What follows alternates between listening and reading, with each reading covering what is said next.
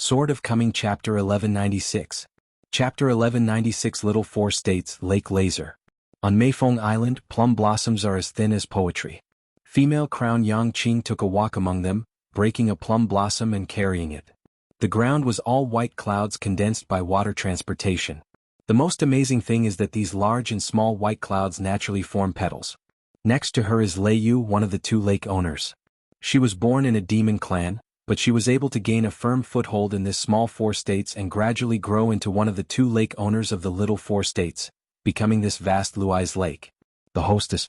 Previously they had gone to the outer world together to congratulate Yu Xiandao, the talisman who successfully joined the Dao galaxy. Lei Yu said with a smile, "That's Su Shiyuan, the look in your eyes is not subtle. How do you want to become a formal Taoist partner or have a Dewey marriage?" Yang Qing smiled and shook his head. "Don't pull me into the fire pit together." Lei Yu pouted, "The matter of men and women is the righteous avenue of yin and yang. You are so restrained you will have a lot of fun in vain." Yang Qing was silent, just thinking about his thoughts. As the highest Taoist priest of the Hongnong Yang clan in Yuzhou, Yang Qing with the Taoist name Mirage, she is also the deputy mountain master of Shoshan Pavilion. This made it difficult for her. So she had to leave the dojo and come here to hide in peace. As a result, she met Su Shiyuan, a self-proclaimed romantic child, which made her still not clean. The latest 10 people in the world are actually 11 just because the bottom 2 are tied for 10th. Of the 9 before them, Yudo was the top, Luchan was the second, and then was the master of the Bixiao cave whose dojo was located in the bright moonlight. These 4 are all recognized 14-realm cultivators. The contemporary masters of the Xuandu temple in Qizhou are Sun Huaizhong, the martial artist Lin Jiangxian, Wu Shuangjiang of the Suiqiu Palace, Gao Gu of the Huayang Palace in the Difei Mountain of Yuzhou, and Yao Qing, the elegant minister of the Qingshan dynasty. It is said that the last time Wu Shuangjiang appeared in Zuanduguan, he already had the appearance of a cultivator of the 14th realm. So does it mean that Sun Daoist has secretly entered the 14th realm? Wolfland Division? Have you reached the 11th level of the legendary martial arts? Gao Gu the Jiue ranked only after Wu Shuangjiang? Whether? It's all a mystery. The wind is rolling and the clouds are surging, and the flowers are seen in the fog. A short hunchbacked old Taoist, wearing a snow-white Taoist robe shrinking the mountains and rivers, appeared from his own Taoist temple among the plum blossoms here, carrying an ancient wooden suitcase in his hand. This place is located at the foot of Meifeng Mountain and is called Long Waipi. The top of the mountain is called the tip of the boat. Lei Yu leaned against an old plum tree with horned branches, and crossed her arms around her chest. Looking at the uninvited guest, she had no good expression on her face. "Surnamed Wang, what are you doing here?" The short-statured old Taoist bent down slightly, put the box lightly at his feet and said, "Pindao came here to persuade you, don't drag the little Xizhou into the chaos of the world, it's not worth it." Lei Yu sneered and said, "A lake is divided into 2.5 points, you can control me? I also advise you to keep geese as long as you keep geese. Don't meddle in your own business and be careful of internal strife, it's even more uneconomical." The old man ignored the threat of thunderstorms, shifted his gaze, looked at the foreign woman's crown and continued to say to himself, "I also persuade Taoist Mirage and I persuade Hongnong Yang when I go back. Don't be impatient and say it's gone." Yang Qing looked calm and nodded. "Tai Taoist friend's words must be brought to the family." Lei Yu sneered, "This is very strange, you and Yu Zhangjiao don't have any personal friendship. If I remember correctly, there seems to be some personal grudge between you two?" "There is a personal grudge." The old Taoist nodded and said, "But you said it all, it's a personal grudge." Yang Qing smiled and asked, "Tai Taoist friend, I'm more curious, what do you think?"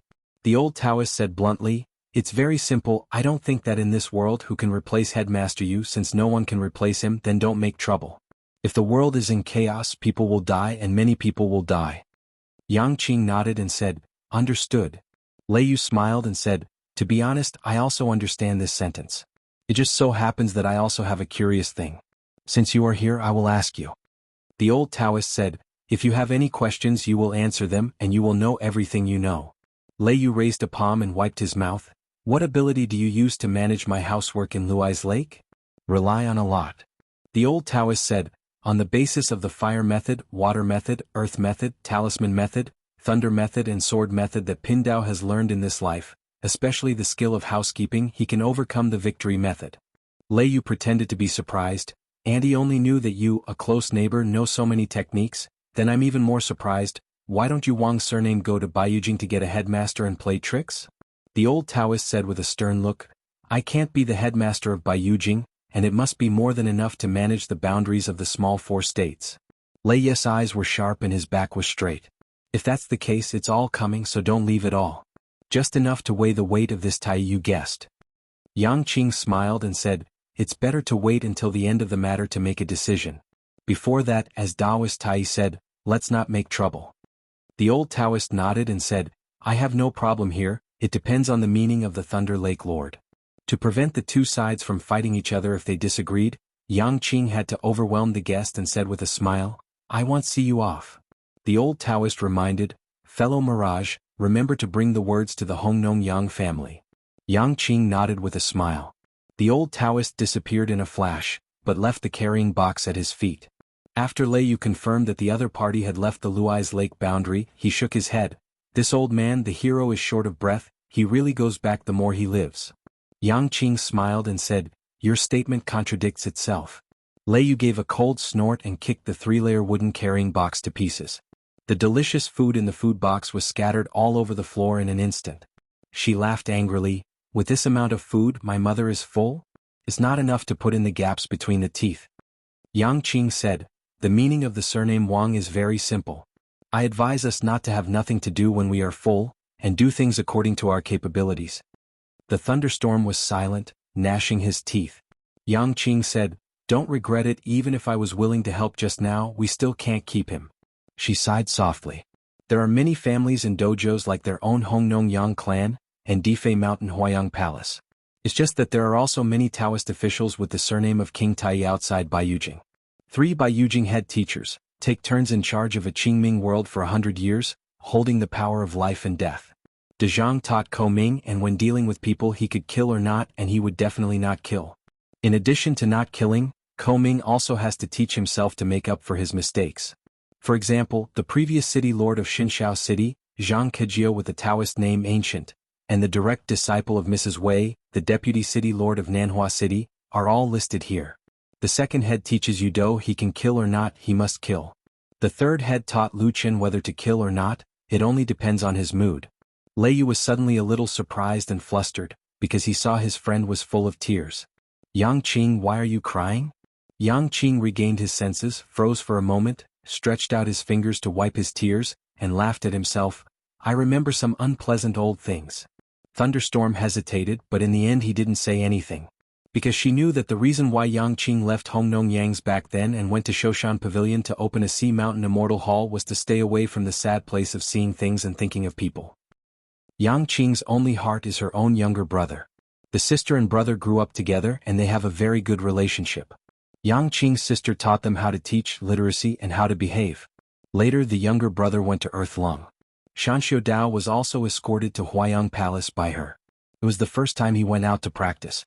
Yang Qing was actually protecting the Dao in secret all the way, and occasionally made some small mistakes. Face to face or send a letter to teach. Probably this is the so-called eldest sister like a mother. Yang Qing said with a faint expression, I just lost my mind and saw a blurry scene. Lei Yu asked directly, did you see the future? Yang Qing hesitated, it's hard to say. It's very complicated here, so it's hard to explain clearly. Lei Yu grinned and said, it's okay, just tell me, what did you see? Yang Qing said softly, mountain flowers are about to burn and running water is like fire. The old Taoist priest who left Meifeng did not go to the Taoist temple, but returned to the Sinan River, where the old man raised many white geese. The old Taoist suddenly widened his eyes and said angrily, Su Xuan, you are a who has been hit by thousands of knives, and I will come here with a white goose. After a while the old Taoist became more angry and looked around. The goose thief had long since disappeared. The old man scolded and stomped his feet in a hurry. Hey, totally three, I kindly passed on you a sea book, that's how I repaid the preacher. If you saw that your kid looked a bit similar to her, I wouldn't let you in. It really shouldn't be. When I went to Meifeng to see that girl, I was caught by a family thief. If I didn't pay attention, I regretted the beginning, the 3 fellow Taoists, I can't help you. King Nadongshan, Manjulong Road, sweet-scented osmanthus falling like rain. A femininist-looking son of Zhuoshijia was holding a large white goose's neck in one hand, and 2 more in the other. The young man smiled brightly and shouted loudly, Eldest sister, say hello to the second sister. Today I will start the stove and light the fire myself, and stew the goose in the iron pot. The master of the cave, Su Mian, when she appeared beside him, said helplessly, Xuanhuan, are you just like that to be an anonymous disciple? The young man held up the fluttering white goose, as if to scare his sister Su Mian with this. Su Mian waved his hand, you can't do anything right when you're young. Su Yingzhen quickly came here from heaven and earth, and seeing this scene she couldn't help laughing. Unlike Su Mian, she said with a smile, well done. Su Shiyuan said with a smile, even if the second sister said that, I still prefer the eldest sister's loss. Su Yingzhen flicked his fingers and smashed his brother's forehead lightly, I oh me.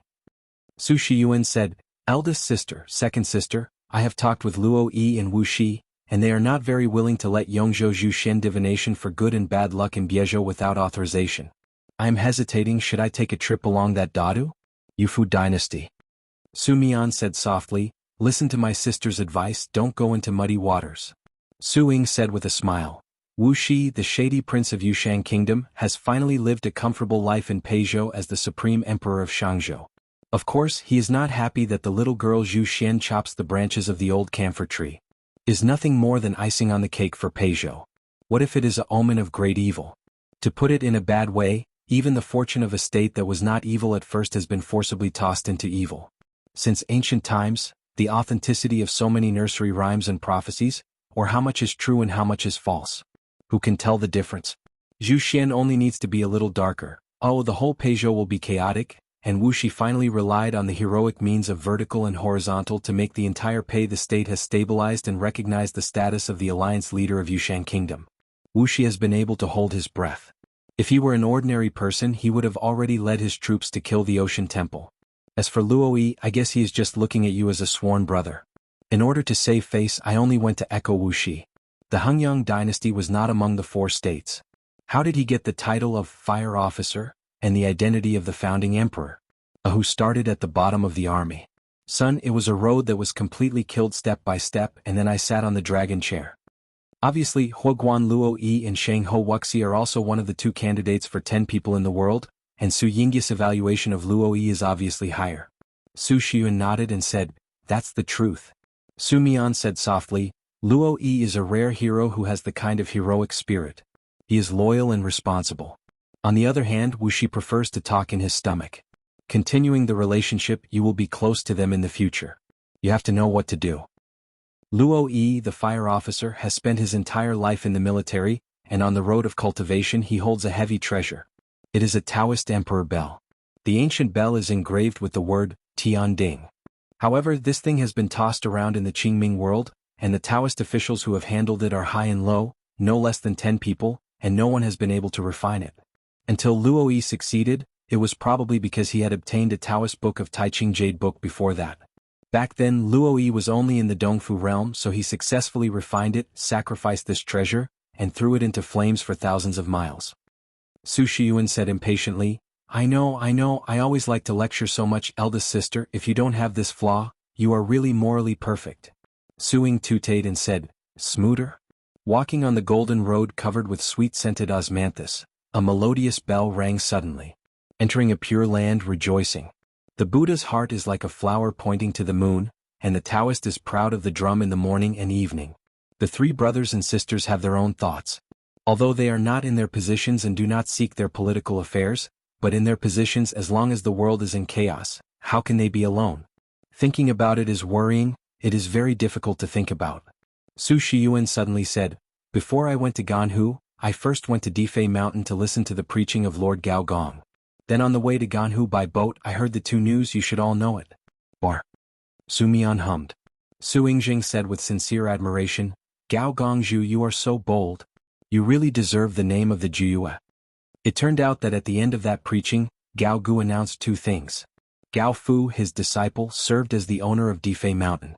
Let a foreign Taoist priest named Mao Ju be the new palace master of Huayang Palace. In fact, it's the weirdest of weirdest things. Gao Fu is Gao Gu's young disciple. Although he is not a closed-door disciple, Gao Fu is a recognized genius of Taoism both inside and outside Huayang Palace. It stands to reason that Gao Fu, who is not yet in his realm, takes over as the palace owner, even if it is reluctant. It is better than letting an unknown Mao Ju take over the Huayang Palace, and letting Gao Fu be the owner of Difei Mountain in a certain sense. In fact, Gao Fu was expelled from the Huayang Palace. Su Mian explained, "That hair cone, I guess he is very likely the real person with white bones." Su Shiyuan shook the 3 big white geese in his hand, "I'm so off. In the world of Qingming, because there is no 100 schools of thought, all the monks in the world are Taoists. The key to the Dharma lineage of a cultivator is to see who the master is and which Taoist temple the master is from.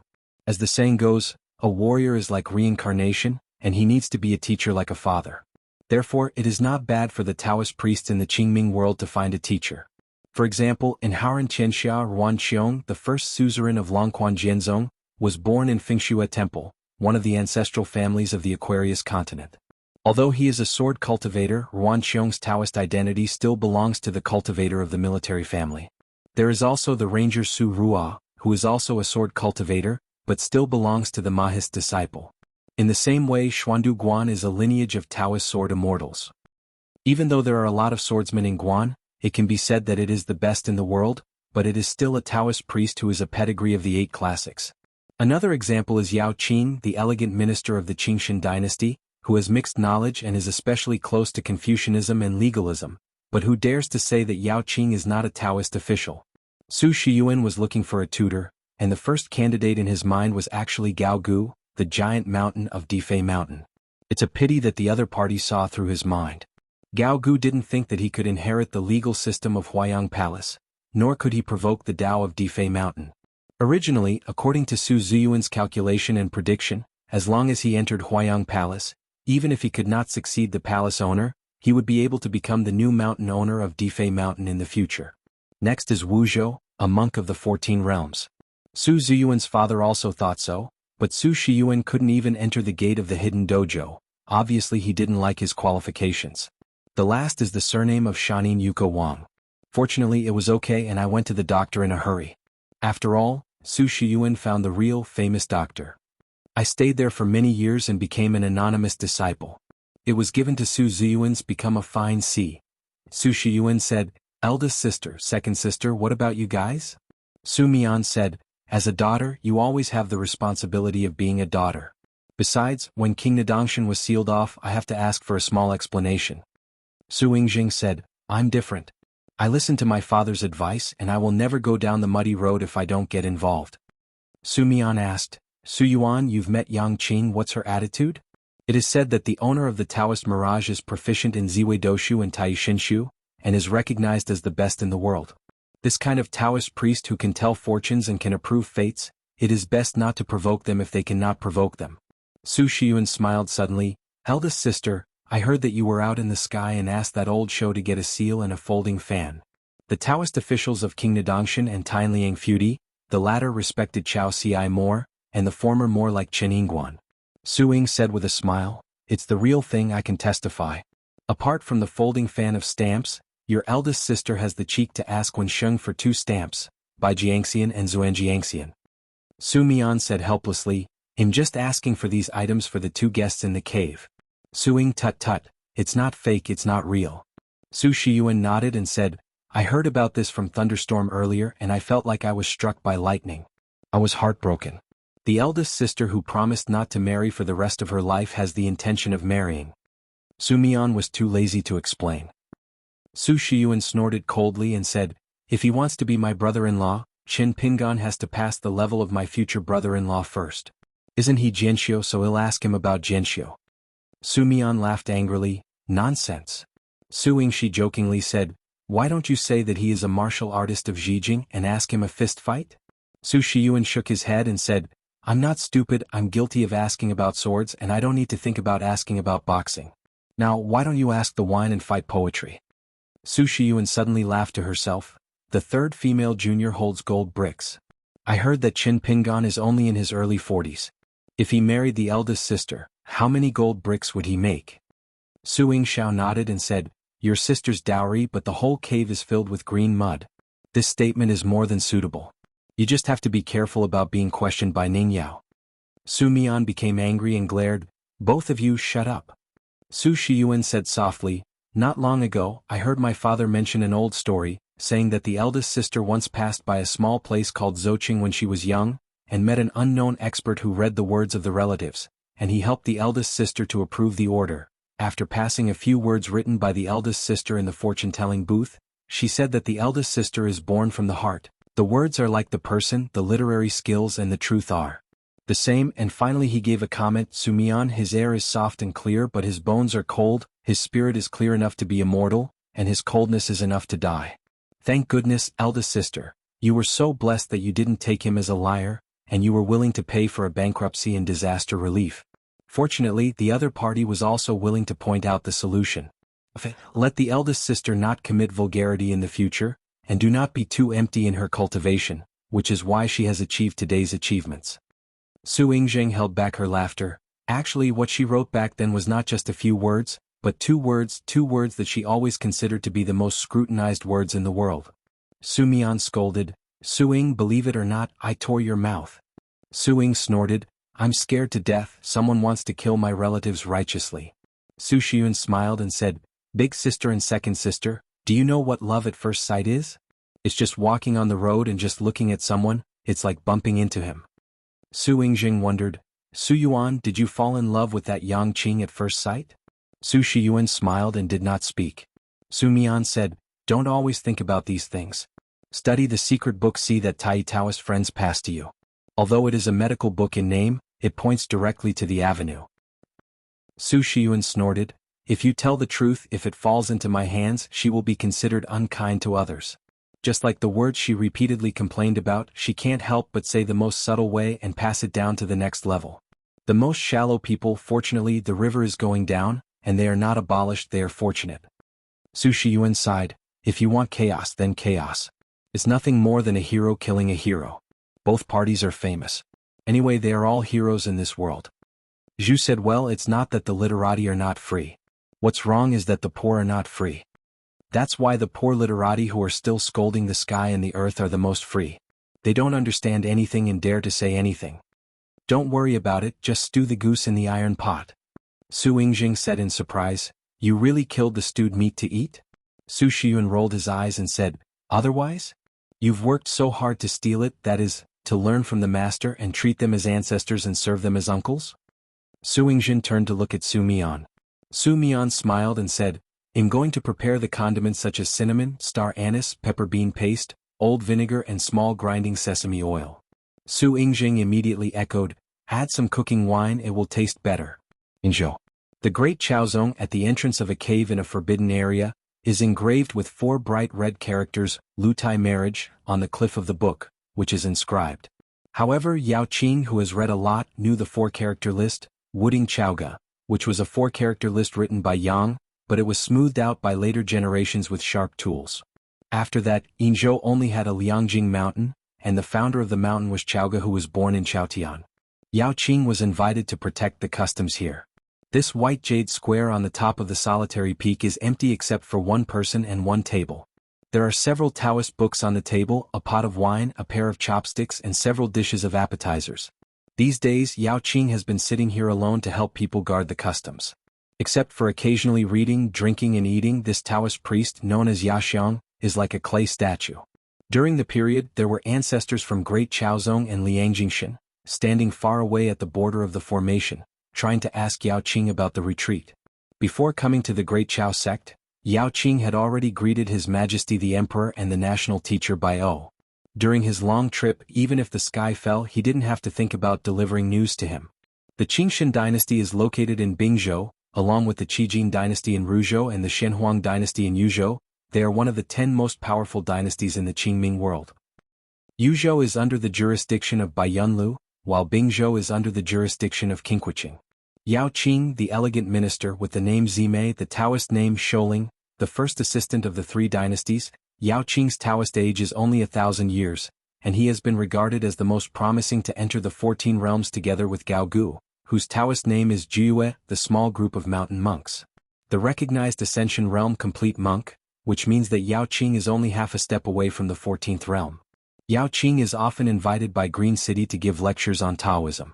And the headmaster Lu, who is known as Little Yao Qing of Baiyujing, must be there again and again to cheer, either by applauding hard or cheering loudly. Yao Qing's most famous move to move the world, of course, is not the title of Yaxiang, but the killing of 3 corpses on his own path of cultivation, and it is not the ordinary killing of 3 corpses to mend and improve Taoism. Instead, he successfully cut open a clear Taoist heart and created 3 corpse-deciphering immortals. Therefore, each corpse-deciphering immortal, in addition to being unable to create a pair of yang gods, has a yin deity. The 3 completely autonomous corpse-deciphering immortals, within 500 years, have all become chi practitioners in the upper 5 realms, and together with the yin gods, they are equivalent to 6 incarnations of Yao Qing. Coupled with Yao Qing's yin and yang gods outside his real body, it is equivalent to having 8 clones. It is said that Yao Qing also mastered 2 great talismans. One was the talisman bestowed by Daozu himself, and the other was the Sanshan talisman created by the headmaster by Yujing. Yao Qing benefited a lot and was extremely proficient. Yao Qing picked up a copy of Plain Questions, which was poorly engraved. It was bought when he was a young student. The 3 coins of silver to buy books at that time were saved by Yao Qing's savings.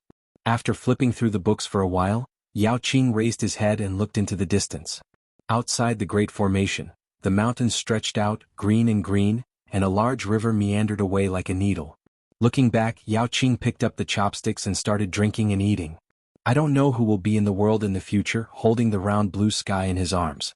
In the 14 states of Qingming, in a certain state, there is a dominant Taoist immortal mansion. After all, it is a minority. In more cases, it is still confrontation between 2 or a bunch of first-class dojos are not top-notch. For example, in Zhuzhou, where there are many tourists, there are Qingxi Palace, which is one of the ancestral courts of Taoist Fulu at the same time.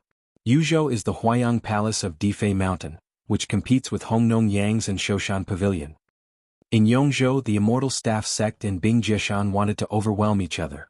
Among them Bingjishan, because 2 great masters who were among the top 10 martial arts critics recently appeared at the same time, and the limelight was in full swing, so it was brought up again by people who care about it, because the only place where Bingjishan was criticized was that they were the only ones in the past. A large sect that formed an alliance with Song Maolu, the leader of the rice thief, even temporarily tore up the covenant before the matter was exposed, choosing to stand by and watch the many Taoist officials of the rice thief's lineage by Yujing's Hong, who was accused of guilt if they are beaten and killed, or detained or removed from their names, they will never be hired, and they may not serve as Taoist officials. You must know that in Yongzhou, which has a vast territory and is dominated by water transportation, it is said that when the line of rice thieves was at its peak, there were as many as 1 million private Taoist priests. In Yinzhou in the past, the Great Chaos Sect and Liangjingshan were even more deadly enemies. Of course, it is very different now and it has changed. Today's Yinzhou, even more than any other state, conforms to the strict sense of the dominance of a single family. During the period when sect master Su Jun and Daelu Chaoga retreated together, in fact, the Great Chaos Sect and the respective lower sects of Liangjingshan have been established, but because the ancestor statue has not been hung, no invitation has been issued to the outside world. Yao Qing smiled and turned to look at the cave door. Chiaja's move is not only making wedding clothes for others, but also making wedding clothes for himself. All her plans were to help Taoist companion Su Jun take the lead and try to reserve a seat in advance. After all, there is a gentleman Zhong Kuei from Tong Yezhou in the vast world. Yao Qing seldom admires a person, but the reconciliation of Taoist friends really impresses Yao Qing. He worked hard to cultivate Taoism and cultivated a peak state of Ascension realm. This is also the only reason Yao Qing is willing to make an exception to help people protect customs. Otherwise, if he gets involved in this kind of Yinzhou affairs, the Baiyujing Yuqing Palace will definitely keep an account. The stakes are significant, the impact is far-reaching. After all, it may involve the birth of a future cultivator of the 14th realm. Today, a pair of Taoist couples who are very different in age and realm are going out together. The female crowned Chaoga with the Taoist name Fu Kan, with a pale face, gave 1,000 blessings. There is a Laowa appearance. She fell again and now she is just a golden elixir, a ghost. On the other hand, Su Jun has already reached the Ascension realm successfully, and it is very possible that he is still standing at the threshold of a certain avenue. Yao Qing doesn't care about this, each has his own fate, and each has his own path to heaven. Yao Qing stood up and said with a smile, "It's nothing, the mountains don't turn the water, and helping others is helping yourself."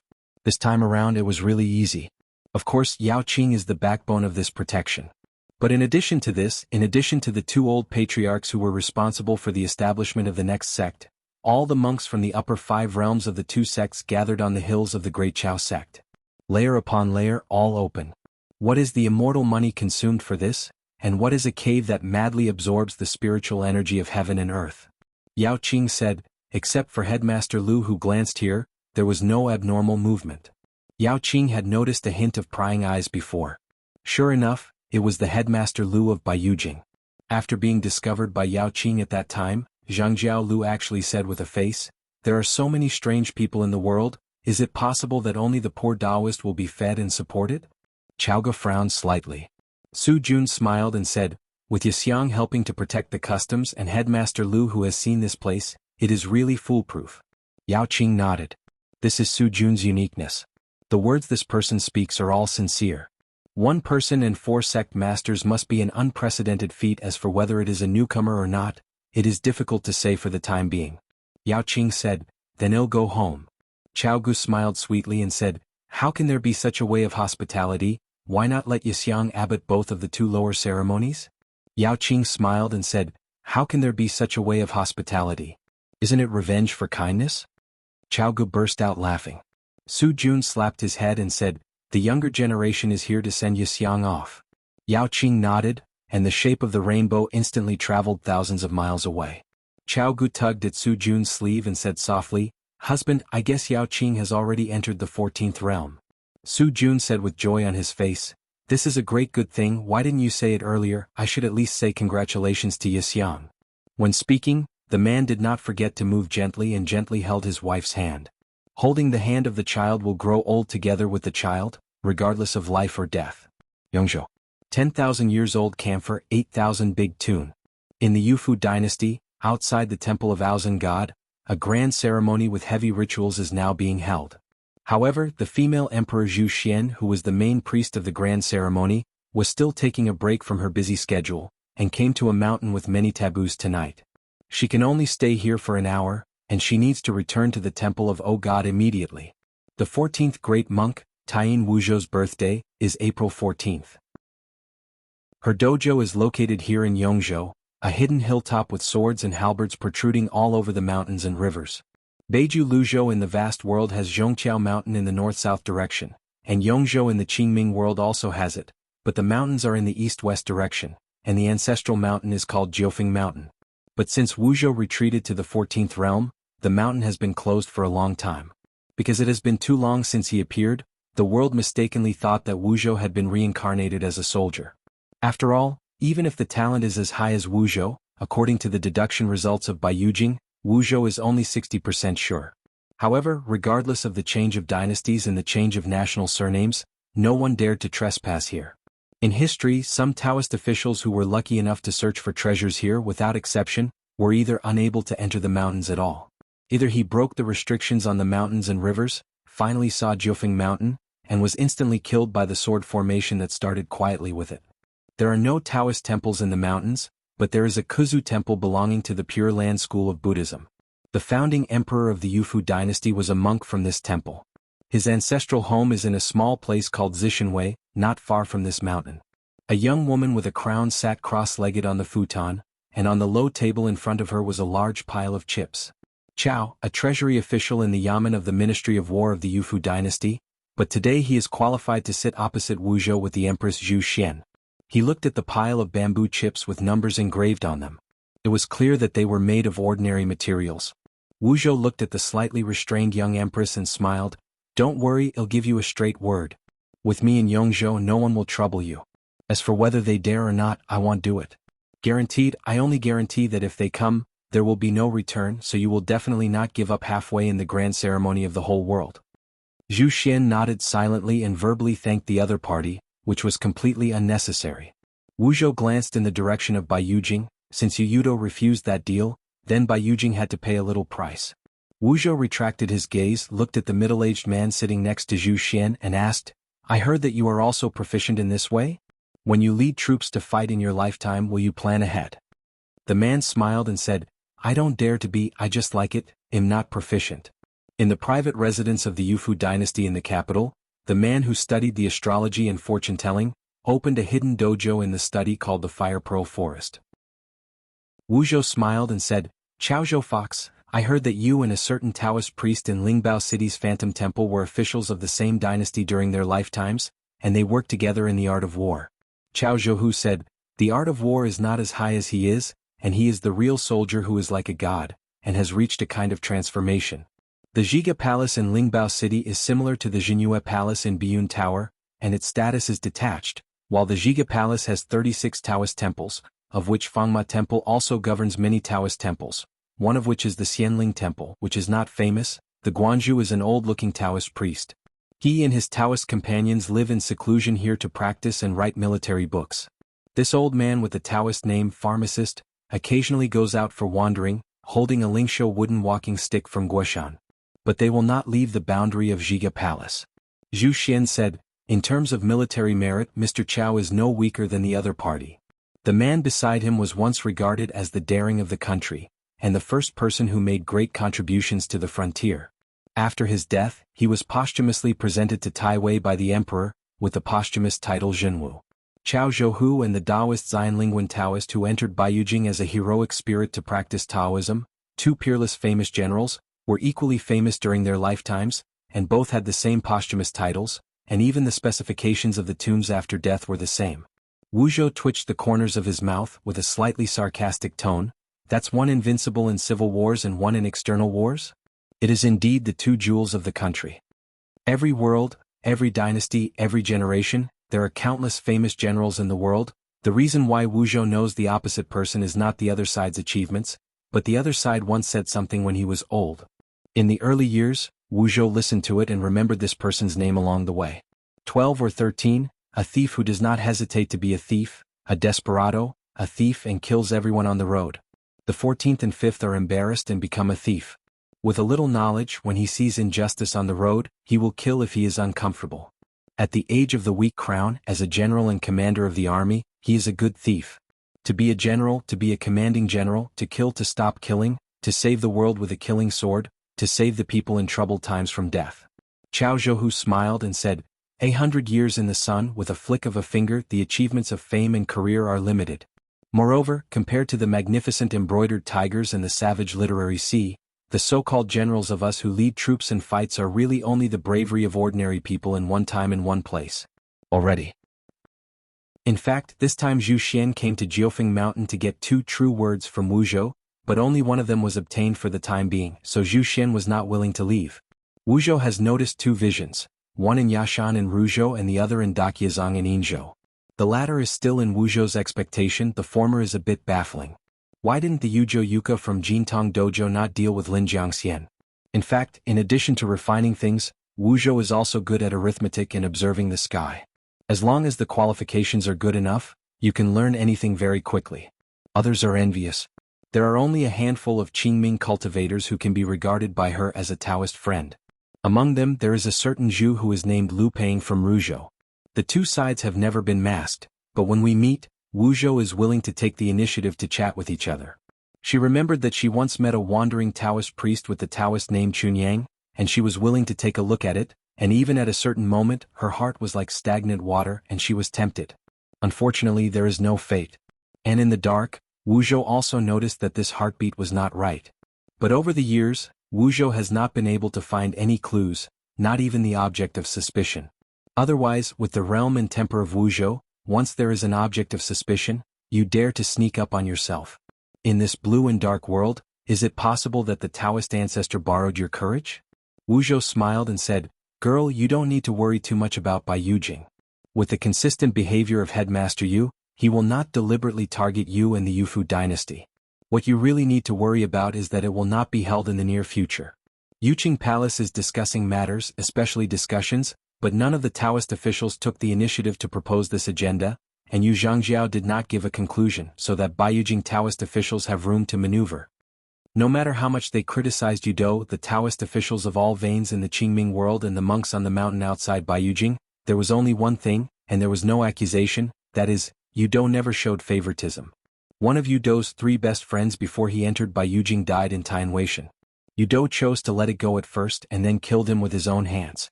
Lu Changzhou, who used to call himself a Taoist, died under Yudo Jian like this, and Jiang Zhaoma became the later Zikalo. A great cultivator of Ascension Realm Fulu, once known as Dare to Ask Haiwa to listen to the arrangement, died under Yudo Jian. And it is the most thorough soul flying and dispersing on the mountain, in the true sense of the death of the body, there is no possibility of reincarnation. And this monk's Taoist companion calls himself Yellow Leaf Taoist. It is the female sword cultivator of the Ascension Realm, Treasure Scale. It was Xing Lu with the Taoist name Tianqi, who contributed a lot and helped a lot in Yudo's cultivation in the middle and early stages, and even donated a treasure to his friend Yudo. Yudo of Xing Lu can be said to be both a friend and a brother. Therefore, when Yudo cut Lu Changzhou, who had already gone crazy at the time of Tianwei Xianjian, Taoist officials in the world could still understand a little bit. But Yudo's killing of Xinglo was not without shocking the world. You must know that the Xianxia cave of the Jinyue Palace in Baiyujing, the capital of Huangjia, is ready to open the door to accept Xinglo. Zhu Xian breathed a sigh of relief. Wu Zhou narrowed his eyes. He had a chew. Look back and see who came to ask the two headmasters about the matter during the Yuqing Palace discussion. So Wu Zhou sold a favor. Zhu Xian, as long as you don't tamper with the results of the divination, you will definitely not be caught in the Xianxia cave of Jinyue Palace. Zhu Xian hurriedly got up and made a bow. With Wu Zhou's words, Zhu Xian and Yufu Zhu's are equivalent to taking a reassurance. Wu Zhou teased, Xian girl, don't fight against mean and feud, and don't feel that the great kindness is unrequited. Zhu Xian sat down again and said with a face, how dare you? Wu Zhou moved the bamboo chips on the table and smiled in his heart. What Inzhou Chaoga asks for is nothing more than a real emperor in the world. She is very cooperative. Chao Zhouhu nodded, knowing it in his heart. Zhu Xian sighed, it's really a means of reaching the sky, and Zhu Xian is ashamed. Wu Zhou smiled and said, you are still very young. If you give you thousands of years of careful planning, it will not be worse than Chaoga. Chao Zhouhu asked, this time I will follow His Majesty to Jiufeng Mountain to meet the seniors. I have something to ask the seniors for advice. Wu Zhou nodded and said, let's hear it. Chao Zhouhu asked, can't Baiyujing condense all the demons in the outer world into the size of a mustard seed, and then keep them tightly locked up? Is it because the inner demons of Qi practitioners are constantly appearing, and every Qi practitioner in the world is constantly appearing? Sure, it has become the source of living water for the transformation of the outer demons, so it is better to block it? Wu Zhou asked back, the size of a mustard seed? Is it big or small? Chao Zhou Fox was stunned for a while. Wu Zhou sneered and said, it's easy to worry about eating radishes. How to cure the celestial demons from outside the sky has always been the greatest achievement that the Taoist officials of the past dynasties of Baiyujing have tirelessly pursued. So much so that there are rumors that whoever can solve this big problem will have the hope of taking over the Qingming world from Daozu. And Taoist ancestors can rest assured to travel far to pursue the Tao. Not only Baiyujing but the great cultivators of the various states also thought hard about this, not hesitated to spend their minds and efforts, and hoped to find a solution once and for all.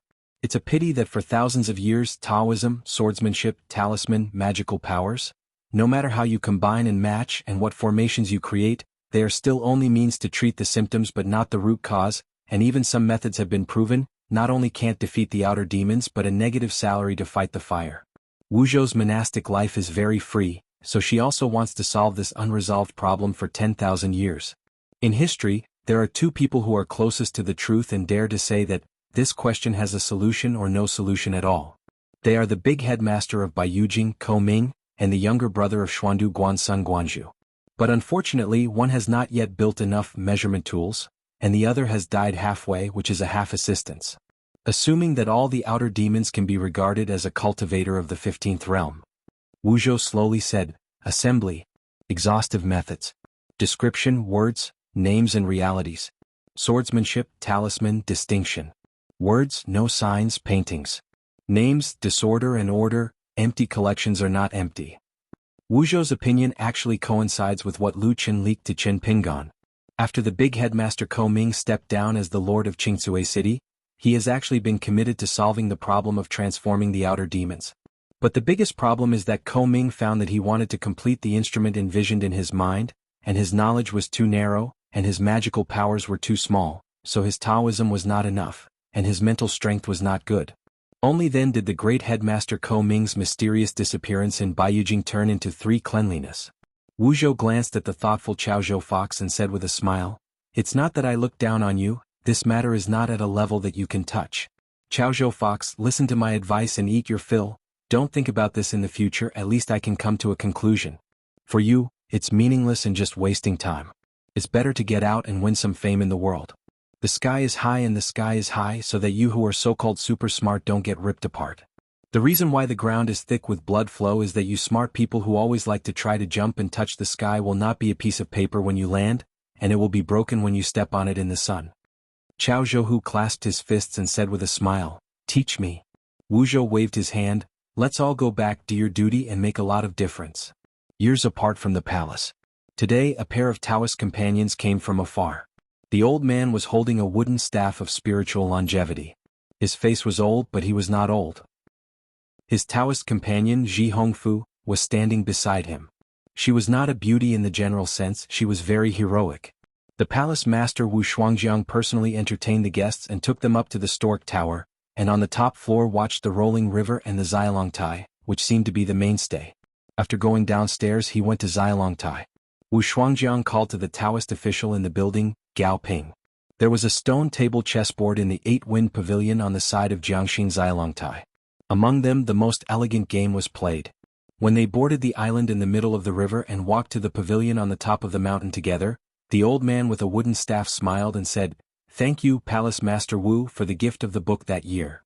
Wu Shuangjiang smiled and said, "Pharmacist Li Zhangyuanbo gave you the military book, thank me for what I did." The woman holding the red whisk spoke without restraint, "Palace Master Wu, why should you pretend to be stupid? If Zhang Yuanbo didn't get your advice, how dare he forge this cause and effect?" Wu Shuangjiang smiled and said, "Miss Zhang Xian is still as daring as before, and her demeanor is the same as before." Li Yaoshi said, "I didn't enter the Suichou Palace to cultivate Taoism and chose to settle in Baiyujing Lingbao City. I have failed Palace Master Wu's good intentions." Wu Shuangjiang shook his head and said, "It's nothing, heroes are not at the mercy of fate." Zhang Xian sighed, "Is Palace Master Wu talking to the master?" She was able to get married with her husband back then. In fact, to a large extent, she had to thank Zhang Yuanbo for his help in the old month. That's why this time she joined hands to do last year's extermination of the palace. Wu Shuangjiang smiled and did not speak. Because they did not deliberately cover their tracks when they climbed the building or the island this time, a group of people soon came to join in the fun and stayed in the pavilion early to wait. Among them is Zhang Yuanbo with the Taoist name, Dragon in the Cave, the Fairyland. At first glance, it was just a sloppy old man with a rosacea nose, white clothes and white hair, and he was old-fashioned. Zhang Yuanbo likes to drink the most in his life, but he drinks very slowly every time. The old man recognized that there were 3 ways to drink on the table, and he squinted and shivered. Xilongtai was originally Zhang Yuanbo's dojo. As soon as Cheng Quan and the others came, the old immortal took the initiative to move. Don't look at the appearance of a bad old man now. When he was young he also had a big beard, played games and had a good drink which was even more majestic. The prince of the mountain, Yu Concubine, and Xie Chuanqiao, who has a green bamboo hairpin on his head, are Taoist companions. Wu Shuangjiang's direct daughter Wu Tabu, the Taoist name is Dengzhu. However, the second in command of the Sui Chu Palace, the Sui Shouman Bai Luo, did not show up today. This youthful appearance was a private official in the palace, and was nicknamed Xiao Bai by Wu Shuangjiang. At first glance he was the kind of person who never got angry and was very talkative. There are no outsiders in the pavilion. At this moment Yu Concubine and Taoist are kissing me and me. The man stretched out his hand to touch Xie Chuntio's thigh, and rubbed his palm lightly. This elasticity, can those so-called beauties who are as skinny as would have? Young people know shit. Xie Chuanqiao punched the back of his man's hand, causing Yu Concubine to raise his hand and shake his arm vigorously. This man is like the reincarnation of a lecher. He is tossing around at night and during the day. It's endless. Now that the palace master and the guests are about to reach the top of the mountain, they dare to be so rude. 2 sword cultivators, one old and one young, arrived with swords before Wu Shuangjiang appeared on the mountaintop. Cheng Quan had seen the flirtation in the pavilion from a distance as early as on his way to Yujin, walked up the steps of the pavilion and said with a smile, "If you untie your hair bun, wouldn't it mean that the boy is riding the big horse while holding the reins?" Yu Ye's eyes lit up at first and then said with shy eyebrows, "I don't dare, I haven't tried it, I don't know how it tastes." Xie Chuanqiao, who likes to talk dirty the most, is still afraid of this? The woman threw a wink at Cheng Quan. "Unfortunately, I'm just good at talking but I don't know the level of swordsmanship." Cheng Quan laughed and said, "Isn't it enough if you have the skill in your mouth?" The woman smiled and said, "Apart from being a joke, an old bachelor like you probably hasn't even used the opportunity to brush your guns in front of you, right?" The boy like Jianxiu beside Cheng Quan said angrily, Are you too disgusting talking like this? Yu concubine, who was originally jealous, sighed, but he wasn't happy anymore. Nalan burns the reed. I feel disgusting. The ears are on you. Don't listen if you have the ability. Nalan Xiaowei couldn't help but scolded her mother. You two are a perfect match. Xuanhuan, who was going to quarrel with the woman, saw the figure in the distance on the top of the mountain, and swallowed the dirty words that came to his mouth. In his hometown, Qing Qian never lost much in quarrels. He only served one person, Qin Pingan, a hidden official who used to fight side by side in the city. In fact, he was not very convinced because Qin Pingan liked to use Howren's various dialects when he quarreled, but Qin Quan couldn't understand it at all. Wu Ji, who used to be a clerk at the upside-down mountain stork inn, when the girl changed her name to Nian Windowflower, she couldn't help but ask, Qin Quan, is Qin Pingan really so good at scolding people? In my impression, Qin Pingan passed by the hanging mountain twice, and both stayed at his own stork inn. Qin Quan nodded and said, it's amazing, I and a certain trash together can't quarrel with Lord Yingguan. If you don't believe it, you can ask Nalan Lao Jianxian, he has also learned. Nalan Xiaowei nodded and said, it's very powerful. First I opened a wine shop and then I went to the summer palace. When I spoke I became more and more yin and yang. Every word and a sword can poke people's hearts. Wu Ji said, that's the problem with your sword Qi Great Wall's atmosphere. I remember that when Qin Pingan first went to Upside Down Mountain he was polite and well-behaved, not to mention quarreling, and he wouldn't blush with others. It is estimated that if Qin Yingguan was present he would have given her a thumbs up, and then praised from the bottom of his heart, Miss Nian is really smart. Xie Chuanqiao covered his mouth and smiled and said, he is indeed a serious person, except that his skin is a little darker and he looks thin, but his body is solid. I remember a time when I met in the corridor of the inn, I was walking unsteadily, I sprained my foot and fell to the boy.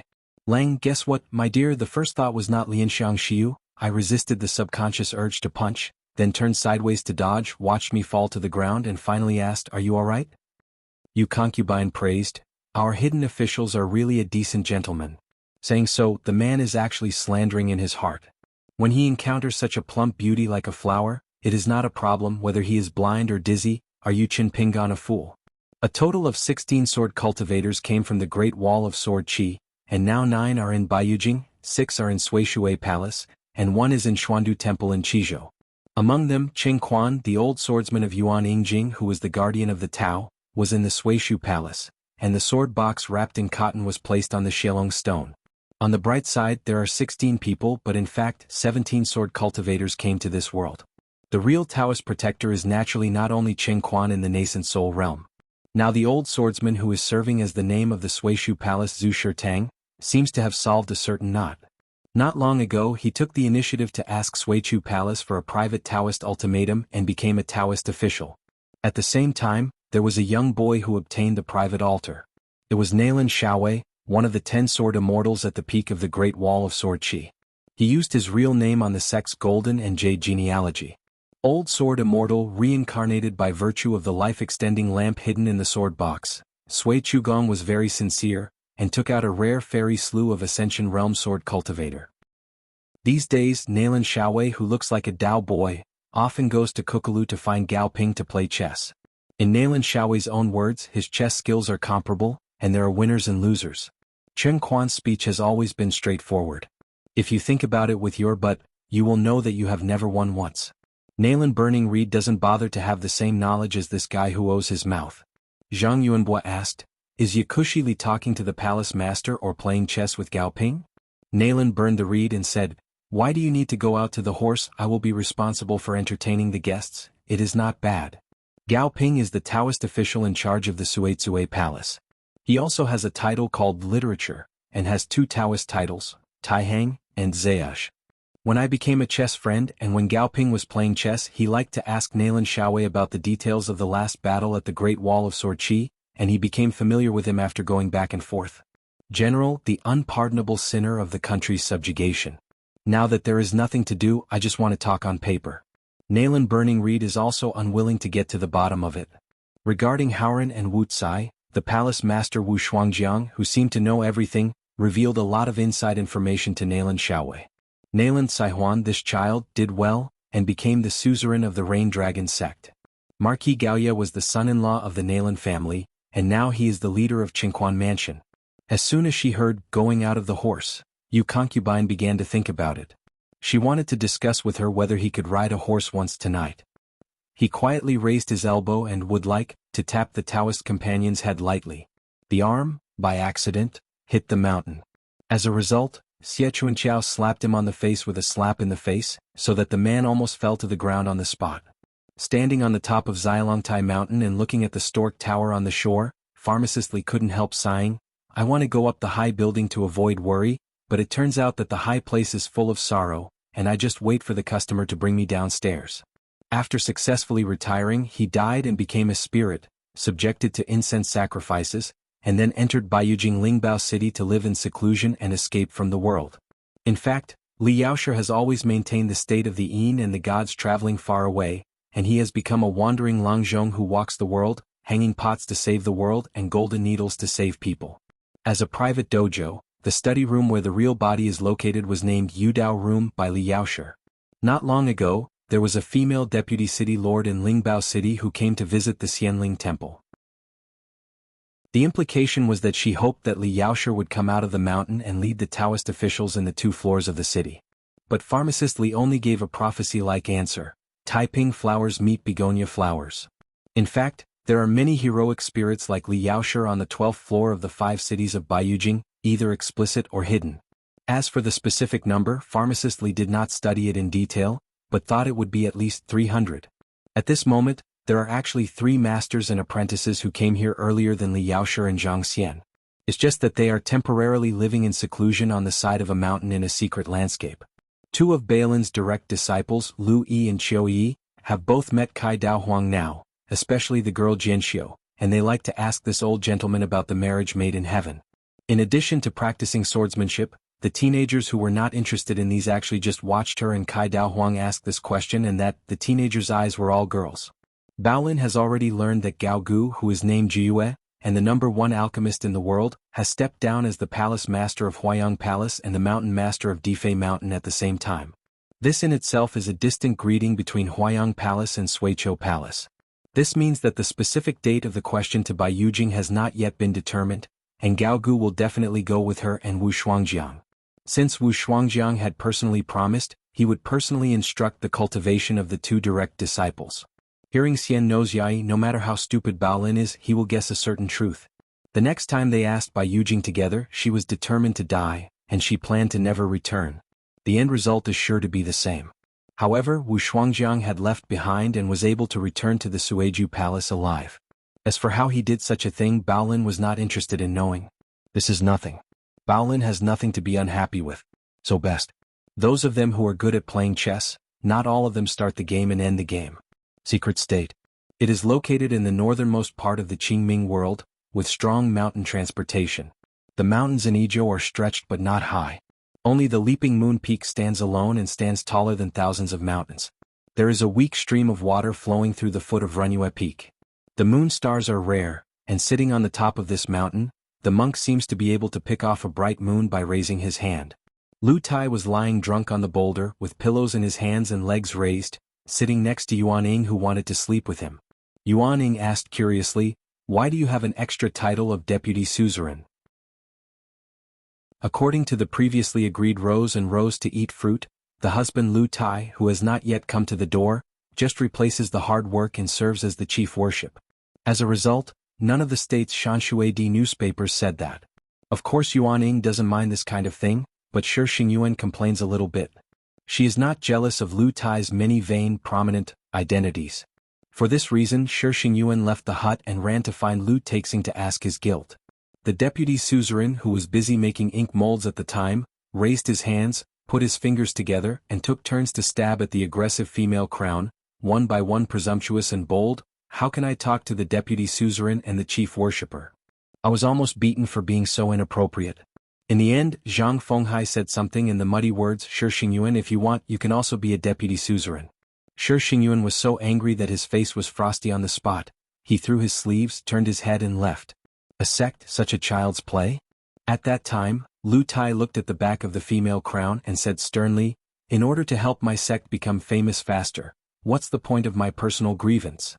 Such a fair, justifiable and well-founded statement could not convince Shi Xingyuan, so angry that Lu Tai whistled with his fingers and tricked the Lu Chen into the house. Lu Tai stepped on the dog's tail again, squatted down, he stretched out his hand to hold the dog's head and said angrily, "Dog. The dog is a real dog.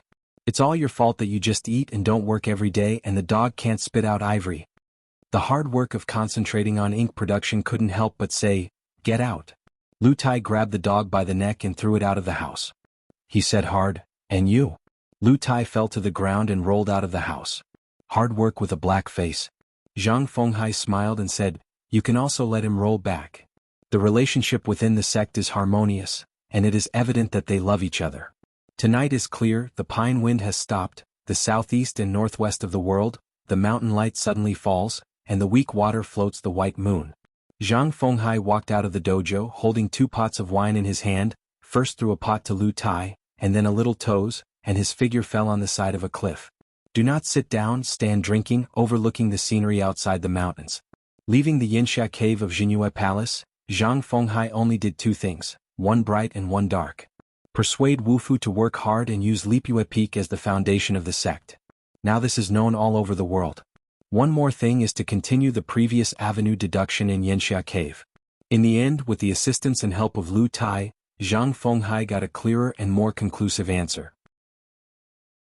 Previously, Zhang Fenghai could only figure out a sentence on top of that long clay slab, with a rather vague meaning, "The Taoist mourning for 300 years has led to this monarch."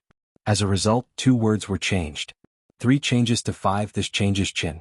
It is a sentence, 500 years of Taoist mourning is to get Qin Jun.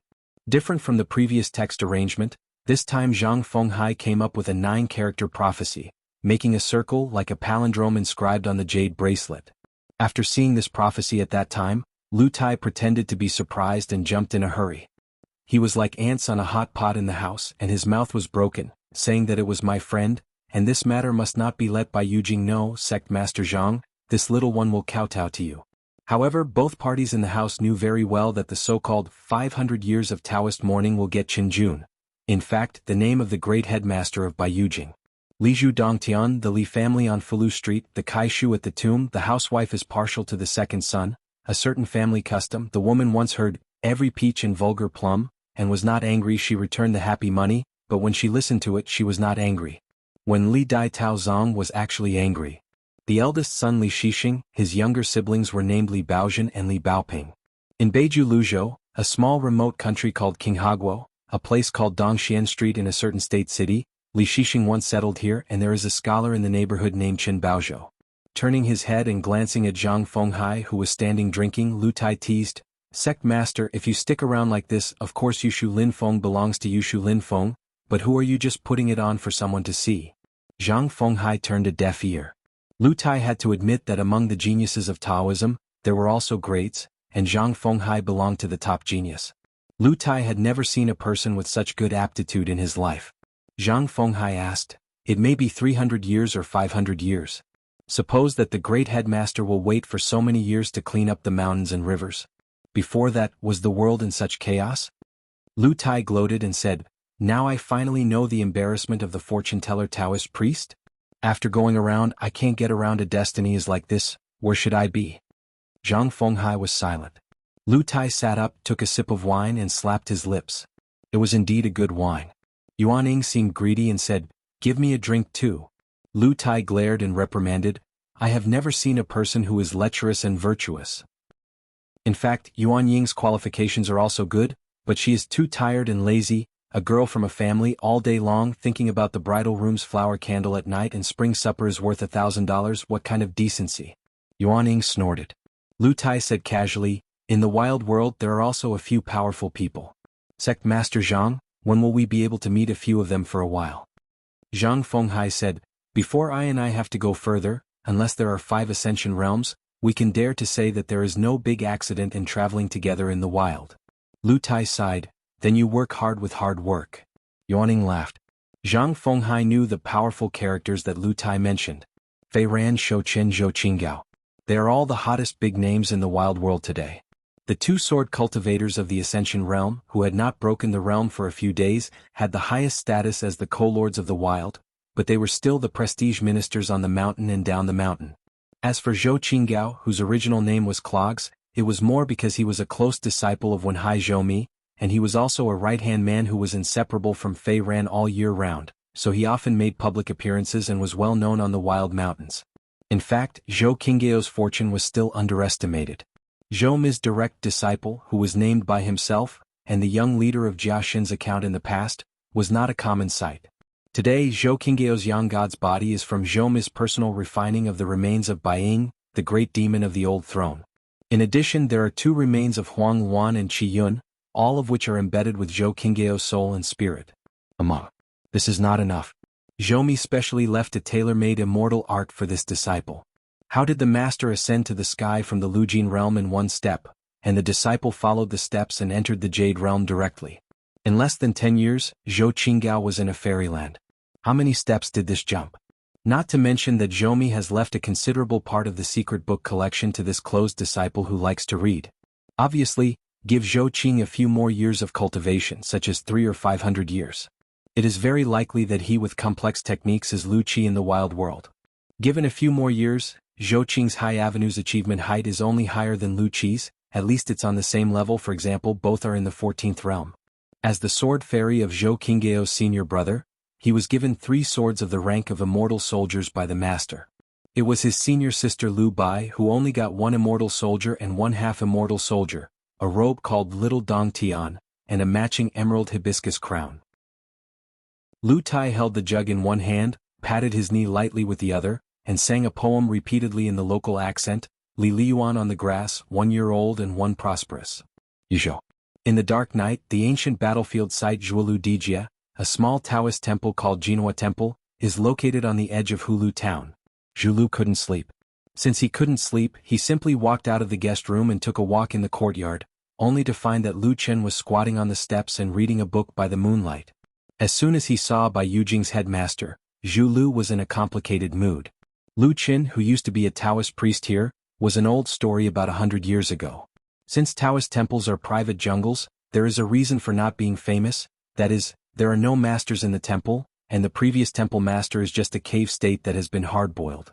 This time, when he returned to the Taoist temple, Lu Chen knocked on the door and started talking nonsense. What small path is not talented? His ancestral home is Tsiyuan, the Taoist name is Sanmu, and he has wandered here with his friends. Thanks. No matter how small the Taoist temple is, there is no problem with being eaten a few times. As a result, Lu Chen, who was staying at the Taoist temple that day, brought Zhu Lu to the Zhaitong. Zhu Lu noticed something was wrong, and when Lu Chen went to the dining table, he just lowered his head and grabbed the rice. When questioned, he resolutely did not raise his head. Even so, Lu Chen was still recognized by the current abbot Taoist priest, and he started yelling as soon as he slapped the table. The old Taoist priest didn't care about his identity and etiquette.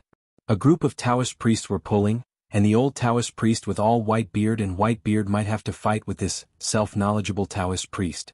The Taoist temple was originally poor. The Taoist priest Lu, who served as an acquaintance in the past, was accustomed to spending a lot of money. If this is the case, the Taoist temple will endure it. The problem is that on the day when Lu Qi left his post as Zhika, taking advantage of the dark and windy moon, he softened the gold accumulated by the Guanzhou and the 3 capitals and 5 masters and a large group of old guys. An Kong, the Taoist priest who did such a depraved deed, actually wrote on the wall of the hall before leaving, "There is no place for the master here." And the first person to see this remark back then was the current spectator who was still a scavenger at the time. In fact, the relationship between Dao Tong and Zhika Lu Qi was still very good. Children used to like to listen to Lu Zix's bragging and not writing drafts. From a child to an old Taoist spectator, I never thought that this fellow would have the face to cheat, eat, drink, and he would not be willing to settle accounts with new and old hatred. After all, the visitor is a guest, and it is not good to beat people, but on the one hand, Lao Guanzhou asked the Taoist priest to be careful, don't let up on the night patrol, and then let the current acquaintances grow snacks. Even if the charcoal in the house is used up, don't add lamp oil. I told the surnamed Lu Zhaitong not to go there. Guanyi will deliver meals to the house alone, and the steamed buns will be porridge. That's why Lu Chen read a book tonight so he could read so bitterly.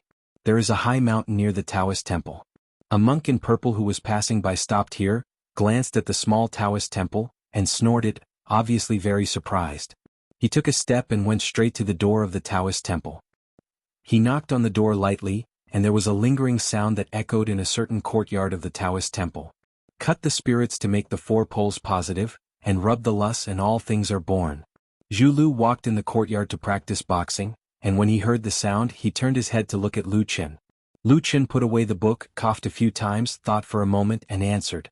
Join hands to cook bamboo temple, but step on Lotus Island. Zhu Lu was at a loss. Is this the secret words of Master Lu and the masters outside the world? Lu Qin lowered his voice and said, I'm talking nonsense. If you lose you won't lose. You have to be imposing. Zhu Lu really believed that this sentence was the truth. Lu Qin said, the monk outside the door knocked on the door under the moon, and his pseudonym is Jianghu. Zhu Lu was shocked. Is it really him? The latest list of 10 candidates in the world, although the number is a bit large, there are 21 people, but the only one who has been identified as the 11th in the world by the list is the monk Jianghu. The remaining 20 people are ranked regardless. Lu Qin nodded. The identity of the poor Taoist is left here, and naturally there is no low hand in daily communication. In the past, this Taoist temple did not understand the good intentions of the poor Taoist, and always felt that those ascension realms came here to eat. A liar in the rivers and lakes, you can aggrieve the Taoist and acquaintance of Pindao to death. Zhu Lu took a deep breath and was ready to meet the master. Lu Qin smiled and said, I ran. Oh no, I left. Almost got a sword. Lu Qin tilted his head and posed as if he was listening. After a while, he stomped his feet and called the spectator by his first name, and then said loudly, How do you treat guests? Poor Taoism is good for Taoist temples, you need to drink and eat meat. Zhu Lu raised his hand to rest on his forehead and made up his mind that she would never travel around with Lu Xun again. Bingzhou Qingshan Dynasty. Yao Qing returned from the Great Chao sect in Yinzhou and found that the white lotus root was in the mansion, and his expression was gloomy. Yao Qing pretended not to know the inside story and asked with a smile, What's wrong? Baio explained, the Bixiao cave master brought a strange sword cultivator named Stranger not long ago. Now they are in the capital, and the latter is teaching Fu Xuanjia swordsmanship. Yao Qing said, This is a good thing. Why should the national teacher have a bitter face? White Lotus is getting more and more depressed. Yao Qing couldn't help laughing and comforted, Okay, didn't it just be reprimanded by Senior Bai Shao? What a big deal, you are already a national teacher, so be more open-minded. Baio was so aggrieved. How could it be so simple? Before the two sides met, she just asked a few more questions. The stinky old man, in addition to persuading her not to meddle in her own business, even scolded you. Yao Qing smiled and said, Senior Bai Shao is not scolded by everyone, ordinary Taoist priests don't have this kind of treatment. Baio glanced at Yao Qing, who was also a teacher and father. The other party smiled and put his finger to his mouth, indicating that Baio should talk less. The senior was listening. Ruzhou Nanshan Country, Changxi County, Lingjing View. A resident Taoist named Qin Tsong, the teenager, likes to squat at the entrance of Taoist temple to watch the scenery. There are 2 rows of luxuriant old locust trees beside the road. Azalea blooms like fire in spring. On a summer night, the moonlight sprinkled on the mountain road was as bright as frost in winter. Outside the mountain, there is a persimmon forest belonging to one's own Taoist temple. In the warm sunshine in winter, whenever there is a mountain wind passing the Taoist temple, blowing over the locust trees, it rustles like a rain. Sword of Coming Chapter 1197. Chapter 1197. Some cultivators like to hide in peace, and some like to join in the fun. Beidasheng Lu Daochun belongs to the latter. What's more, Lu Daochun is a lively person. After all, there are not many Qi trainers who can be as famous as Gu Qingsong in the Haoran world.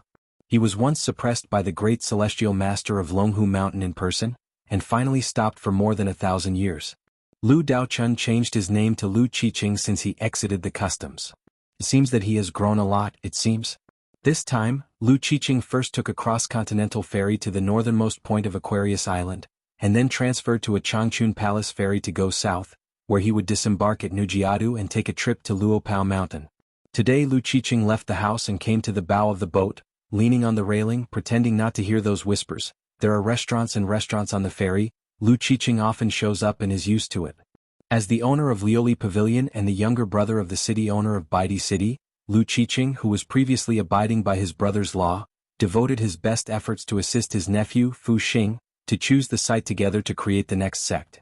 Because the entire Baidi City was divided into 2 by the seniors, and the property that went to the younger disciple Guqin was obviously far less than the elder disciple's Fuyu, Lu Qiqing was of course happy to see it happen. He doesn't think that his upper sect is strong and his family is strong. Gu Kan's sect can only be regarded as the lower sect of the ancestral family authentic Beidasheng, so the face is all in him and his nephew. The silent superior is here. This time he took a break from his busy schedule, returned to Aquarius and revisited the old place with mixed feelings. Once in a deserted temple I was stabbed by someone. Later there was a little conflict with a scholar surnamed Li from Lizhu Cave in the Su family's Fox Kingdom in Qingfeng City. Nothing, just don't know each other. Senior brother still takes care of himself very much, and chooses to let senior sister Han Ko's assist Gu Kan. If he is to follow Gu Kan's side, Lu Qiqing will pretend to be dead. Senior brother, you can just empty the entire White Emperor city and drive out all the cultivators and the other people. But as long as the Lioli Pavilion is still in the White Emperor city, I am here, and honestly continue to accompany you to practice together. That's it. Lu Qiqing, who is now wearing a pink Taoist robe, is simply flamboyant and doesn't mind being recognized at all. Because senior sister Han Xiaosa leaked a big inside story to him not long ago, a secret letter, just 3 words. Brother 3. At that time Lu Qiqing was holding the secret letter, trembling all over and tears welling up in his eyes. He was happier than he had broken through and ascended one after another. Lu Qiqing, who originally felt that his current state was not very good, felt that I was very good. Heaven and earth are big, where can't you go? Not to mention the 9 continents, the Western Buddhist country, the 14 states of the Qingming world, all of them can go. Little treasure island, what can I do? Back then when I took 2 disciples here, Lu Qiqing almost forgot all these years.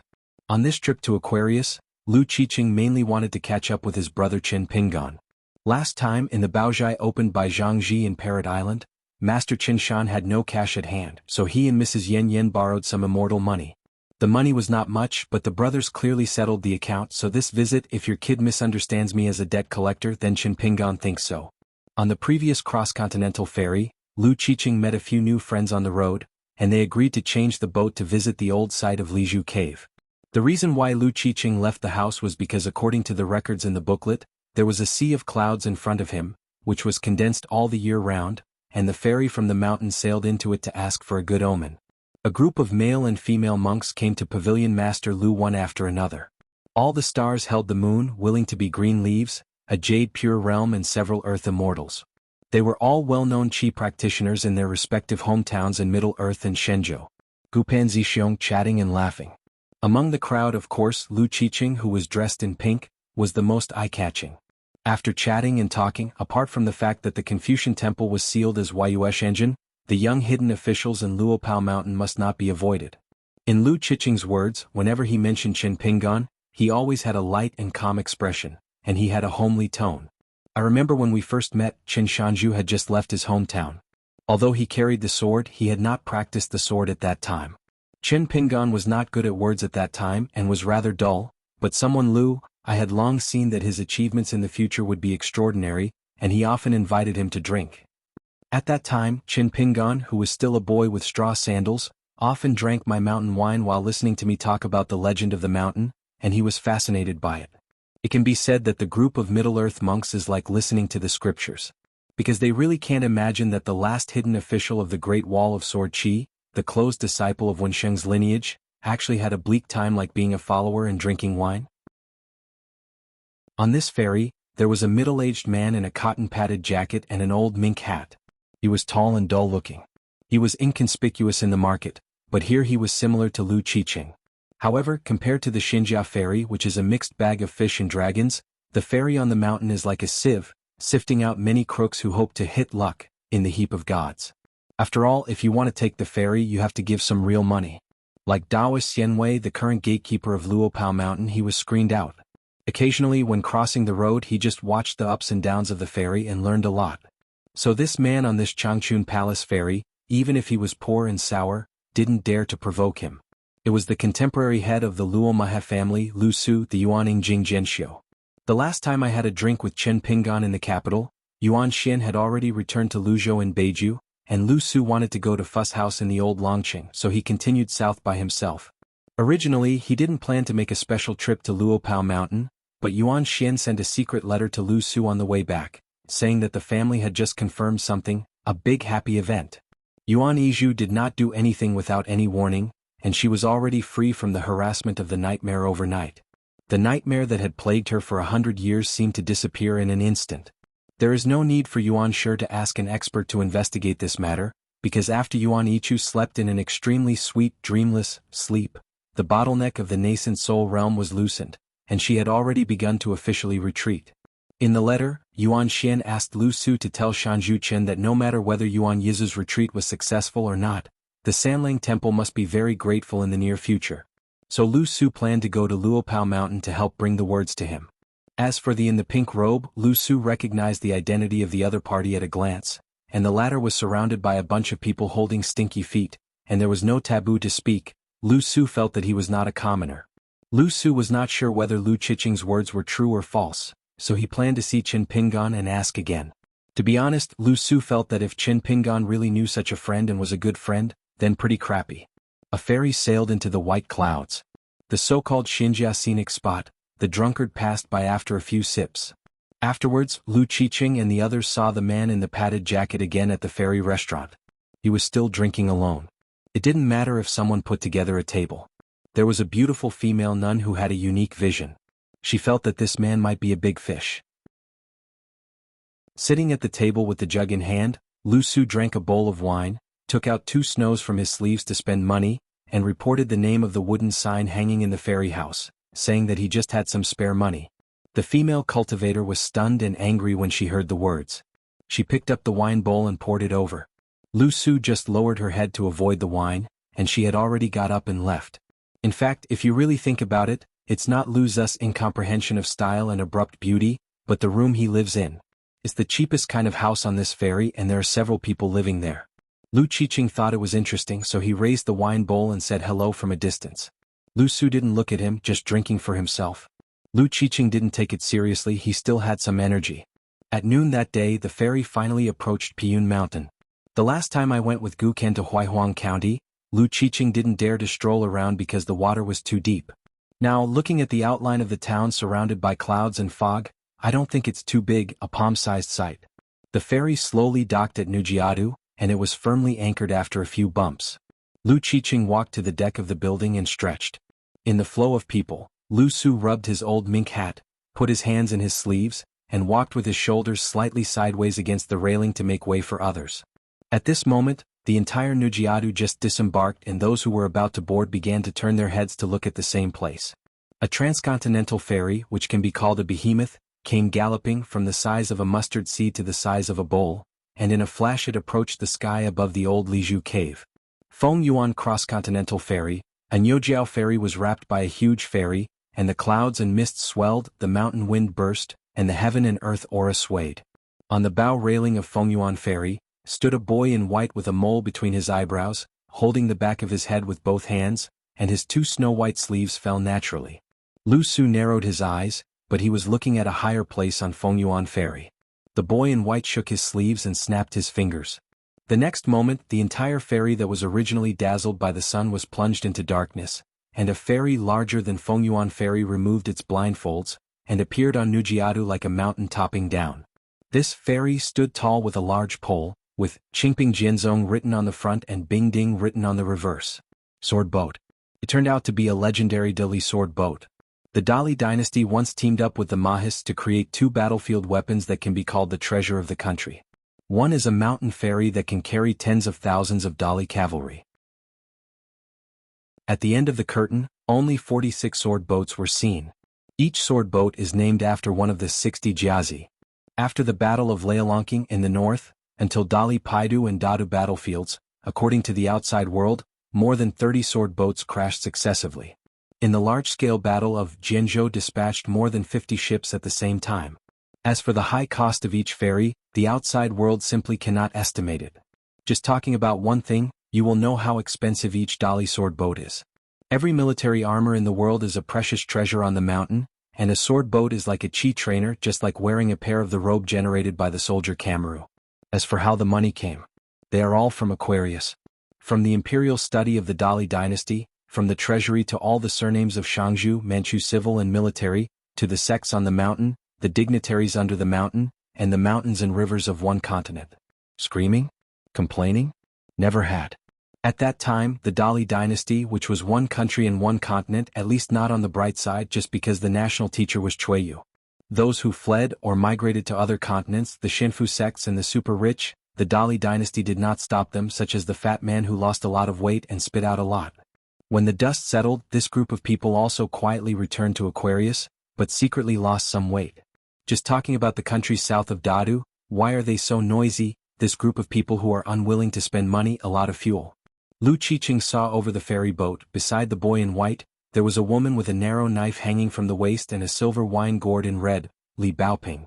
She has an eldest brother named Li Xixing, and the scholar seems to say that he wants to play chess with his senior brother. On the ferry side there is also Jun Qian, a burly figure, a young man in a mink hat with delicate eyebrows.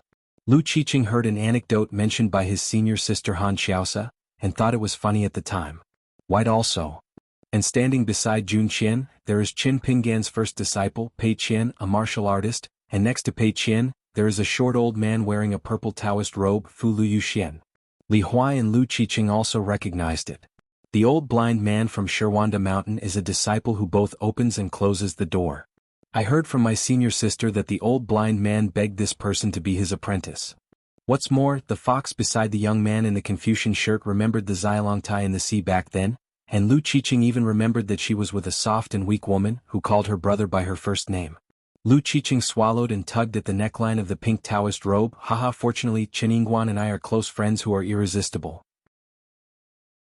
Coincidentally, at this moment, a blushing earth immortal cultivator asked, Pavilion Lu, when will we go to Luopao Mountain to find Master Qinshan for a drink? Can we really drink Qingshan mountain wine? The boy in white smiled and looked at Lu Qiqing, Jun Qian and Bai Yi, and they also started to look at Lu Qiqing, especially the one named Pei Qian who started squinting at Pavilion Master Lu. By the water of Chiochi Lake, Qin Pingan and Xuanhuan borrowed a fishing rod and some lees and corn. Zhong Qian, who was long in coming, accidentally caught a glimpse of the figure in green shirt by the lake, with a long stature, rushed to the lake and squatted, wondering, Qin Shanju, why didn't you go to Demugwan but instead did you catch any fish here? Qin Pingan smiled and said, Go later so as not to get in the way there. Zhong Qian nodded and said, That's the truth. Zhong Qian was too lazy to use the martial arts method that focused on the sound. This golden-bodied martial artist is recognized as the #1 martial artist in the world. Just because he is young and not a chi refiner, he is not as famous as Gao Jun of the Hushan school. But don't look at Wu Kei at the Hostel Island Wine Bureau, let the old guy talk about it in front of Zhong Qian. Zhong Qian has a good temper, but in this matter, it is best to keep your mouth shut. Before Zhong Qian entered the 7th realm, almost all of her actions were because the opponent's mouth was not clean. Zhong Qian asked, Didn't Mr. Zhu come with you? Qin Pingan smiled and said, Zhong sure you can, do you want to take a cook by your side to travel around the mountains and water? Zhong Qian grinned, I've eaten Mr. Zhu's food and my mouth has been raised and now I don't eat anything. Xuanhuan couldn't help turning his head to look at Zhong Qian. The goddess of the beggar field, the goddess of the mountain, has a look, and the other 2 talismans must be bought? Zhong Qian glanced at the young man sitting on the ground with a knife beside him and asked, Who are you? Wu Jiang said concisely, Wu Jiang, swordsman. Zhong Qian nodded and said, Young and promising, I have heard the name for a long time. Practice the sword well and strive to be the first. Wu Jiang frowned, It's easy to say. For the sake of being Qin Jiangxian's friend, I don't care about you. It seems that the warrior has reached the first floor of the golden body, holding his breath for a while, and seeing the living creatures between heaven and earth is a new thing, and he can vaguely see the route of some breaths. Xuanhuan asked, Are you Zhong Qian? Zhong Qian answered nonsense and gave a thumbs up. I know you, your name is Xuanhuan. Rinxiar is full of zeal and greed, just like the characters written in ancient books. Xuanhuan smiled and said, I don't dare to do it. Qin Pingan helped introduce, The one next to me is the goddess of the mountain from the begging flower field in Dai Mountain. She smiled and said, My real name is Yuan Jiatsao with a small green waist. Zhong Qian said solemnly, I haven't heard of it before. As long as I pass by in the future, I will definitely go to your mountain temple to worship incense. The mountain goddess smiled and nodded softly, It's easy to say. In the end, Zhong Qian is in love, the shadow of the famous tree of people, and the name of the #1 in the world of martial arts today. It is not a joke. The mixed tourists on the shore of Chiochi Lake came here one after another, some came to chat a few words and some held their fists and signed up. After coming and going, Zhongqian was surrounded by a lot of people, both warriors and qi refiners, and they were all prominent figures on the mountains and rivers and lakes. It's not easy to pull his face down and chase people away. Zhongqian glanced at Shanzhu Qin carefully. Qin Pingan smiled and nodded, indicating that it doesn't matter. The chat was in full swing. During the period, the green-shirt fisherman interjected a few words, but no one answered and continued to talk about each other. Zhongqian felt a little nervous, but he was not afraid that Qin Pingan would get angry. But if this kind of thing goes around and is heard by Xiaoli, then at the dinner table in Luapa Mountain he will not be ridiculed for using the moon as a meal and a side dish? So that Chen Lingjun can spare him? And that white-haired boy who seems to be some kind of pedigree officer, who just didn't engrave, "I am a dog-legged dogleg in the sky," on his forehead, can he let him go? Qin Pingan turned his head and said with a smile, "Isn't this Lu Shixian? Why did you come here?" A man in a padded jacket came by the river, like a ghost, quietly approached here. Lu Su squatted aside with a dark face and said, "Yuan Yizhu has solved the trouble, Yuan Xian asked me to thank you, and the Sanlang Temple promises that there will be a reward." Qin Pingan wondered, "What's the matter? I didn't do anything." Lu Su said indifferently, "I don't know, anyway Yuan Yizhu has started to retreat, and it seems that he has a good grasp of it." Qin Pingan thought for a while and roughly guessed that it was Lu Chen's handwriting, but Qin Shanzhu knew with his knees that Headmaster Lu must be holding back, and he didn't know when, where, and who would make trouble. Lu Su asked, "You know Lu Qiqing very well?" Qin Pingan nodded, "I've known each other for a long time, really familiar." Lu Su shook his head. Qin Pingan smiled and said, "Is he on the mountain now?" Lu Su nodded, "I was on the same ferry earlier, and when I came here, I was in high spirits. This guy almost didn't tell people that he was your boxing and swordsman master when you were young, but when you got to New Jiadu, you were scared and stupid." Qin Pingan said, "It's his style." Because the two sides chatted, they didn't use the means of concentrating their voices or speaking from their hearts, so it's fine for some people who have a heart to hear them. The Sanlang Temple, Yuan Yizhu and Lu Qiqing's are all dojos that have never been heard of. And characters. As for the person whose surname is Lu or Lu, is it Shixian? Lu Su asked in his heart, "I heard that the highest realm in this blessed land is the Golden Core? Stopping martial arts, playing a Golden Core is not the same as playing, one-handed against the enemy, all worried that the shot will not be able to master the strength." Qin Pingan nodded, "She is not at a high level for the time being, and her achievements in the future should not be underestimated." Lu Su hesitated for a moment but still said, "Don't be too soft-hearted." Qin Pingan restrained his smile and nodded vigorously. Lu Su said angrily, "Damn it, what if I didn't enter the Summer Palace? My friend's suggestion, I would like to hear it." Qin Pingan shook his fists and said, "Listen, why don't you listen? You must listen." Lu Su said, "I've finished my business in Beipingzu, and I may take a detour to Fuyezhou first. Is there anything I need to tell you?" Qin Pingan nodded and said, "Let the Scrofularia and the others be withdrawn, and then thank me again, and remember to remind me not to bring gifts when I come to Luapa Mountain next time." Lu Su was speechless for a moment. After a moment of silence he got up and said, "It's too lively on your mountain. I'm not used to it, so I won't stay." Qin Pingan didn't hold back. "When you arrive at the old Dragon City, you can ask Fan Air for a drink." Lu Su glanced at Qin Pingan with distrust on his face. Qin Pingan laughed angrily, "I personally introduced it to Lu Shixian's friend, can he be the same as Lu Sabao?" Lu Su nodded, "It's the best, it's enough to cheat Lu Jinglong. Next time you come to my house, remember to ask me for a drink." Qin Pingan smiled and said, "Okay, yes, definitely, drinking wedding wine is the best. The last time I heard Yuan Xian say that now Beiju Luzhou is going to marry his daughter and disciple to the family and immortal mansion of Lu Jiangxian, Luomahi River, and countless others." Lu Su laughed, kicked a big pebble beside his feet into the lake and left. Qin Pingan scolded, "Lu Shixian, why do you owe so much? If you say it lightly, you don't know what to do. If you say the point, you are called ungrateful. Without me, no one would know that you are so talented." Lu Su turned his back to the Yinyang second shopkeeper, raised his arm and raised a finger. Zhongqian gathered together and asked, "Master Qin Shan, who is this?" Qin Pingan laughed heartily, "The old customer at the Jianxi Great Wall wine shop, surnamed Lu, is Beiju Luzhou Jianxiu. In fact, he is very rich, but he spends money very cheaply." Zhongqian turned to look at Lu Su, nodded and said, "I can tell." Qin Pingan wondered, "Did you see that he was rich, or did you see that he was kusu?" Zhongqian said, "I have money." Qin Pingan asked curiously, how do you see it?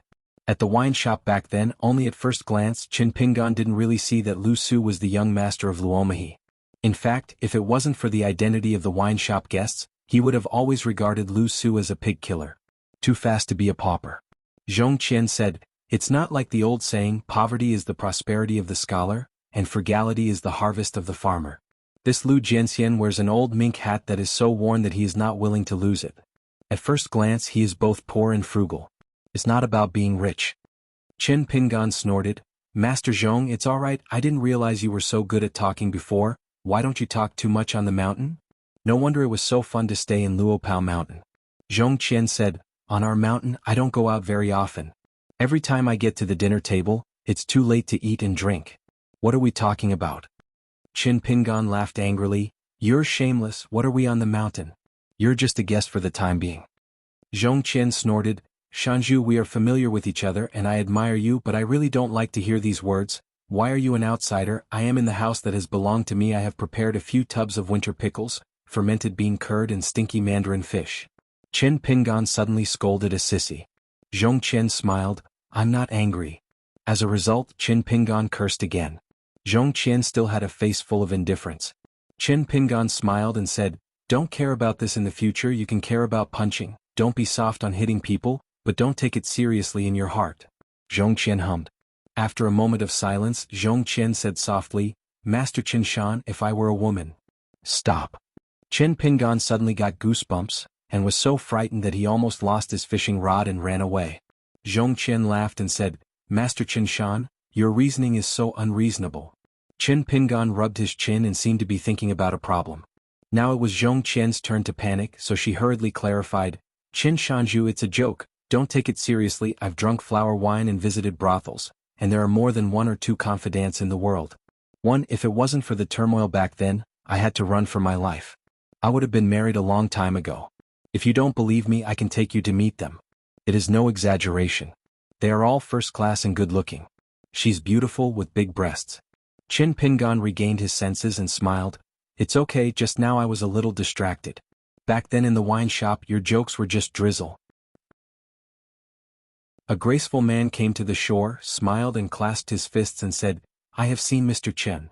The Supreme Emperor of Nanyuan Kingdom, the Qi refiner of the Dragon Gate realm, Wei Liang. Next to him was a girl in a dragon robe who settled on Luodai Island. Qin Pingan smiled and nodded, long time no see. Wei Liang said in his heart, Jiang Shenxi, who is a ghost, has been trying to find revenge with Mr. Chen all these years. Qin Pingan said, is that the scholar from Xuanhuan Lane who went to Beijing to take the exam? Wei Liang nodded and said, it seems that I am overthinking it. The girl in the dragon robe's eyes sparkled and she asked, are you the Qin Jianxian who made a lot of trouble in the capital of Nanyuan Kingdom and killed Ding Ying at the head of the city? Don't you all say that people who have attained Taoism on the mountain can keep their faces and have skills, and Eugenie of the Hushan school can even be rejuvenated? The former young sword fairy in front of me, what's going on, has a slight frost on the temples, and it's a shame that his face is not visible. Qin Ping was placed on deaf ears.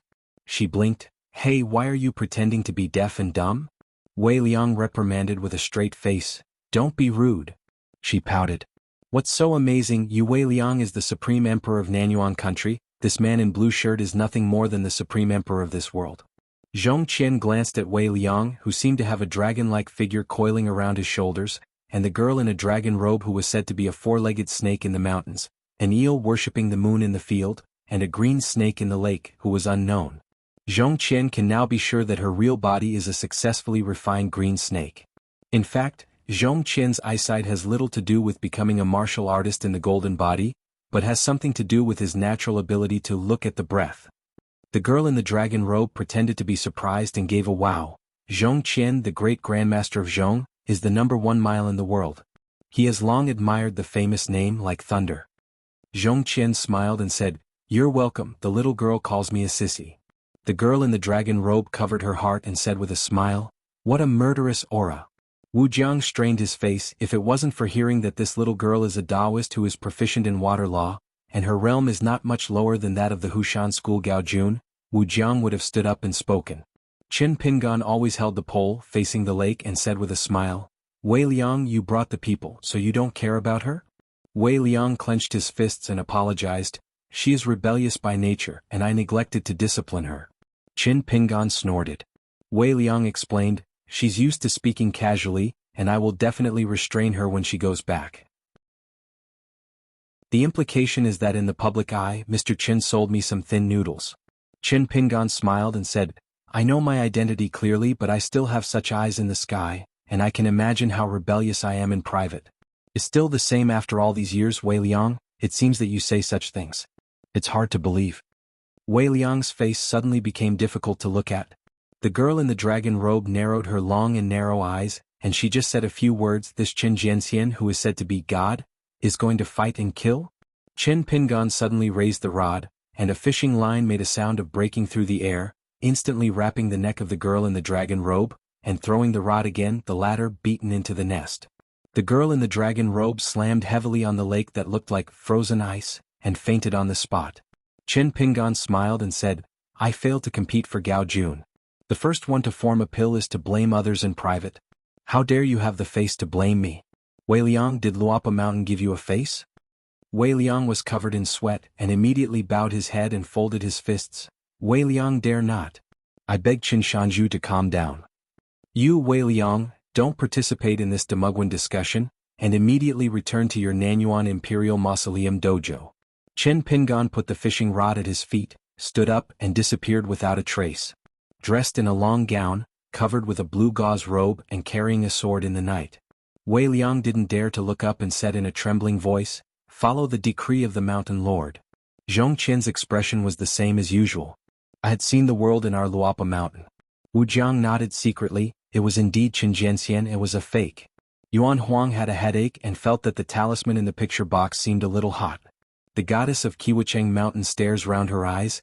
Is it true that the real person does not show his appearance? As for the previous group chatting around Zhong Qian, they are all looking at each other at this moment at a loss as to what to do. Is there still time? The earthquake trembled like thunder on the ground, the wind was strong and everyone on the shore kept retreating. From the shore of the Autumn Chi Lake to the Demogwin in the center of the lake, the sword light swept away like a blue rainbow. Fox Country. In a secret room, a red candle as thick as an arm burned like tears. The woman's heart-rending wailing, weeping and cursing came one after another, and eventually the movement became smaller and smaller. The main members of the cultivators of the Palm discipline of the Fox Kingdom gathered here. Early this morning they began to torture a traitor who colluded with outsiders. It's a big deal and they can't help it. The poor woman, who was bruised and dying, had her hands and feet nailed to the wall. The pair of crescent-white embroidered shoes on his feet were already soaked with blood. She is a fox in the cave dwelling.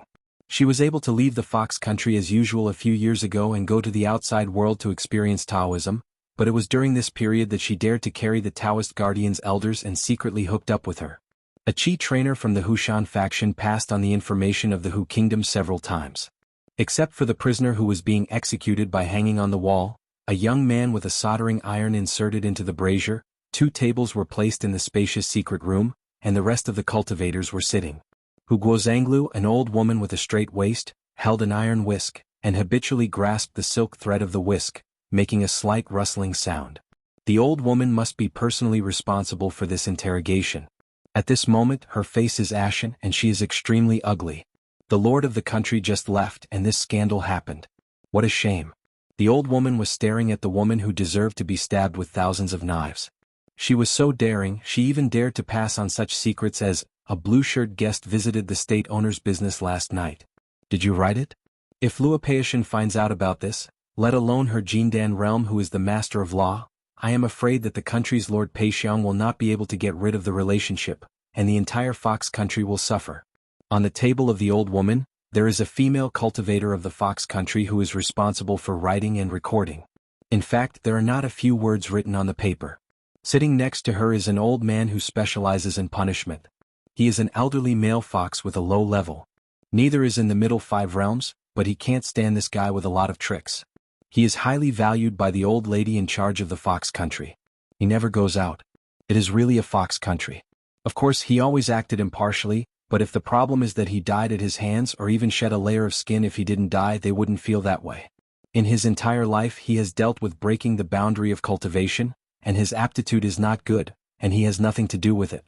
The old man is like a fish in water here, what to do when he goes out, all kinds of faces, figures, styles, no matter how good-looking women, he has seen them here too.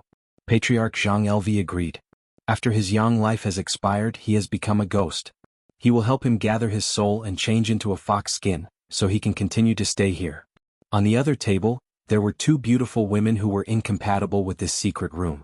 In the fox country where there is no shortage of beauties, they are both outstanding and beautiful. It was the two proud disciples of the Lord Peixiang Luo Fume and his junior sister Qiu Qing. Qiu Qing from the state of Dongfu has no Taoist name yet. She is nicknamed Xiaoxuan by Master Peixiang. Senior sister Luo Fume nicknamed Yu Qiao, nicknamed Ugly Newer. Luo Fume is not yet 30, and she is already in the Dragon Gate realm, and she has a place in the Fox Kingdom Patriarch Hall. At first there were very few Earth Immortals, and Luo Fume also had a hidden identity. She was the deputy of the ancestor of Hu Guozhang, who was in charge of espionage. Occasionally he will practice his hands and personally interrogate the forbidden monks. At that time the fox skin talisman beauty that Zus family in Qingfeng City sold to one continent, as the fox skin of the talisman. The origin of this thing is not just the molding of the fox monks, many of which are brand new fox skins peeled off with blood dripping. In the early years there was a fox country with many hilltops. There were many different Dao lineages, and the relationship between them was discordant. What was the death and injury of fighting in private? There were even wars involving hundreds of Fox Clan Chi practitioners at every turn. Peixiang, the son of the country's lord, can't control all the forces. She only needs to guard her own 1/3 of an acre of land, not to mention the rest of the mountains. It's that vicious-hearted housewife of Qingfeng City. Therefore, the Su clan in Qingfeng City never cared about the fighting within the Fox country, killing and killing them. Isn't it all about adding a piece of fox skin and it's just piles of fairy money? Anyway, as long as the door to the gentle township of the hero tomb is always open, the members of the Fox clan can keep spreading their branches. Greed does not go. There are young fox charms every year, one after another, and the lives of adult male foxes are especially worthless. Whenever there is a dispute they always die first. There have even been 2 cases of overcrowding in the fox country in history, but it's not troublesome. Qingfeng City caused 2 wars within the fox country, killing each other into a river of blood. The young girl Qiu Qing was also a monk in the line of palm discipline. At this moment she was sitting upright, not looking sideways, staring at the tortured woman. She recognized that when they met, the girls would call the other party Sister Song and chat a few words. In Qiu Qing's opinion, Sister Song is a cheerful, gentle-looking woman. She shouldn't be hung on the wall and cut off her tendons and tendons. Her body was branded in many places by the hot iron, which was terrible and shocking. The whole secret room exudes a smell of burnt flesh. She is different from senior sister Luo Fume. She is here today because of her duty and she has to come. As for the punishments used on Sister Song, she could not speak of fear. The girl just watched the whole process quietly and never felt creepy, but she was just unhappy in her heart. Seeing these pictures for the first time, the girl would not feel nauseated or the like, which surprised the senior sister who had been waiting for a good show, saying that she was a hot-faced and cold-hearted talent. Luo Fume rested her cheeks with one hand, looking very absent-minded. She lowered her head and gently rubbed the fingernails of her remaining fingers with her thumb. It was coded that she had just died before she came to prison. It is a good thing made by the Fox country's own secrets. It picks hundreds of flowers and women apply nail polish to aphrodisiac. It works better than any aphrodisiac. A small box, the market price of Qingfeng City in the past, can sell more than a dozen snow money, and there is no market for it. On the bright side, the Songlai Country Hushan faction, together with Gao Jun, has a total of 16 Qi refiners, and they belong to the only one in the Blessed Land. In this first-class blessed land, other sects and forces such as mountain monarchs, gods, emperors and generals, may need to look up to the Hushan sect. Fox Country doesn't need it. There is only one Hushan faction with Jindan sitting on the top of the mountain. What is it? In the Hugua Patriarchal Hall, half of the cultivators were sent there to be guests. Without the need for the country's Lord Peixiang to follow, I am afraid that the Hushan faction could become the old Huangli. The old woman asked in a deep voice, Song Jiashu, why don't you say it? Anyway, it's a dead end, isn't it better to die comfortably? The woman named Song on the wall, Humei, was speechless, but she still tried her best to raise her eyelids and spit out a mouthful of blood. As the host of this cage, the old man stood up, rubbed his hands and was eager to try. Hu Zhanglu, why don't you let me come? The apprentice's ability is not good, he is a master and he has a few unique skills and he has to earn face back. Especially today Luo Fumius were also present, which made him even more excited. He always felt that it was more exciting than fighting on the bed. The fun here is not enough for outsiders. Of course he didn't dare to let Luo Fume know about his hobby. Or does she actually know and like it? Hey, that plump fox knows it but doesn't say it's the best, it's just a flirtation of fellow people. The old woman turned to look at the table next door. Luo Fume, what do you say? It's your turn? Luo Fume was slightly surprised, raised her head and glanced at it. I thought it was over. In fact, apart from the first secret letter, the contents of which were unknown, the second secret letter sent by Song Jiashu had already been intercepted by Hu Guo, and the next few letters she sent were all written by Luo Fume. The previous secret letter to Luo Fume was filled with words that could not be combined into a single sentence. Obviously there was an ancestral book between her and the adulterer, which needed a third party to translate. Especially your master, who always likes to chew his tongue behind his back and scold me with a lot of ugly words. How come he doesn't know anything about the bed?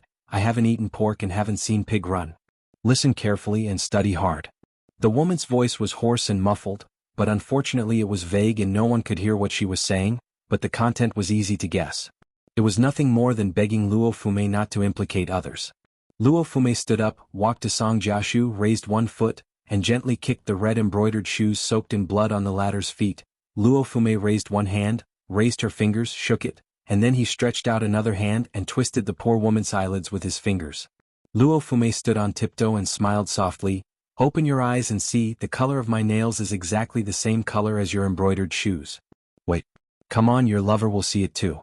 Then I will take your embroidered shoes with me. After he has seen it, I will peel off his skin bit by bit, tear it apart from the eyebrows, and he turned around, went all the way around his back and then forked the road to his snow-white belly, tugged with both hands, slammed, stopped, and asked him if it hurt. I'm just curious, the one who deceived you, whether it's with you or entangled in the bed, how did he make a promise to you? I guess it's that man with affectionate eyes with a resolute tone. You will definitely let you betray the Fox country alive, hide in the Hushan faction, become a Taoist companion, white-headed concentric, and practice hand in hand. By the way, you are the most proficient Humezi in the Fulong lineage in our Hu kingdom. What you leaked out is this secret book. By the way, you should be born to go to the dragon bed to turn the clouds and rains, that is, he will help you change your face. How about you? I will send you to the Songlai kingdom's palace to be a concubine, love day and night with the emperor who is still young, have a body like a dragon? Pregnant with a dragon child? Become a queen? Just sleep with a man and the realm will be reduced. You can improve all the way. Sometimes when you are tired, let a man lie on top of you and move, but you can whip it hard and you will gasp for a while and you will stop talking. To ask for mercy? Between the words, Luo Fume was not idle at all, only to see her movements are gentle, and she used her fingernails to open a few small holes on Song Jiashu's body. The blood-stained woman moved her lips slightly, but Luo Fume stretched out her hand to hold her mouth and smiled. It's too late. Does it matter whether you say it or not? Anyway, that man has to die. Before he dies, I have to send a message from Hushan. It's not a loss to ask for a secret technique over there. The woman with the Taoist name Yudiao has hot eyes at the moment. If you help the Fox country add 2 Taoist books, you will earn it. The old woman hesitated and said, as long as Song Jiashu is willing to speak, maybe he can get more news. Luo Fume turned her head, her face full of anger, and scolded, you useless old thing, you dare to teach me to do things.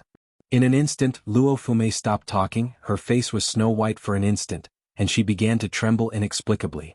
It turned out that outside the fence where the prison was furnished, there stood a man with his arms in his sleeves, looking at her with a smile on his face. Following Luo Fume's line of sight, everyone saw the uninvited guest, and the girl Qiu Qing was exactly the same, turning pale and colorless. He was dressed in a snow-white robe with a gold hairpin on his head. The man smiled and pulled out his sleeves, handed his palm to Luo Fume's side. His voice was gentle and he smiled. I'm just watching the fun and see how the Hu kingdom enforces the family law. You continue. Luo Fume didn't say a word, turned around stiffly and faced the man. She knelt on the ground on the spot, and at the same time reminded her junior sister, Qiu Qing. If you don't want to die, get down on your knees. Qiu Qing quickly knelt down with her senior sister.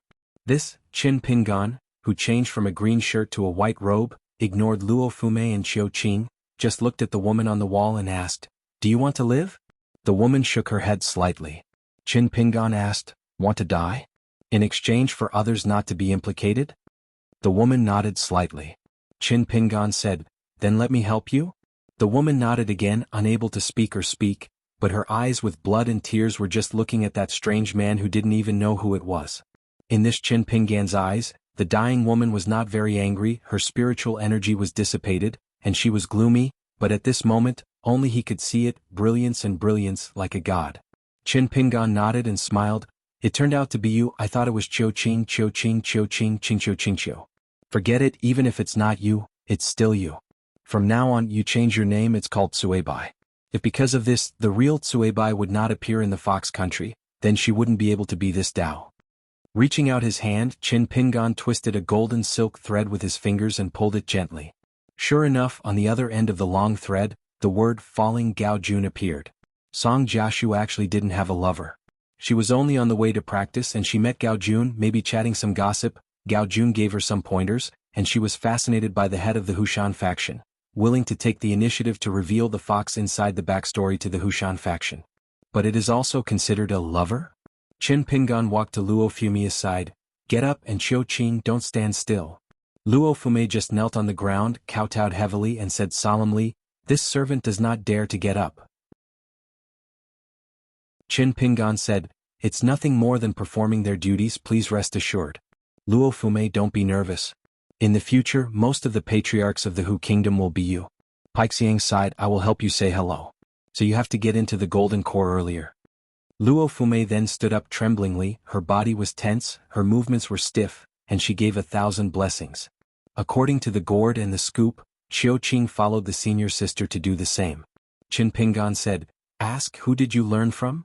Luo Fumi said in a trembling voice, "No one teaches these crooked ways, it's the slaves who taught themselves." Qin Pingan smiled and said, "Aren't you talented?" Luo Fumi didn't know how to answer for a while. Qin Pingan asked, "Just now, I only saved junior sister but not the rest of the members of the Palm Law lineage. A dead Taoist friend is not a poor Taoist, so who did you learn from?" Luo Fumi said cautiously, "In the past, the Fox country had such a rotten ethos, not to mention slaves, who also want to seek wealth and risk, and become the law of the Palm sooner rather than later." Qin Pingan smiled and said, "Wealth and honor are sought in danger, but they are all lost in danger. The most troublesome part of these old sayings is that they are only passed on half, word of mouth and misleading children." Luo Fumi nodded and said, "The mountain master's teaching, the slaves remember it, and it will definitely be remembered in my heart. Learn quite fast." As soon as Luo Fumi uttered the word mountain master, all the monks from the Fox country and the old lady in the secret affair all knelt down and made up the ceremony. All of them didn't dare to breathe. I just said that in the Peixiangbai courtyard last night, Luo Fumi was not so timid. She thought that if she didn't see the mountain master, she would never see her again. She was still the direct disciple of the country's master, Peixiang, one of the members of the Patriarch Hall of Luapa Mountain. Then in the secret affairs, these Fox clan Qi trainers who were used to hearing about Qin Yingwen's deeds, finally saw the last hidden officer of the Great Wall of Sword Qi, and how courageous can they be? The female cultivator of the Fox tribe who was in charge of taking the pen and recording was already so frightened that her face was full of tears, but she didn't dare to cry. It's a pity that the Lord Qinshan has disappeared. As a result, Luo Fumi deliberately stood there and continued chatting with Qin Shanzhu. She didn't forget her business and turned around and put the traitor from the Fox Kingdom down from the wall. When the junior sister Qiu Qing winked at her, Luo Fu gave her a white look, stretched out his hand to support Cui Bai. She chatted a few more words and then coughed. "Get up, the mountain master is gone. A false alarm, there is no danger. For some people, it can even be said to be a lot of wealth. As for today's work and lack of effort, don't they have a talk that can make the speaker envy and the listener envy?" Luo Fumi helped Song Jiashu to sit down at the table. The woman whose hands and feet were covered with nails and had not been pulled out could only lean against the wall. "Song Jiashu, I should call you Tsuebai Daoist friend from now on. You are the lucky one. To be honest, I envy you so much that I want to peel your skin right now. Wear it on yourself. I put the ugly words in front of you. If you dare to live up to the high expectations of the Lord Qin Shanzhu in the future, I will definitely do everything possible to kill you regardless of the cost. Don't be a mute, just squeak and nod." Song Jiashu just stared at this ruthless Luo Fumi. Luo Fumi pinched her chin and tugged. "Very good, just assume you agree." Song Jiaxu could only move his fingers slightly, but he still couldn't raise his hand. Luo Fume twitched the corners of her mouth, her face full of sarcasm. She leaned forward and whispered a few words in her ear. Anyway, she had something to do with Song Jiaxu's preacher, and Gao Jun. Song Jiaxu was silent. Luo Fume leaned back, stretched out her fingers with a smile, and tapped lightly on an iron nail on her arm. Song Jiaxu was suddenly in pain. Luo Fume smiled and said, "Ding. First, take Song Jiaxu out of the prison and send it back to her own residence to recuperate." After her junior sister Qiu Qing was busy, she fed Song Jiaxu a few pills, first carefully removed those nails, and then prepared a bucket of potion and a few bottles of the precious Fox Country Secret. Making plaster, Luo Fume knelt down on the embroidered stool, opened a booklet, hummed a tune, and began to write down today's experiences with a pen, recording every word in detail of the young hidden officer after he appeared. Empty Pei Xiangbai. Qin Pingan walked slowly among them. In fact, this lotus root-blessed land has hidden secrets and can be regarded as two worlds. But even Pei Xiang was not aware of this matter for the time being. Even though Gao Jun was among the golden elixir back then and once traveled the world in the wind, he still failed to detect the truth. It was only because Cui Dongshan asked the right side of Sui to hand over a phoenix tree to Jiang Shangzhen. The latter in Tonghishao accommodated more than 1 million refugees, while the Earth Immortals and their families, French, disciples and grandchildren. Together there are as many as 6,000 people. At that time, Jiang Shangzhen was in 2 secluded areas in the Blessed Land, and asked Yu Guizhong and Yanggu Jiang to enshrine 2 proficient arrays. They circled 2 distant sites, set up landscape restrictions, and resettled so many refugees. Let them, they live and thrive in 1,000 miles away, but they are isolated from the world. Inside the Blessed Land, only Wei Liang, the supreme emperor of Nanyuan Kingdom, knew about this. Because when they escorted these Tonghishao people into the Blessed Land for refuge, in addition to a large number of Yunlin Jiang's children, the right side of Sui Yair and Jianxiu Chaojun, and Wei Xian, the founding emperor of Nanyuan Kingdom, led by himself. 10,000 fine riders are responsible for clearing the way. Although the Lotus Root Blessed Land has been closely linked with Luopao Mountain, if you take away the Tong Leaf umbrella, it will hurt your muscles and bones and lose a lot of money, but Qin Pingan still intends to let him in the next meeting of the Patriarch Hall. Cui Dongshan and Xiao Imo took the Tongya umbrella to Tonghishao. As long as they are willing to go back to their hometown, they can leave the Blessed Land and return to the mountains and rivers of Tonghis' homeland. Of course, those who are willing to stay are better. Luopao Mountain. Soon the ban on landscapes will be lifted, the door will be opened, and the people who choose to stay will be integrated into the 4 kingdoms of Blessed Land. However, if one of the Tong Yezhouqi trainers counts as one, they will have to owe a debt to Qingping Sword Sect, so it can be roughly closed. A Fox country must need a monk like Luo Fume. What about the future Luopa Mountain? What about Qingping Sword Sect, who has already set up the sect framework? Qin Pingan smiled, his figure disappeared in a flash, and after a distraction he returned to the cage. Xietao who recognized Julien who recognized Xietao. One person and one ghost, in the dilapidated old site of By Under the Clouds, from the dark night to the sky, the white of the fish's belly appeared. The rickety old man in cloth shoes added deadwood several times, and the mountain goddess who guarded this family business chatted. Her brows were soaring and she was not tired. At most, she glanced at Julien from time to time, feeling weird. The majestic mountain goddess, like a lively girl, completely opened up the conversation box, and talked about the last 100 years of rivers and lakes with this heartbreaker who would definitely kill the killer when she met her heart again. Even if the other party made it clear that he came here first, it had nothing to do with her. Xietao still didn't mind at all. The word first was enough. Xietao said that his family's library that was 100 buildings had been destroyed in the military disaster, and the study called Autumn Eyes no longer existed. Hearing this, Julien was indifferent, as if he was listening to a story from another family. But in Yuyu Garden, although the famous flowers were burnt clean by a fire, the rockery made of countless famous stones and ancient inkstones has been scattered everywhere, but in recent years, it seems that there are several identities unknown and generous behind-the-scenes collectors are buying and collecting these stones and inkstones with huge sums of money. Hearing this, Julien finally opened his mouth and said a few words with a smile. What to do with this thing is to waste manpower and money, even if someone pieced together a rockery in its original shape. What do you want to do, pick up some women's embroidered shoes? Do you really think that stuff smells so good? There are baskets and baskets and the smell is really not very good. In the past, flower farmers had to hold their noses and carry the burden. If they could not sell some money, they would all be regarded as a chore. Anyway, I always stay far away. There is also the Coral Palace on land where Zhu Lian used to store the famous swords in the world. Because the address is hidden like Yunxia Bai, he was lucky to escape, but when Xia Tao hurried there, he found that he had already been boarded first. And Xia Tao, who is proficient in building a piece, can see that it was evacuated, which is the same as her idea. It is not the kind of random smashing, but it is torn down bit by bit, marked and then tried to keep it intact. Do not put it back together. Zhu Lian just smiled and commented on this, never thinking that he was still an elegant thief. Xia Tao asked curiously, "Where have you been all these years?"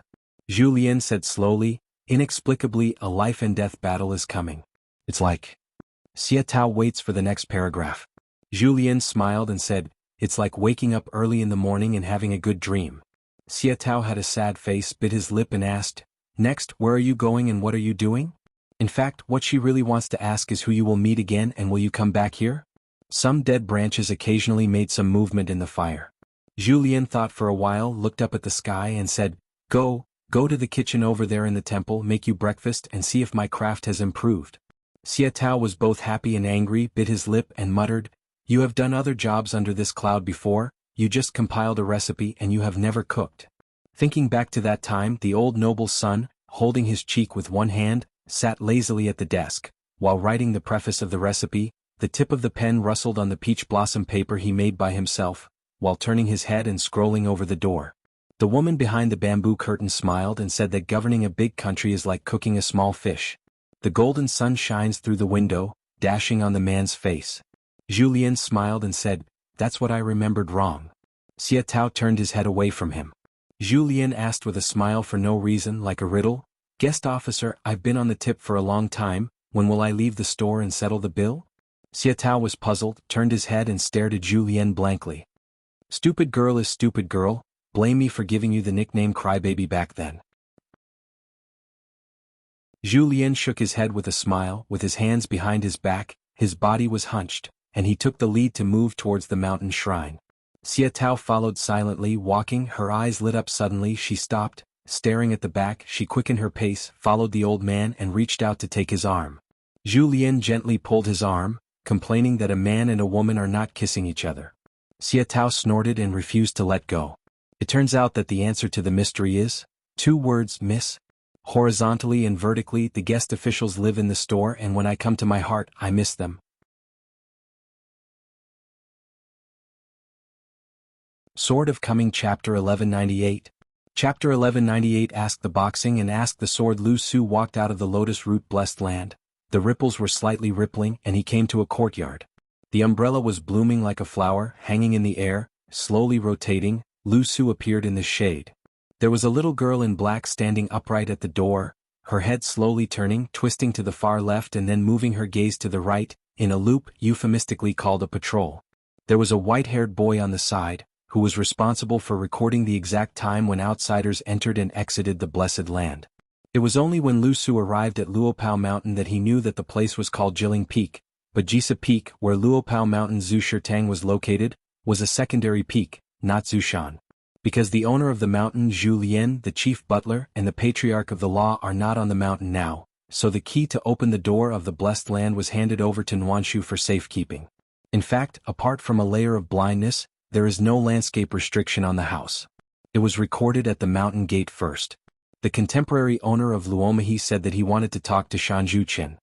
He heard that Qin Pingan had gone to the blessed land, and Lu Su had planned to wait. Su said it wasn't in a hurry, you could wait. The girl in the pink skirt asked Lu Jianxian to wait for a while, then ran to find Wei Wenlong, the largest official accountant in the spring mansion in the mountains at that time. After Wei Wenlong nodded, Nuanshu opened the parasol umbrella, and only then did Lu Zush trip to the autumn lake. Before he left, he took out a bag of Guyu money and said that he was walking according to the rules. When the monks entered and exited the blessed land, there would be a leak of spiritual energy, and they might even be attached to the luck and bring them out of the blessed land, just like the clouds and dew on the mountaineering clothes. So the money is considered a mess. Nuanshu just shook his head and said no, Lu Jianxian is a good friend of his own mountain master, so don't worry about this. If the mountain master knows about this later, he will definitely blame himself for his poor hospitality. At that time the white-haired boy just grinned, the hidden official. No one can blame the warm tree head. However, Lu Su insisted on paying, otherwise he would wait outside for Qin Pingan to return to the mountains, and Wanshu couldn't resist the serious-looking mule horse River Liu's sword immortal, so he had to temporarily accept the bag of immortal money, which was very heavy. It's definitely not snow money or Shaoshu money. Lu Su returned to Jilin Peak and soon left. He declined the little girl in black to the guest down the mountain. He returned to Nujiadu alone, and boarded the ferry from Changchun Palace to continue his journey south. But before parting, Lu Su invited the compatriots, Millet Grains, to visit Liu's family in Luomahi when they were free. It is admiration and honor. This made the Millet very happy and stuffed the dried small fish in the cotton bag into Lu Jianxian, saying that he would bring it on the road as a drink, but Lu Su was not polite, saying that he used to be in the wine shop, and the second shopkeeper often said that he would take the food from my mountain. Dried fish served with wine, a unique taste.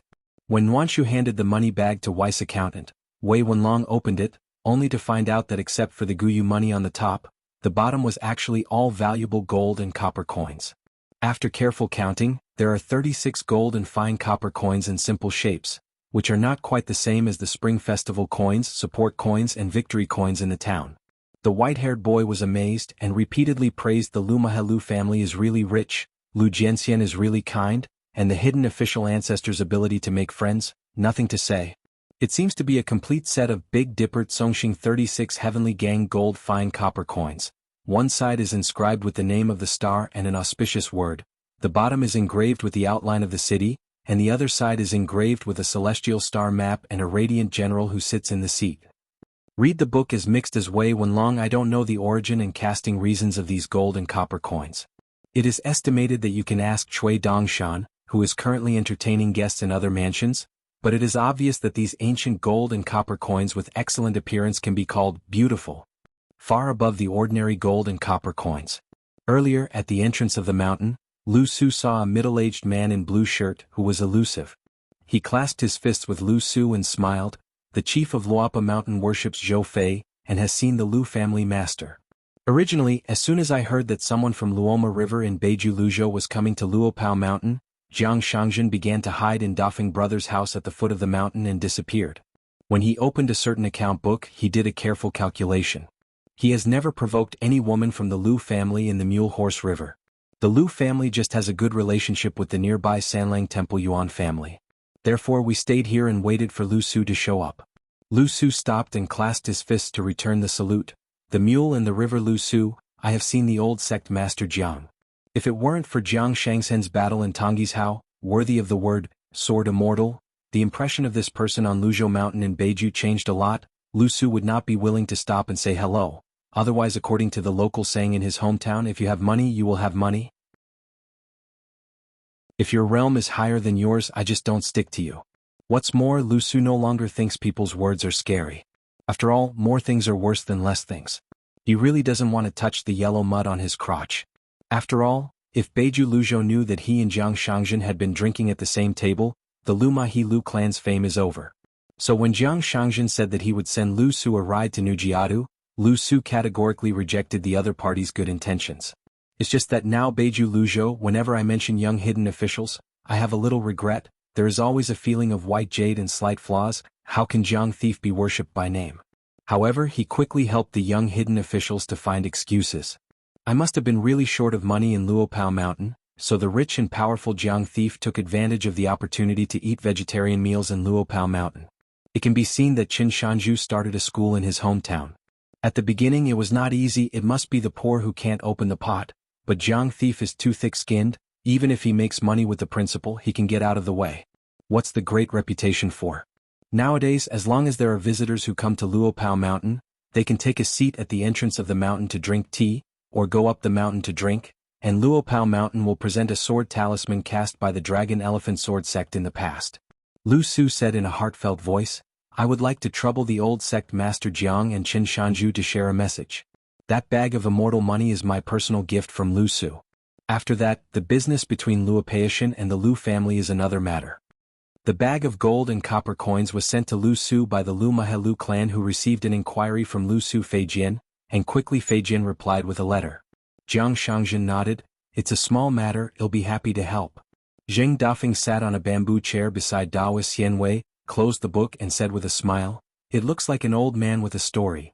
Jiang Shangzhen nodded and said, "The Mule Mahi Lu clan is enough to write more than a dozen legendary novels of jianghu." Zheng Dafeng said in surprise, "This guy is actually the contemporary head of the Luoma Heliu clan in Beiju Luzhou?" As soon as he patted his head, Zheng Dafeng tutted his tongue in admiration and said, "When I think of it, it's really unbelievable. I never wanted to write such a sword repair with no trouble. Great genius, you are dressed like this when you go out." Jiang Shangzhen smiled and said, "That's why I fell in love with the mountain master."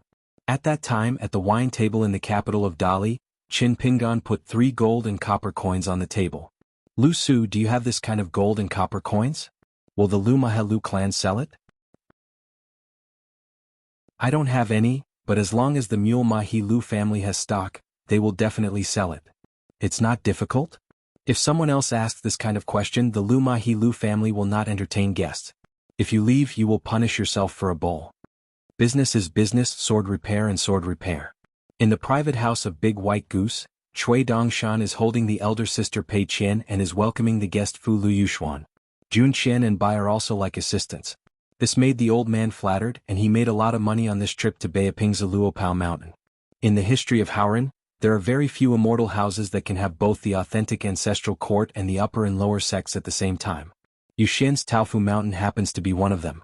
The old man came to look for Pei Qian in name. When he was in Jinjiazu, he saw that Pei Qian was cleaning the battlefield. The old man had a good impression of the little girl. In addition, there are 2 other reasons. I came to Luopao mountain to meet the boy in the tiger-headed hat, who was also a guest. The years are long and Yuxian and this person are the most proud of them.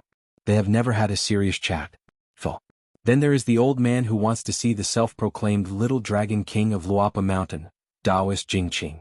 Before in the outer Xinghe, the old show had roughly talked about the great achievements of the children in Xingyi, which made Yuxian very interested. How bold only then did he dare to address Zheng Juzhong as his nephew.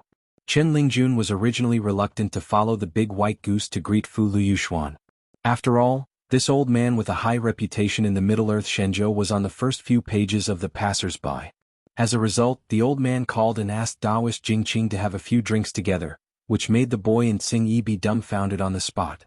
Absolutely don't look at the old man, and if you can say one thing clearly in 2 words, you will never say 3 words. This made the old man unavoidably murmured in his heart. Could it be that the old man's reputation in Luopa mountain was not good? No, I remember that when Pei Qian left the battlefield, he once said a few sincere words, saying that his master once said to her, "Fu Lu Yu Wu Shuang, killing immortal spirits." This evaluation is not low, right? So much so that over the years, the 3 sects Shanshui Mansion newspapers have begun to frequently borrow and copy this statement. It is said that the outside world has also recognized it very much. Yuxian asked curiously, "Sect Master Cui, that sword boat?" Cui Dongshan hiccuped and said with a smile, "It's a gift reserved by some old for my husband. I was cut off by my student. I'm just worried about how to explain to my husband so that I don't get slapped." It is indeed the sect congratulations that Xiuhu gave to his younger brother Qin Pingan, and he secretly pulled this Bing-Ding sword boat from the military sequence of Dali. It's a student's. Shangzong Luopao mountain, after all, is not a kendo sect, so it was dug up by sect master Cui like this. The effect of Jianzhou is completely different from the imitation Baiyujing that accompanies the capital above Dadu. The latter is designed to kill great monks, while the former is the nightmare of the wild army tent monsters on the battlefield in the past, as long as Jianzhou has determined the battlefield in advance. Position, latitude and longitude coordinates, hovering over a huge sword boat outside the battlefield, just 1 round of air salvo, can be targeted for thousands of miles away, clear a place with extremely precise fixed point, dense flying swords like rainstorm landing on the earth. A large area of the battlefield within a radius of dozens of miles was swept away. When 30 Dili sword boats hovered outside the battlefield at the same time, the rain was majestic and hundreds of thousands of flying swords were shot, covering almost 1,000 miles. Cui Dongshan asked, "Old Immortal Yu is a guest at our house this time. Did he make usury loans first and then come to the door to collect debts?" Yuxian looked embarrassed and waved his hand, "Nothing." Pei Qian's face is full of doubts. What kind of usury? The old man is putting this on his master's head? Qin Lingjun, who has been sitting upright and dumb all the time, admires his foresight. Look, these seniors in front of passers-by, Are they fierce or not? This is the first time I have come to ask for money in person. Thankfully, he didn't get carried away and cocked his tail because he was lucky enough to climb the old fairy Jianghu, who was the taibao of Luxiazu Qing Palace. When I turned around, I added a few words to the booklet, circled all the 5 Zhongtu sects including Taofu Mountain, and commented on a detour. Cui Dongshan furtively looked at the boy in the tiger-headed hat. Bai Yi said indifferently, "It is only right and proper to pay back the debt." Obviously, he doesn't want to be faked by Cui Dongshan. Since Shanzhu Qin dared to follow Yu Xian and to Fushan to borrow usury loans, of course he had to repay the money. Jun Qian nodded and said, "Even if it's money plucked out from under your fingernails, it's still money, and by yes fair words are still reasonable." Yu Xian looked more and more embarrassed. "Dare you two, one sings a red face and the other sings a white face." Previously in Tianwai, Zheng Juzhong, who claimed to be just had 300 gold and copper coins on hand, lent it to Qin Pingan to temporarily crawl and improve the rank of Zhongyue in Fijianjing his life, but he could use a 1-to-10 conversion method. Converted into 3,000 grain rain money to repay the debt, 3% of interest each year. It was just that Qin Pingan needed 500 gold and copper coins, so Yu Xian took out 300 coins. Share interest. Therefore Cui Dongshan said that this was a loan shark, and he did not wrong the old man. It's just according to Qin Pingan's assumption that there are 300 gold and copper coins in stock in the spring house in the mountains, so we should ask for a debt-free one, and we must quickly repay this human debt. But I really don't worry about Feijian sending a letter after all. Some Yushiu on the mountain who is not afraid of breaking the taboo likes to intercept Feijian. Qin Pingan planned to let Xia go carry this huge sum of money and let her go to Taofu Mountain in China to fill the Golden Peak. As for the 3,000 pieces of Guyu money that he owes to Beidasheng, it's not a matter of urgency. He only said that Han Xiaosa took the initiative to buy books with Qin Pingan. I believe this hole can be filled soon. According to Zheng Zhezhong's estimate at the time, if Qin Pingan's birthright Feijian wanted to take another big step and raise the rank of Fijianjing Zhongyue, he would need roughly 1,500 gold and copper coins. If Zheng Zhezhong's conversion method is used, that is 15,000 grain rain money, and Qin Pingan can improve the rank of a flying sword of life. It can be seen that the consumption of sword cultivation and swords is indeed a matter of gold and silver. No wonder it is said that there are no rich swordsmen in the world. Either they owe money or they are walking on the road of owed money. Lu Ji, who ate a few pieces of Bai Yujing's sword-washing talisman at once, was like this, and he once thought of becoming the criminal officer Hao Su of the Lord of the Green City. Old Jinren is the originator of Taofu Mountain in the Middle Earth, and the dojo is located on the filled gold peak. The world-renowned 5 sects in one mountain, 1 ancestral court, 1 upper sect and 3 lower sects. This scale, not to mention in the vast world, is unique in several worlds.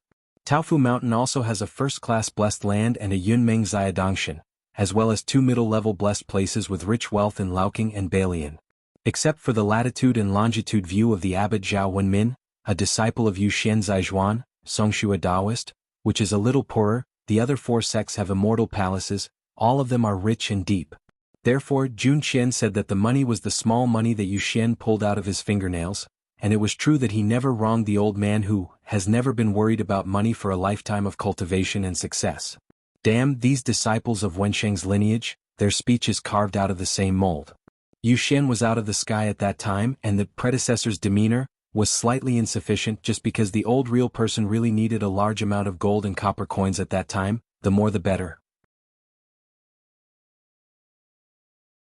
On Nujiata's side, Lu Qiqing, who was at a loss for words, had no choice but to find a legitimate reason that was not lame, saying that he had come to discuss matters with his nephew Gu Kan, and that he should finish his business first, and then go to Luopao Mountain to disturb Qin Shan.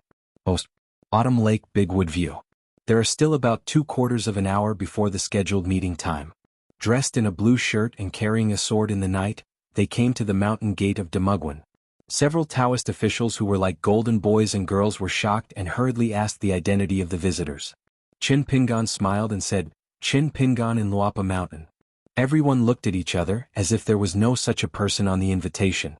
At this time, Gong Hua, who also served as the spectator of Lord Hu, walked out of the big wooden temple, with a famous sword hanging from her waist, and she became a goddess in the form of a female hero. She stood at the top of the steps and looked towards the man in the blue shirt at the foot of the mountain, bowed his head and said respectfully, "Junior Autumn Chihu Lake, Qing Xiai Gong Hua, welcome Qin Jianxian." Qin Pingan looked up at the female crown and bowed his hands. When he lifted his feet up the steps, Xuanhuan had already walked down the steps quickly, then stopped and turned to give way to the legendary Lord of Blessed Land.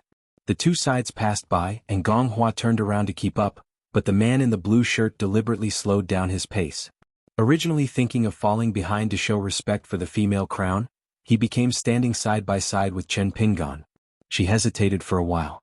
He stopped being hypocritical and walked to the gate of the Taoist temple with him. Xuanhuan didn't know how to greet him politely for a while, but the other party shook his hand by the lake and wrapped the neck of the girl in the dragon robe with a fishing line, and smashed it casually. Fainting on the lake, she was quite frightened. Although she was discussing matters in the Huayuan court last night, through Gao Jun's disclosure, she already had an estimate of this Qin Jianxian, but she still seemed to underestimate the other party's realm. Chen Pingan asked casually, "Please tell me which dynasty the master of the palace is from?" Xuanhuan smiled and said, "Why should Qin Jianxian ask the question? Zhu Lian and I are from the same dynasty, but I can't compare with this noble son who has been wearing hairpins from generation to generation.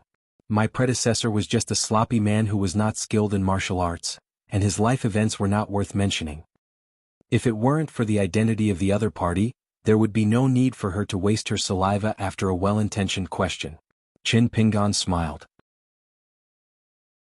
"It was really my fault that I didn't read it carefully, or that the old cook put Xuanhuan on the booklet of Peixiang, instead of scenery and spirituality." After entering the Damu temple on the Bayou Square outside the Zushi Hall, the Taoist temple has removed the incense burner, freeing up a large clear and refreshing space, and there are 2 rows of Wangwali official hat chairs with simple shapes, which seems to be a typical Songlai country.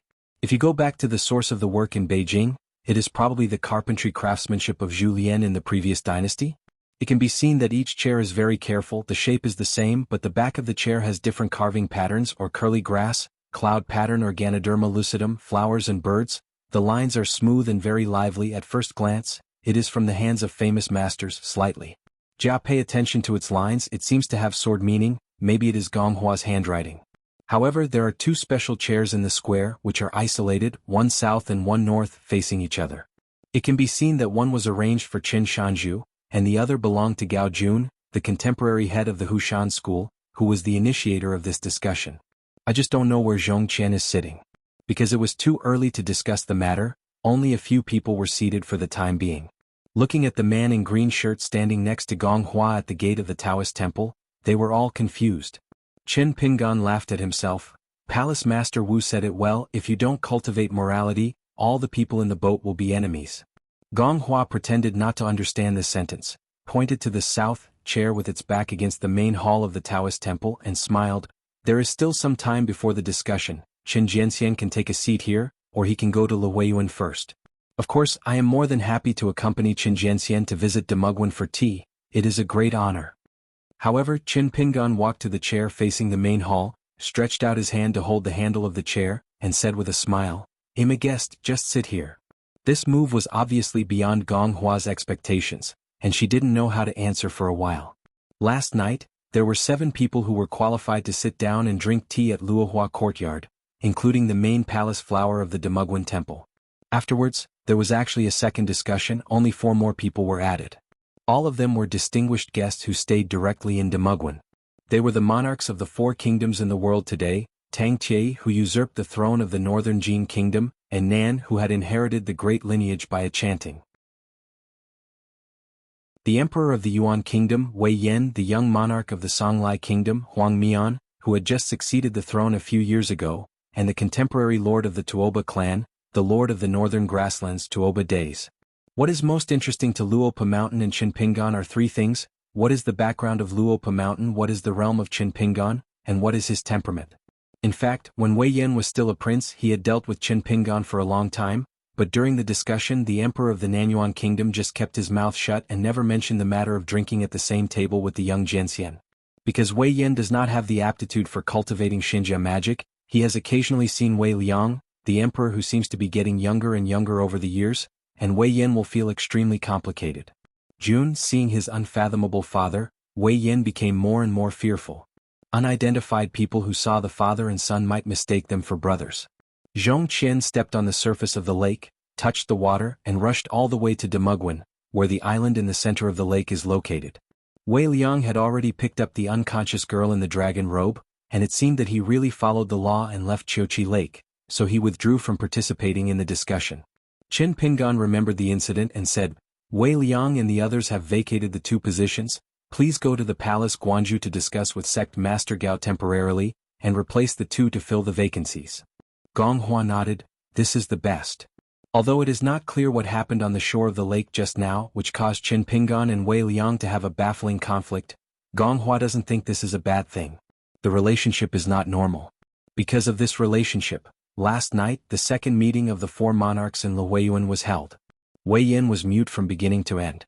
Let's talk less. They have completely distanced themselves from Nanyuan Kingdom, and Wei Yin is indeed calm enough. After nearly an hour of discussion, the face of His Majesty the Emperor of Nanyuan Kingdom could not be seen in the slightest. Strange. Otherwise, Qin Pingan is here today and there are actually quite a few allies on paper: the Emperor Wei Yin, the Emperor Wei Liang, the girl in the dragon robe with the Taoist name Zhejiao, Zhou Shuzhen, the old owner of the building Pei Xiang, the master of the Fox Kingdom, Zhong Qian. That's 6. If you add a martial arts master in Nanyuan country, a jianghu Jingxin, and 2 chi practitioners who established a sect and established a dojo there, you must know that the total number of people in today's meeting is only 32. Xuanhua didn't hesitate, made a bow and retire, and went to Luoyuan to discuss the matter with Gao Jun.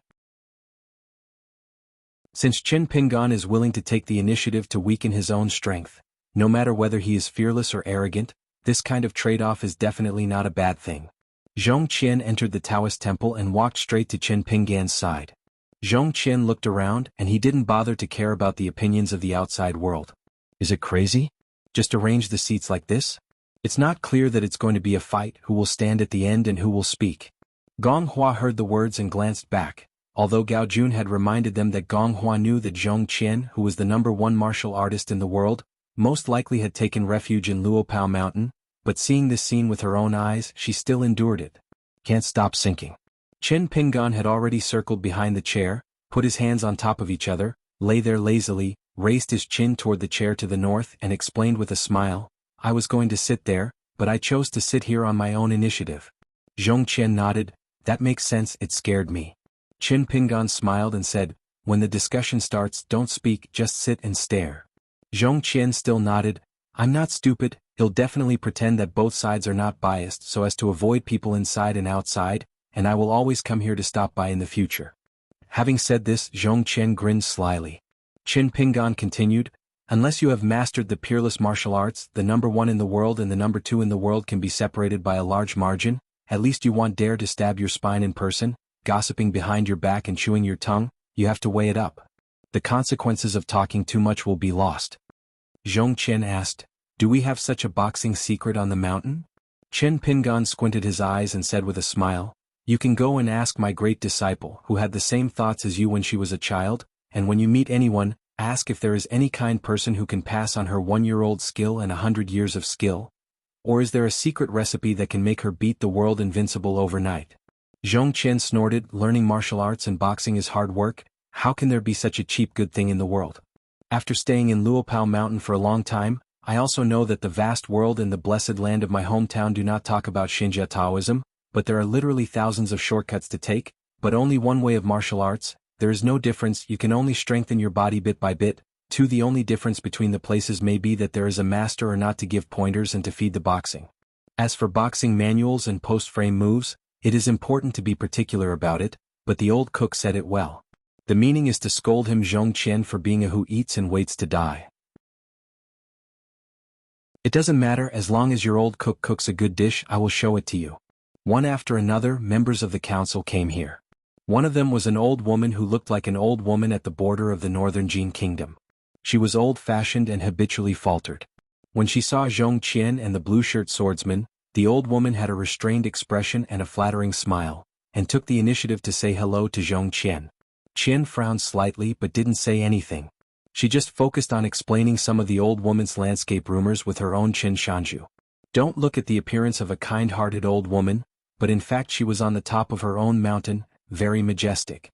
On the face of it, the ritual system of the mountain god mansion is arrogant everywhere, only that the height of her golden-painted deity statue is the highest in the world today, even more majestic than the Wuxia mountain monarchs of all countries and a few jianghu gods.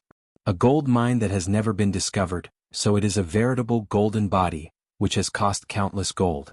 It is said that in the early years the city god of a nearby state brought a large group of city god officials, including Yi Yushin, to her mountain mansion to ask for guilt.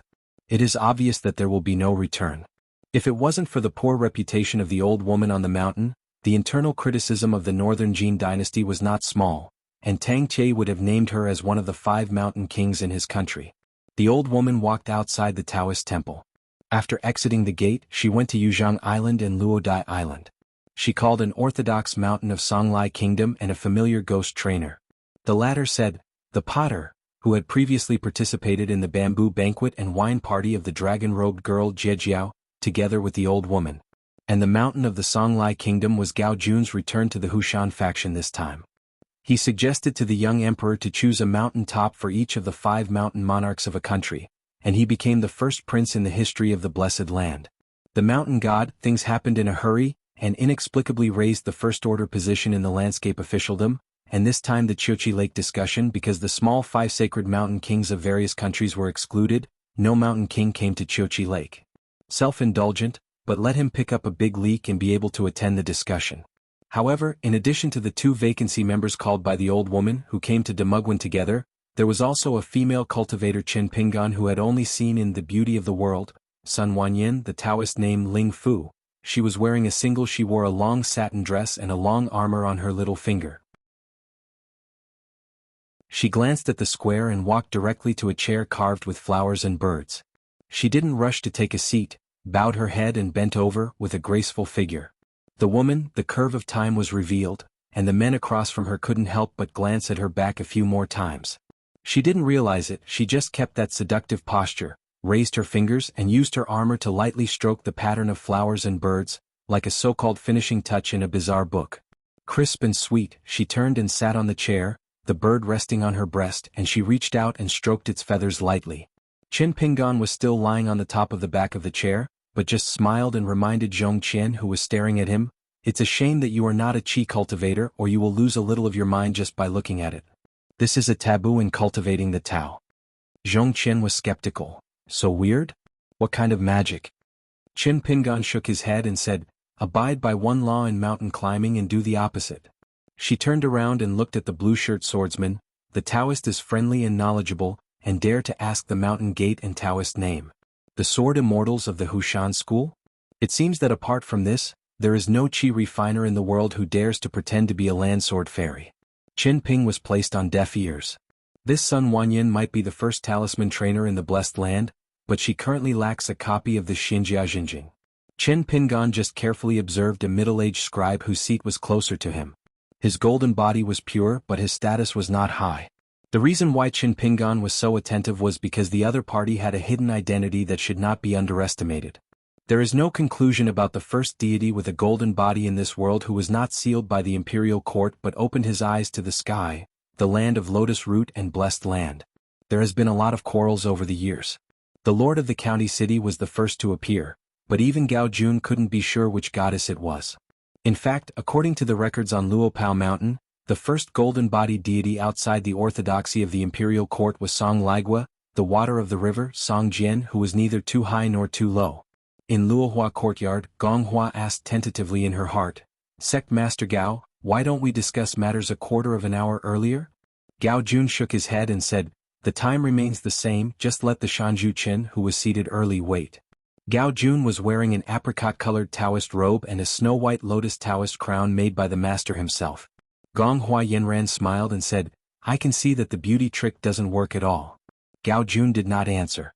If you really want to say beauty plan, Luopeishan only needs to let the old cook, surnamed Zhu, come out.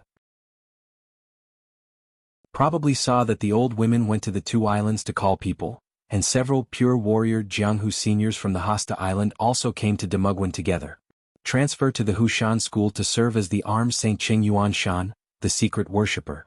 He admires Zhou Shuzhen, the Empress Dowager of Nanyuan State, who is the owner of the upper floor. Wu Kei, the master of swordsmanship. There are also 2 famous rivers and lakes in recent years, who are of the same generation as Qingyuan Shan and Wu Kei, and now they are all 6th-level warriors. One of them was an old man named Xuanhuan, who was in high spirits and had long-breathing swordsmen. Xuanhuan is also one of the 4 great masters of Jianghu, who was rated by Admiration Lu. He is a late bloomer and he was still unknown in Jianghu 20 years ago, but he is now the #1 swordsman in the world. The distance from the sword is more than 10 feet long, and with a green blade of 3 feet alone, it is enough to slay ghosts and evil spirits like a chi cultivator. When Xuanhuan saw the blue-shirt swordsman with the jade hairpin on his head, his face changed slightly, but he didn't speak. I have seen him twice, once in the capital of Nanyuan Kingdom in the early years, and once in the Hushan school not long ago.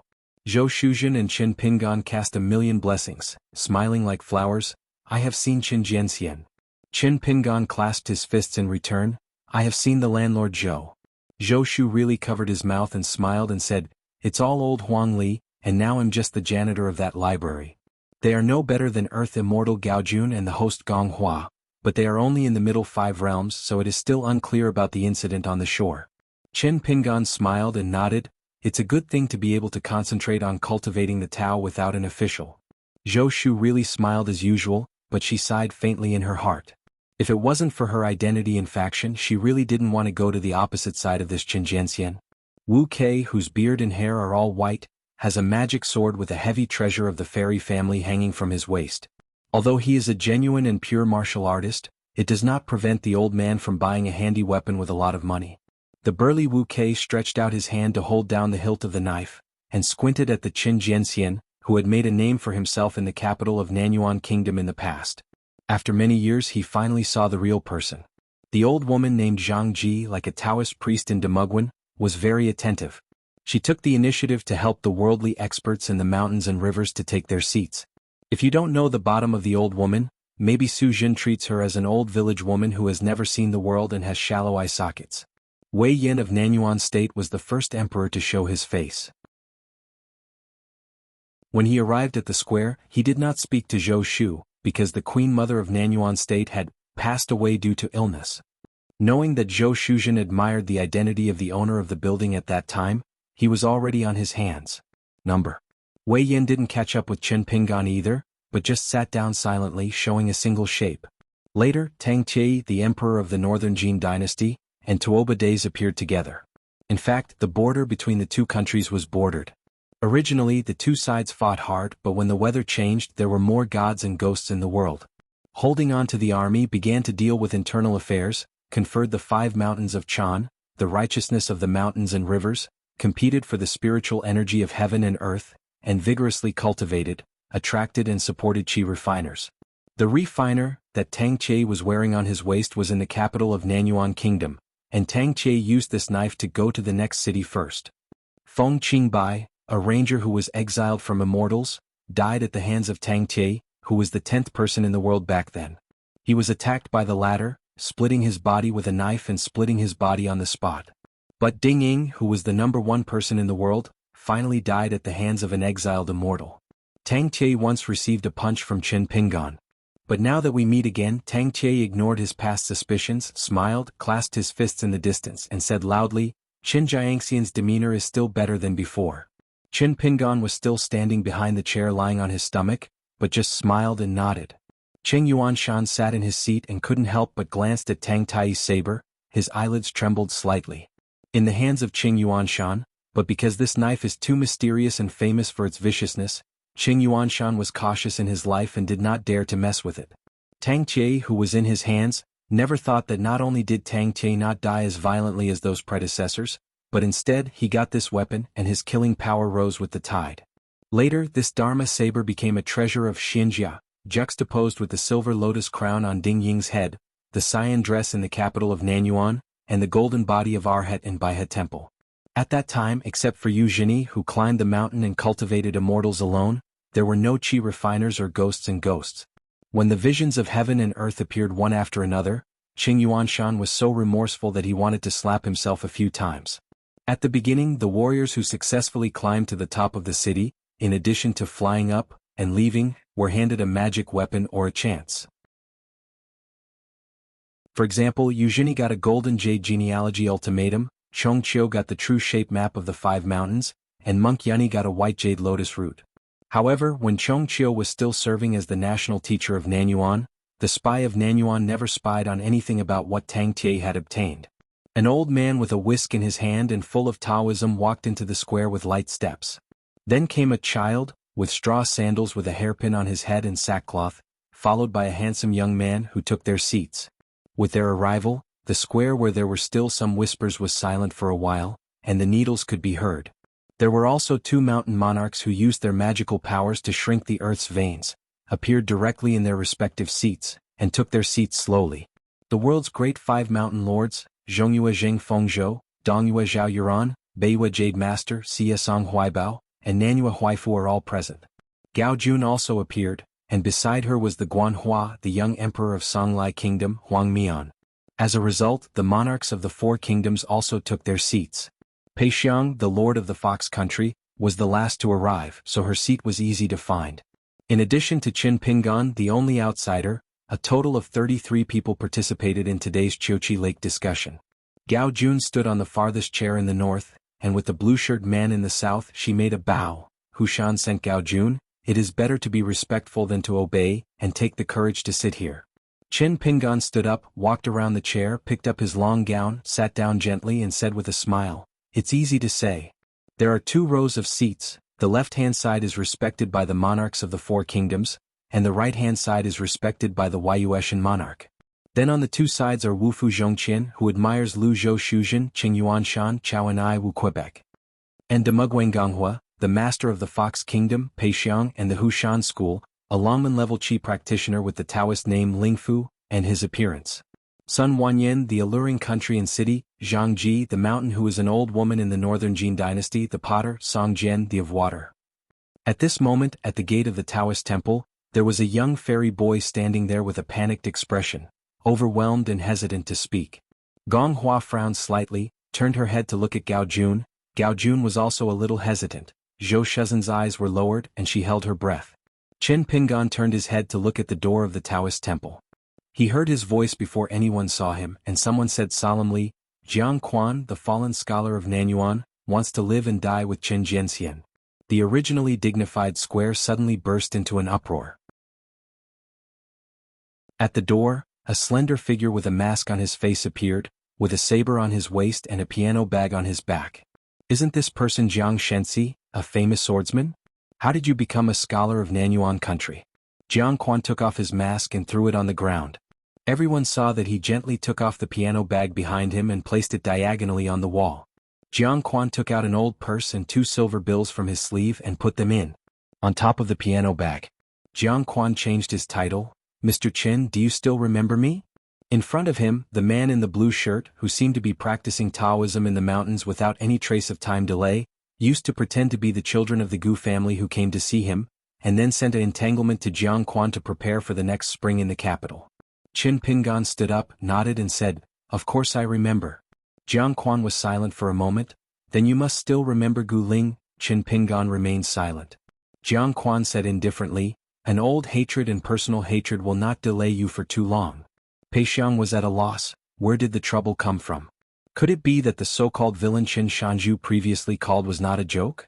Zhong Qian rubbed her chin and fell into contemplation, vaguely remembering the ambush in the capital of Nanyuan Kingdom that year. It seems that there was indeed a female violinist who was proficient in assassination first? In the past years in Lotus Flower Blessed Land regarding Gu Ling, Qin Pingan thought about 3 options and finally chose the third one. 3 years later, Chong Qiu would tell Jiang Quan the whole truth. But when Chong Qiu left the Blessed Land and came to Luopao Mountain, Qin Pingan only found out when he asked. It was obviously Lao Guan who took the initiative, because Chong Qiu had completely forgotten about it. Jiang Quan took a deep breath and stretched out his hand to hold the hilt of the knife. "Qin Jianxian, I understand the truth. The hatred in the rivers and lakes, the sword, the light and the sword, are nothing but conceit of life and death, that's all." Qin Pingan nodded and said, "That's the truth." Zhou Shuzhen said slowly, "After Jiang Quan's death, I admire Lu Zhou Shuzhen, and everyone present can testify, even if it is a life and death declaration. Dare to ask Qin Shanju a question." Chao Ni's eyes shone brightly. "Warrior Chao Ni, I would like to ask Qin Jianxian with swords, selfless hatred without public anger, not willing to die, just want to learn what the so-called sword fairy is." Qin Pingan smiled and said, "Don't worry, wait for Jiang Quan to draw his sword and draw it out of the sheath. After this competition, everyone present, as long as you are willing to get up, learn how to fight and ask for swords, you can join together."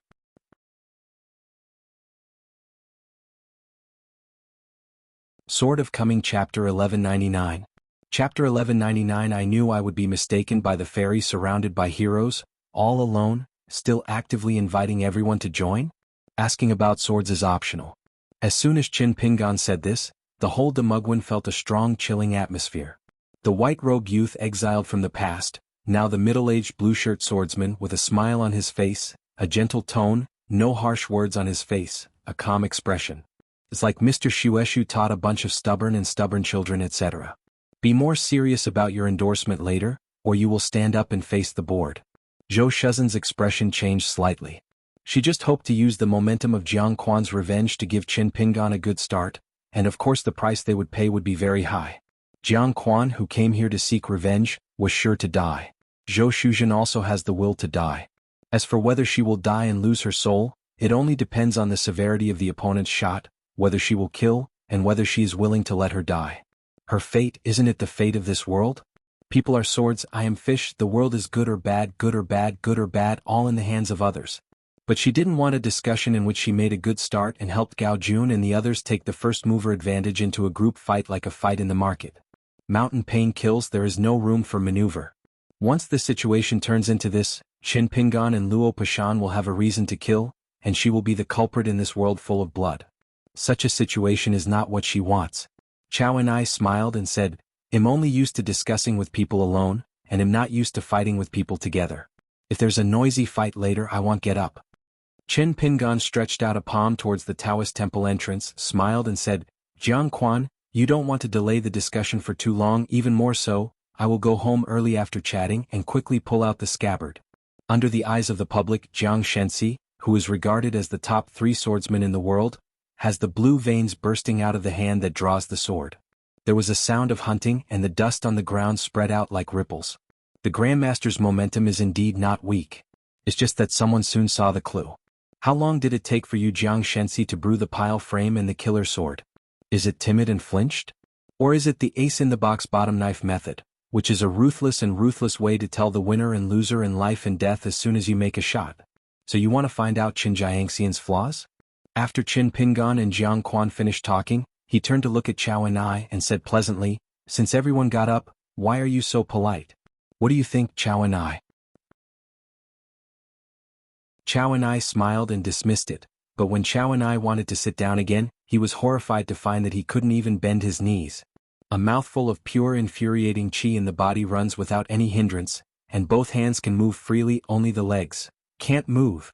Taking advantage of this time when Qin Pingan was chatting with others, Huaifu turned his head to look at Gao Jun, who was sitting on the main seat, and asked with his eyes, is this Jiang Shenxi who is going to seek revenge with Qin Pingan, or the ghost Jianghuan? It's not the foreshadowing of your Hushan faction's arrangement. Gao Jun shook his head. Jianghuan appeared in Qiuqi Lake this time. She didn't know it beforehand. She even heard the name Jianghuan for the first time. But the name Guling gave Gao Jun a bit of an impression.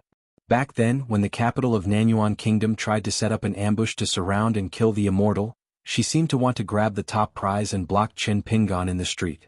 Tang Te was quite surprised. The usurper with the sword on his knees subconsciously stretched out his hand and rubbed the scabbard. He turned his head to look at the old owner of the building, who admired the martial artist. Zhou Shu really took the wrong medicine. Why is she like this? Jianghuan openly provoked Qin Pingan because of his anger. But Nanyuanguo and Jinjianglu don't have long legs, so they are not afraid of affecting Jingguozuo and his family's business, and they will be settled by Luopeishan after the fall? Tang Che shifted his gaze slightly. Wei Liang and the girl from the lake with the Taoist name Jiejiao were temporarily absent from the discussion, and the 2 adjacent chairs were replaced. Did Qin Pingan and Luopeishan temporarily sense something was wrong, and they started first to be stronger? Last night, during the discussion in Luoyuan, the emperors and Duyu Shanjun roughly discussed a result and reached a consensus. As the upper realm Luopao Mountain, the owner of the blessed land, Qin Pingan must recognize the autonomy of this world, and is willing to sign a landscape oath contract with them, and the period is at least 300 years. According to the agenda agreed upon at Luoyuan last night, today the number 1 person in the world, Hushan, sent Gao Jun to take the lead in challenging Qin Pingan's Luopao Mountain to raise this matter. Qing Yuanshan was both shocked and admired by the words of Chao and I next to him. He never thought that this unspeakable swordsman was so arrogant. Look, Xuanhuan has never been seated, just standing there. What a hero. Xuanhuan has always been known for being aloof and withdrawn on the rivers and lakes. He does not set up a school to collect disciples, nor does he like to learn martial arts with others. He prefers to be alone, incognito, walking in the rivers and lakes, climbing mountains and rivers, unlike one of the four great masters. One of the masters is more like a Confucian who doesn't care about fame. In addition, Xuanhuan's martial arts achievements belong to a late bloomer, so when Jianghu selects the master candidate, Xuanhuan is on the list, and most people in the world are at a loss. The Yu Xian of the Hushan faction who practiced Taoism and rejuvenated his youth has already been lifted up and left the world, and Lu Tai, the demon sect with whom he has worked hard, has also disappeared. In this way, if you want to ask to determine the level of Taoism and magic power of the immortals in the mountains, unless you are looking for Gao Jun of the Hushan school to compete. Since Xuanhuan considered himself a swordsman again, and wanted to know what a landsword immortal was, there happened to be such a discussion, and it was indeed more reasonable to find this Qin Jianxian, who used to be a swordsman against Ding Ying. Qing Yuanshan even suspected that if Qin Pingan didn't show up in a few years, Xuanhuan would go to the Hushan school. The century-old rivers and lakes roughly belong to 3 warriors of different generations. According to legend, the 100-year-old admires Lu Zhou Shuzhen, Xuanhuan, who is younger than Chong Qiu and is similar in age to Tang Tie, and the rising star Jiang Shenxi, are not against Qin Jianxian. Does it mean that a mountain that has changed the world and the martial arts arena, there is absolutely no possibility of cooperation with Luopao Mountain? Coupled with that Qin Jiangxian's tit-for-tat confrontation and uncompromising, it was enough to suffocate the suffocating that there was no discussion today. For a while, in the big wood view, the clouds were turbulent, and the undercurrent was surging. Zhao Yuran, the emperor of Dongyue Mountain in green robe and golden armor, said, "The discussion has already begun, and today's agenda has already been finalized. Xuanhuan wants to take revenge, and he can wait until the discussion is over." Zhongyue Mountain Lord Zheng Fengzhou nodded and said, "There should be some rules." Zhou Shuzhen pretended to be surprised and said, "Didn't we just start the discussion? How come the agenda is finalized today? Could it be that the 5 Shanjins closed the door to discuss the content?" Wu Kei sneered, and the white-haired old man sat with his knives in both hands. "I don't know what the reckless people like us are sitting here to figure out. Are we just making up the numbers?" Beiwa Shanjun, who was wearing a crane cloak and holding a whisk in his hand, the master of the Jade Ultima, changed his hands to hold the whisk. The air was full of brilliance, and the track of the whisk was long-lasting. Sect leader Gao should have read the agenda now. We must not let Qin Shanju misunderstand that we are full of rude people here. These gangs will use force to offend the barren underworld, which is so vulgar they only know how to shout, fight and kill. Shanjun Xie, who looks like a young scholar, squinted his eyes and smiled and said, "It's inappropriate for Master Jade to say that. It's easy for my family to misunderstand that Xie has taken refuge with Shanju Qin behind our backs." How chilling. Master Jade snorted coldly. "As far as you, Song Huaibao, know how to be a human being, I want to see if Xie still has such a stern character when Luopao Mountain is overwhelmed by the army, and the world suffers from pain." After Song Huaibao sat down today, his attention was always on the beautiful women like Pei Xiang and Sun Wanyan. When he saw Gao Jun at the beginning of the year, he felt that he belonged to him, and felt that she was his appointed Taoist companion, but this trip to Autumn Lake he had a little more candidates for Taoist companions. Just a man, how can you like the new and hate the old? Song Huaibao was a little more regretful. The right side of Sui, who was said to have turned to cultivating Taoism to become a sword immortal in Luopao Mountain, did not participate in this discussion. As the lord of the Fox Country, Paixiang's face was ashen, and she was very angry. She reached out and grabbed the handle of the chair, staring at the old owner of the admiring building opposite. Zhou Shuzhen's mother-in-law turned against the water without any warning, and chose to be the chaotic thief. Pei Xiang was like eating a fly poop. She felt extremely uncomfortable and aggrieved. Over the years, Hu Kingdom has always had a good relationship with Jin Jianglu, who has mastered all kinds of espionage and landscape insider information in the world. So it is conceivable to what extent Pei Xiang is in a bad mood at the moment. What's more, Pei Xiang still has a bit of a guilty conscience just because Hu Guo took the initiative to contact Jin Jianglu back then, and Luo Fume, one of her most reliant direct disciples, had privately reminded her master a few words such as cooperating with Jin Jianglu. It's best to be refreshing and refreshing. Fox Country uses snow to buy information, negotiated the price, and every time the money and goods are received, don't get involved too deeply, and don't think about the future when Fox Country lifts the ban and opens the door, and you can use Jingyang Lu Xing. It is convenient, not to mention the idea of taking the reverence building into the pocket and becoming a vassal of the Fox Country, down the mountain.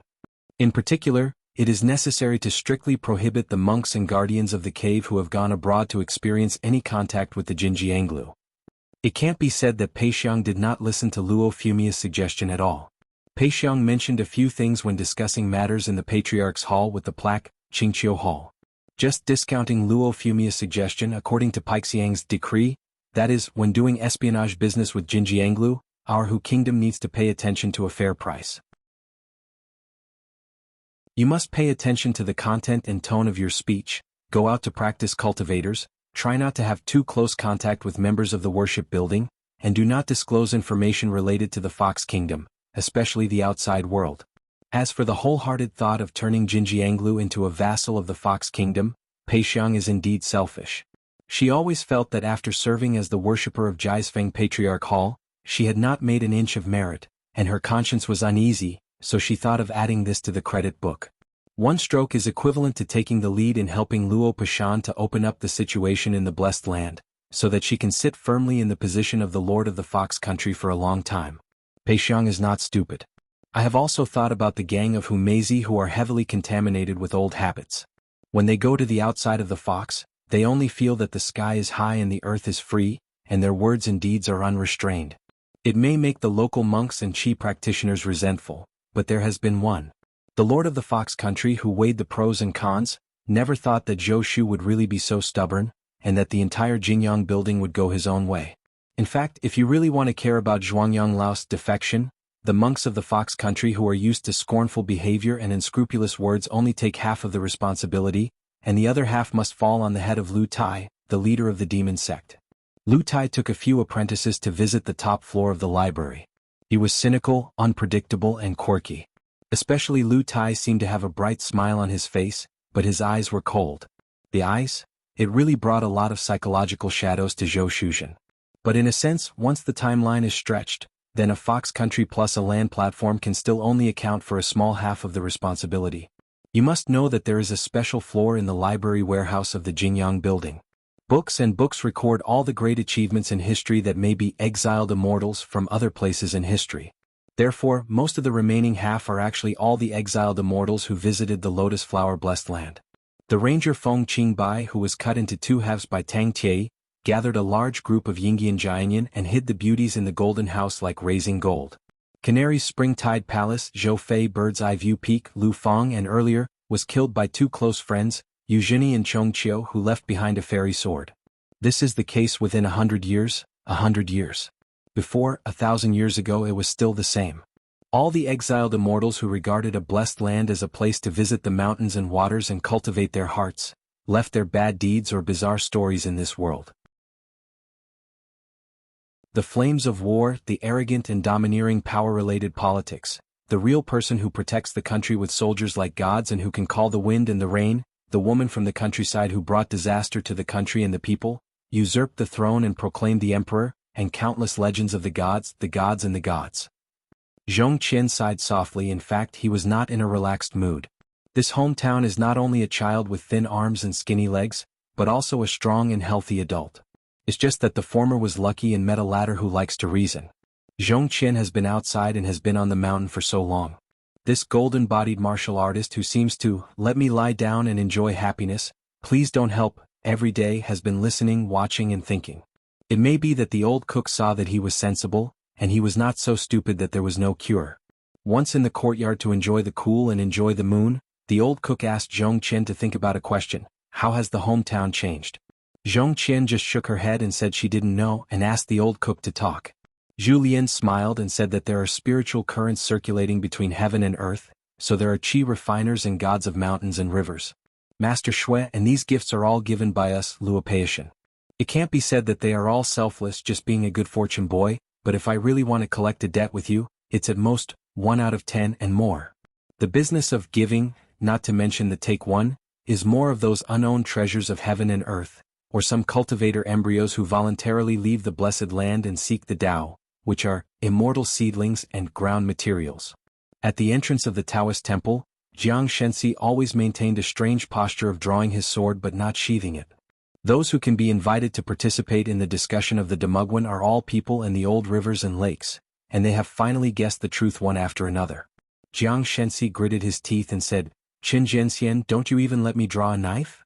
Qin Pingan smiled and asked back, "Isn't it good at learning and my skills are not as good as others, is there any reason?" Xuanhuan said solemnly, "Why does Qin Jianxian humiliate people like this? I didn't ask you to stand up or sit back down. You surprise me first and he'll surprise you with a snack. It's a courtesy and it's not an insult." Qin Pingan didn't turn his head, just put his hands behind him and looked at Xuanhuan at the door. "Of course, if you think this is an insult, I can't stop it. As long as you are willing to change your mouth, you will have Chao Ni in a group fight later. They'll change my mind and let you sit down immediately." If it weren't for this revenge that Xuanhuan came to the door, Zhou Shu would not hesitate to die to earn a little bit of cheapness for his hometown and the world. Qin Pingan had a draft for a long time. If he wants to speak clearly, he must first solve the problems left over from history. After all, to talk about one truth, it is more than this truth. Lotus flower blessed land, for those exiled immortals who came here to experience the red dust or play in the world, and wantonly disturb the order of the world, it can be said that they deeply hate them to the core. The predecessors planted the tree and the later generations enjoyed the shade.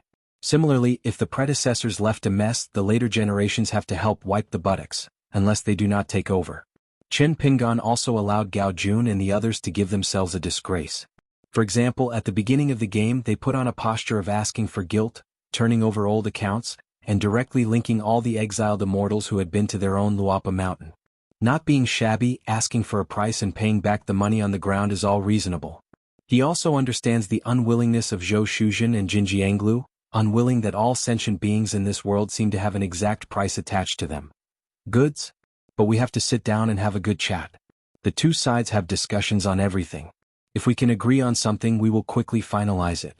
If we cannot agree, we will put it on hold for the time being. This is called discussion. Otherwise, why would he come to Demogwon alone? Let Julien and Chief Zhou sit, and then let Xiaoma or Shego sit, and then you can make trouble as you like. Find a few nurses in advance, such as Nanyuan State's Supreme Emperor Wei Liang or whoever. If a disagreement is reached in a discussion, they will fight. This is not called fishing but a catch. Together with the emperors of the four kingdoms, they were all imprisoned. Pure warriors were imprisoned for 10 or 20 years, while chi practitioners and landscape spirits were imprisoned for 100 and several hundred years. Without more than 30 of you, is the lotus root blessed land still a blessed land, and the human world is still the human world? Song Huaibao had already kicked his boots and sat cross-legged. He was the least upright among the 5 mountain monarchs. The Xie Shanjun who once said last night, "If you don't keep secrets, lose your country, you'll lose your life if you don't keep secrets." Today he has turned into a lazy again. Unlike other people who are busy changing their minds and assessing the situation, Song Huaihua, who is also not idle, is looking here and there, feasting his eyes. The women participating in the discussion today, except for the old woman Mountain Wangji on the border of the northern Jin kingdom, the rest are all good-looking, beautiful in appearance, thin or plump, each with its own merits. His territory under the jurisdiction of Xie has many overlapping territories with the mountains and rivers of Nanyuan, but Wei and the girl in the dragon robe once secretly climbed the mountain, but they were closed. But after gathering a lot of ghosts, Song Huaibao took the initiative to secretly enter the capitals of Nanyuan and Songlai several times, as well as local prefectures, to investigate the customs of today's world. In fact, even the members who are qualified to participate in the discussion of Demogwon are the first time to see the mountain monarch who has the cultivation realm of the 5 realms and the scope of the clergy. Not just some people who went to the main hall of the Wuyue temple to burn incense and brought back a golden statue, above the hand-painted hanging statue. The last time Gao Jun returned to the blessed land, he pointed out a road for each of the 5 mountain lords, and explained in detail the many mysteries of the people's incense sacrifice and how to temper the golden body. She took the lead in drawing the boundaries of the 5 mountains and dividing them into states, clarifying the boundaries, and taking a certain mountain and a certain water as the boundary. Gao Jun then followed the Howran World Confucian ritual books copied by himself to explain what is the eternal cycle of the 5 virtues. The reason why the 5 sacred mountains are called you without saying why is the mountain. The monarch of a small country in Jiuzhou can make a king for the 5 mountains in his country, a big dynasty can make an emperor, and only the Confucian temple of Zhong to conceal the 5 mountains as a sacred king, and Gao Jun also helps Wuyue Shanjun, clearly fixed the rituals, location and time of the sacrifices of the 5 sacred mountains. Most of them were copied from ancient books by Gao Jun and a few were used. That's why Wuyue Shanjun thinks so much about Gao Jun in the Hushan faction. Gao Jun is the one who is truly willing and able to achieve great things for this world. The child's appearance are the strangest one, with sackcloth sandals and basil in the waist. You are the lord of Nanyue Mountain just because he is too small, so he sits there without touching the ground with his feet. The seat is located at the southernmost side among the colleagues of the 5 mountains, so the position is next to the Demugwang Gonghua. Beside Gonghua, Sun Wanyin, who was at the bottleneck of watching the sea, bent the back of his hand, raised his fingers and whistled, teasing the well-behaved bird that fluttered softly but did not fly high. This female chi cultivator, who just opened a mountain stand party and played a banner not long ago, is very leisurely and has nothing to do with herself. The ancestral temple is located in the mountain goddess Wangji, the goddess of the mountain at the border of the 2 countries. Xuanhuan was still admiring Chao and I's courage just now, but now he began to feel sorry for Chao and I, who couldn't even sit down. Otherwise, you have spoken rhetorically and you have given up your harsh words. What's the result? Are you embarrassed or not? Zhou Shu really felt powerless and tried it quietly. It seemed that Qin Jianxian didn't stop her from taking her seat again. Gao Jun, who was sitting at the main seat, tried to speak several times, but he was hesitant to say anything for fear that he would not be able to smooth things out, but instead added fuel to the fire.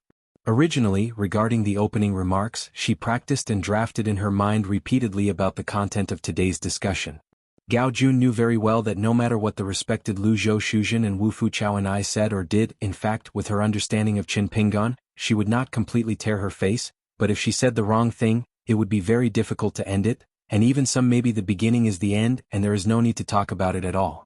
On the nearby Luodai Island, Guyuexian, a private house specially given to the Hu Kingdom by Demugwan, once Peixiang left, there was only a long life left.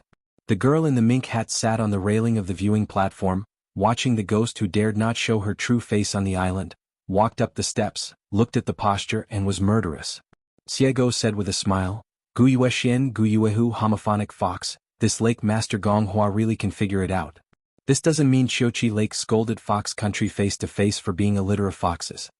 Chang Ming smiled and said, probably Gonghua feels that since the top of Peixiang Mountain is called the Hu Country, he must not care about this. Besides, the outside world is not clear about the Hu Country.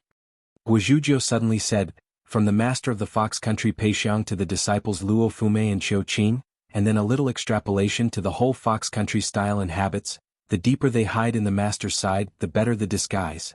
The more trembling they are for fear of saying the wrong word, the more they will bounce back inside and outside the Fox Country. Xiego originally wanted to say something to the leader of his alliance, but when he thought of the poor end of the white-haired boy, and now he didn't know that he had been removed from the private pedigree, the sable-cap girl had to shut up, but don't just stop at the top of her own mountain. There is only one leader of the Gua alliance left, and there are generals and generals who are free to sit in the big tent and no small pawns. Chang Ming nodded and said, that's the truth. Guizhuzhou turned his head to look at the Luo mountain palm law. The girl was puzzled. Chang Ming raised a hand, spread out his fingers, shook it a few times and explained with a smile, the mountain master has reminded me I just did it. Guizhuzhou nodded, it's my master's usual style.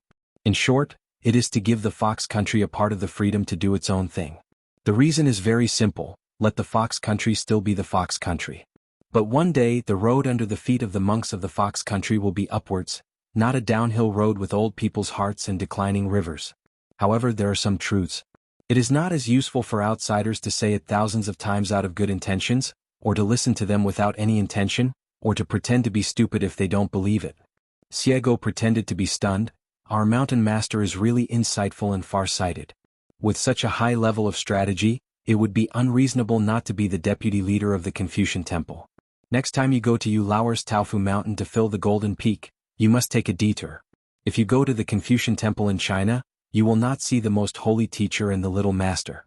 You have to talk to Master Wenxing and Jingsheng Shiping. Putting this matter on the agenda is not the orthodox leader of the Confucian Temple, but adding a deputy leader. Alliance leader Gua, it's quite reasonable for your subordinates to say so, and they won't be recorded, right? Guizhuzhou said, don't make any more troubles, the trip to Middle Earth is business, you just bring those gold and copper coins to Taofu Mountain, and when you are done, go back to Luapa Mountain. Master said that a big mountain is fine, the imperial court regardless of the yamen, the most afraid of the backbone cultivators and the officials are looking for trouble, deliberately taking credit for their actions, or deliberately misinterpreting the original meaning of the above for the benefit of their own camp and the yamen, or to protect themselves from mistakes, simple and one-size-fits-all. Resulting in a mess of branches and vines, which is contrary to the original intention of the above, and the final result is a mess. The people above are kept in the dark, the people below are complaining, and those who are not concerned about the fun are afraid that the world will not be chaotic, saying a lot of sarcastic words. People of insight have their own reasons to be filled with righteous indignation.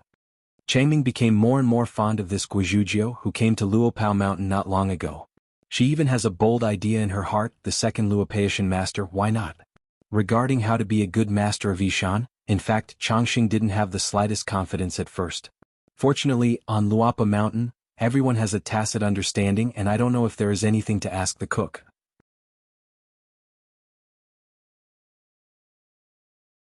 Xiego stretched his neck to look at the Taoist temple, listened to Guomengba's teachings, nodded. Changming continued to ask, do you think Wei Liang and his Taoist companions' unresolved corners took the initiative to walk up to the mountain master before discussing matters? Is it due to etiquette? Guizhuzhou smiled and said, the number of rituals is the number of rituals and the storm is also the storm. It was all deliberately done by Wei Liang. After all, he was a person who was the emperor of a country. As for the master, he was good at talking, so he pushed the boat along the way. Half of it was to help Wei Liang teach the other Lake Jiao, who would definitely act nonsense in the future so that she would not be too ignorant. Please, because Wei Liang must have figured out this discussion, and their side will not have any good fruit to eat. Changming smiled and said, why is it destined to have no good fruit to eat? Our mountain master is here to discuss matters well. Guizhuzhou said, Wei Liang knows my master's character, and he knows the character of everyone in his hometown. Changming asked, then do you think the mountain master will do it? Guizhuzhou grinned, this question is so boring, master has already given the answer, what is the biggest villain? Xiego asked softly, Guizhuzhou, all the sword cultivators who came out of the summer palace are like you? You can't enter the summer palace. Guizhuzhou patted Xiego's arm and the girl's pointed chin rested on the railing, but you don't have to go to the summer palace to waste time. If you are a native sword cultivator in my hometown, I can guarantee that no matter whether you are white, Jing or Xiego will definitely be very popular, even more popular than Lu Ji's long legs, not only because of your high swordsmanship and being one of the top 10 swordsmen in the city, but also because of your very likable personality. It is what we recognize the most, not afraid of the sky, not afraid of the earth, it is pure sword repair. Maybe there is a female sword immortal on the top of the city in my hometown. Xiego crossed his arms around his chest and laughed, that's it, what a pity the bird. Based on Guizhuzhou's words alone, if the Great Wall of Sword Qi was still there today, and all the sword cultivators were there, she might just travel far away with the sword and go to the Great Wall of Sword Qi to be a foreign sword cultivator guarding the city. It must be engraved, she must be able to kill 2 wild Ascension Realm monsters, instead of writing Beijing, just writing Xiaoma. Wow, is there a better love letter than this? On the shore of Qiuqi Lake, the swordsman Wu Jiang the Old is still fishing xuanhuan, and the mountain goddess Yuan Jiatsao of the begging flower field in Dai Mountain, the Taoist name is Green Waste. Compared with the later gang of martial arts warriors, they were considered old acquaintances. Xuanhuan asked, Zhong Qin has already gone to Damu Temple, why didn't you follow? Wu Jiang said angrily, Zhong Qin's identity is there, and I am not one of the leaders of the Hushan faction to be invited. When I went, I was stopped outside the Taoist temple, and it was rumored that I had a bad reputation. Someone curiously asked the man who suddenly changed his attire, who was holy. Wu Jiang reached out and patted the scabbard. He is the Qin Jianxian who killed the devil Ding Ying with his own hands. Everyone was immediately amazed, their eyes lit up and they were amazed. It turned out to be him? It's our eyes that are blind. It is said that the street fighting in the capital of Nanyuan Kingdom kicked off, and finally ended in the battle at the top of the city. It's almost like Zhu Lian who killed 9 people 100 years ago. If I had known that the famous Qin Jianxian had returned to the arena, I should have said a few more words to him just now. Wu Jiang stretched out his finger and pointed at 2 of the masters of the rivers and lakes, and smiled happily. All of you are all coming to the great master of the first bell, and there is no such thing as Qin Jianxian in your eyes. Before, everyone chatted together. I didn't give people a chance to speak. Qin Jianxian took the initiative to interject twice, but it turned out that you were all good. You all pretended to be deaf and dumb and took care of yourself. It's implied that you too. Anyway, Qin Jianxian took the initiative to ask, you should give a little face and chat with you, not to mention an identity and a familiar face. If you have the opportunity to meet in the future, it will always be a little incense. Well, now, people finally reveal their identity. Yu Jin has traveled far away in Demugwen. Is he dumbfounded? One of them was worried and asked cautiously, Wu Jiang, you are familiar with Qin Jianxian. He won't hold revenge, right? The previously unremarkable Qin Jianxian did take the initiative to ask a question. Of course he heard it, but he deliberately ignored it. At that time, when he squinted and saw the other party didn't say anything, he naturally looked down on the other party even more. Wu Jiang's face was as usual. He laughed and said, no, absolutely not. Who is Qin Jianxian, who is very ambitious? I was with this game Red Qin Jianxian, and I happened to meet at a roadside wine in the snowy night of the rivers and lakes. Shop, just because there is only the last jar of fine wine left in the wine shop. We are all good wine people, so we have a little misunderstanding that is the size of sesame seeds. Let's not know each other. You all know my violent temper. One with strides, he got close, his figure floated like a wisp of blue smoke, and he came to Qin Jianxian in an instant. Of course, for a person who likes wine, fighting for wine is an elegant thing. I didn't draw the knife at that time and put it on the other side's shoulder lightly. With a few taps on the shoulder, Qin Jianxian didn't get angry either. He just put his fingers together and gently removed the scabbard. I hit it off with him. We bought drinks and we drank together at the same table. It was snowing heavily outside the house and the two of them were cooking wine and talking about heroes. Everyone sighed and envied the move.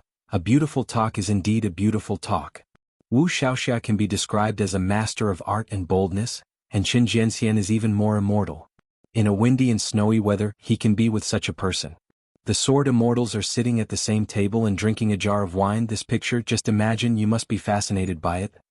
It is said that the immortals on the mountain can foresee the future, and their words are always a prophecy and never fail. With a purpose, it seems that Wuxialover will become one of the 4 great masters in the future, and it is safe. I never imagined that a sword immortal who looked like an ancient book would be so approachable. Xuanhuan and the goddess of Qiwacheng Mountain in Daishan knew the inside story, looked at each other and smiled, and did not reveal the year of Wujiang. In fact, it is today. Yuan Jiao felt that it was a pity that Wujiang, who came with his mouth open, did not go to Tianxiao to be a storyteller with a stall. Another jianghu expert, while relieved, whispered, I really couldn't tell that he was a legendary land sword fairy. Wujiang sneered and said, you are really interesting. You have no eyesight. Why do you blame others for not being a sword fairy?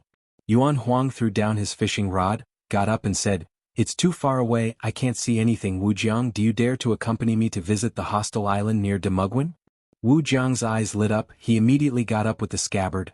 Yuan Jiao was also eager to try it out, showing a lot of interest. Yuan Huang smiled and said, the goddess of the mountain, please don't go there. There are temples and temples of the mountain god. It is not suitable to be banned, and there is nowhere to hide if you have made revenge with the Qi cultivators. We are all only the reckless gangsters who live in no fixed place can be indifferent.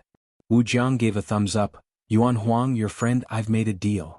At first glance, Yuan Huang is a master who can eat delicious and spicy food wherever he goes. He is flexible and flexible. Unlike himself, he is too strong, he works old-fashioned, and he is poor. Yuan Huang said with a smile, it's easy to say the rivers and lakes are so long and long. After all, you will see people's hearts after a long time. If you are a friend or not, don't cut the chicken's head and burn the yellow paper.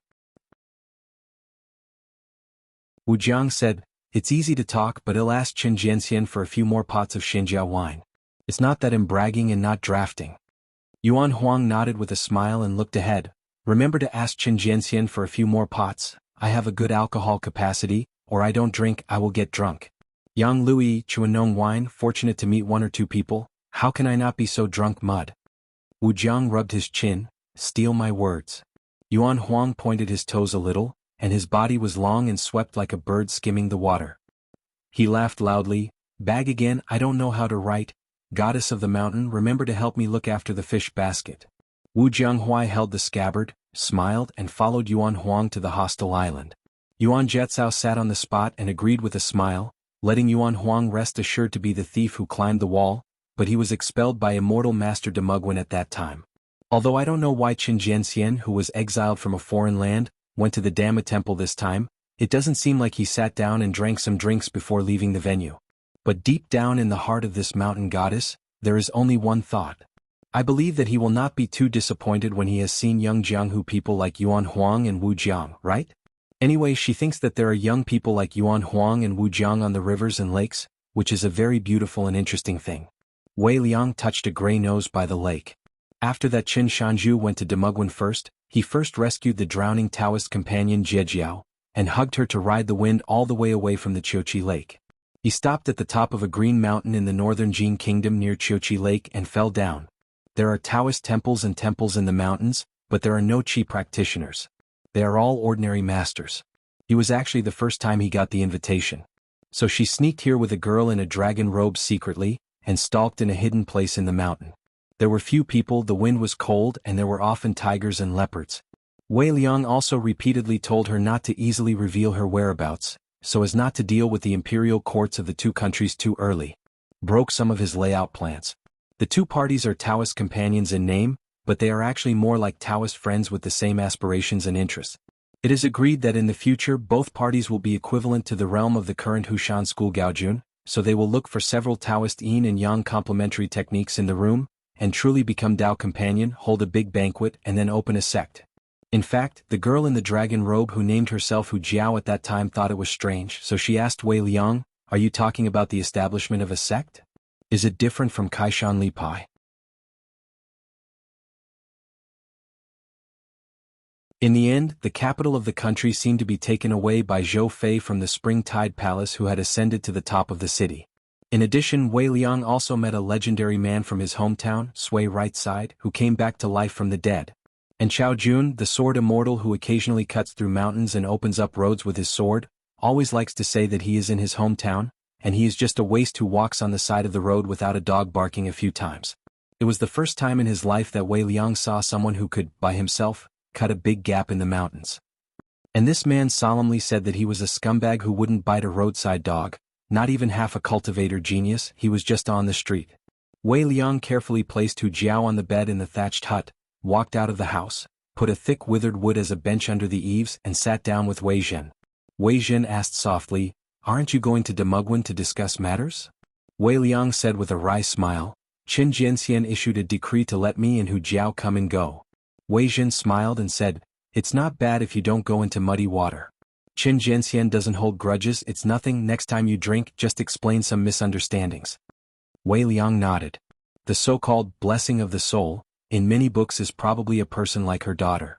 Many smart people like herself are deliberate, plan in every possible way, and act in danger and walk on thin ice. It seems that they are not as good as her mistakes. Naturally at will. The girl in the dragon robe, whose real name is Hu Jiao and whose Taoist name is Jiejiao, was actually entrenched in the Nanyuan Imperial Mausoleum for a long time. When the celestial phenomena changed and she was born in a mountain snake, she raised her head and worshipped the moon, and somehow managed to absorb it. There is a lot of dragon energy in the Imperial Mausoleum of a country, which made Wei Liang, who was aware of the truth, shocked and angry. He originally wanted to slap him to death, but this emperor was heard by some old sayings in the market when he was young. As far as I am concerned, it is a good thing to walk snakes in the house. It is not suitable to kill, just let it come and go, there is no need to ask or send it. So Wei Liang restrained his murderous intention, and instead threw it to the fairy family spirit, which specially recorded how the spirits became enlightened. Books then find branches as pens, write and draw on the ground, and patiently explain the words and meanings on the ground with it. The years in the mountains are passing by, I don't know the spring, autumn, cold and summer outside the mountains, but Wei Liang unknowingly entered the Longmen realm all the way. But after that, Wei Liang stagnated in this realm. After several retreats and failed to achieve the elixir, he began to become distracted. Could it be that the achievement of the great Tao in this life stopped at the bottleneck of the Dragon Gate realm, but he was still unable to form the elixir to achieve the Earth Immortal realm? In those days when his heart was burning and his mind was unstable, when Wei Liang was teaching the long worm in the mountain, he occasionally looked at it, which always liked to squat quietly, and he couldn't help it. His eyes were cold and he had murderous intentions in his heart. He wondered if it was because of its appearance while vying for a part of the dragon energy in the Imperial Mausoleum. It also took away the luck that should belong to him. After thinking about it, Wei Liang decided to retreat for the last time. If he still can't form a golden elixir, it is my generation. Then it is no wonder that he is ruthless, killing snakes to disperse dragon energy, and then by himself swallowing dragon energy and refining it into himself. Good luck. In the last retreat he still failed to break through and form an elixir, but when Wei Liang saw the mountain snake again he was surprised. It turned out that it had been successfully refined and became a naked mountain girl. When he saw Wei Liang, she pointed to the contents of a Taoist book she had written by herself, babbled. The words were still vague, and Wei Liang smiled and bowed her head to her, calling her a Taoist friend. Although Wei Liang could sense that the contemporary head of the Hushan school, Gao Jun, had already formed the pill one step ahead, but when Wei Liang saw it or her, Wei Liang did not want to kill. Now, just to comfort myself by saying that my generation of cultivators have their own destiny. Later, under the protection of Wei Liang and the court of Nanyuan Kingdom, Hu Jiao appeared in a place where mountains and rivers depended on each other. Wei Liang thought that he was the right place in the power of the people, but in fact, this was the way of the world and he deliberately opened up the net for her. It is precisely because Hu Jiao is the first, walking the river, in the world that she has a good fortune in the right place in the right place. Otherwise, in the vast world, even if a mountain snake absorbs the dragon energy and wants to walk through the water to turn into a flood dragon, the previous blessings and good fortune will be transformed into the same or even greater natural disasters and calamities during the water walk. It is not a matter of perseverance. Experienced great hardships and failed to succeed. Therefore, after her, there are still a few daffodils belonging to the mountains and lakes. They want to draw the scoops according to the gourd, and use the water to shape the bodies of Qiu and Jiao. But without exception they have gone through ups and downs and failed, only to say that one of them, a giant python as thick as a pillar, at the end of the mighty water, in the stormy weather with lightning and thunder, there was a steep mountain directly beside the water. Going down like a big tree crossing the river, not to mention blocking the way, the top of the mountain also hit the body of the giant python that had begun to shed its skin and had faint horns on its forehead. 7 inches, a river-walking python that caused the flood was killed on the spot. The body floated, drifting with the water, and the chi refiner who hid aside divided up the huge body. I can't help but let the Taoist people in the mountains look up at the sky with awe. It is really impermanent. It is no wonder that there is a mountain of monsters in the books of the immortal family, and there must be 3 disasters and 7 disasters to survive the catastrophe. Wei Liang turned his head and Hu Jiao was already awake in the room. The girl in the dragon robe got out of bed and walked out of the room. Her expression was gloomy, her brows were full of resentment. Of course, she still had lingering fears. Wei Liang said calmly, "It's up to you to listen or not. He'll just say one thing, don't have any thoughts of trying to find a way back." Hu Jiao was in a bad mood, and when she heard this she was even more angry. She screamed, "Wei Liang, it's a good thing you have a good character in your name, you old man with no conscience, don't help me and help outsiders?" Wei Jin is already used to it, covering his ears with his hands and just arguing with you. After all, this girl in a dragon robe is still his father's future Taoist companion and his own stepmother and little mother.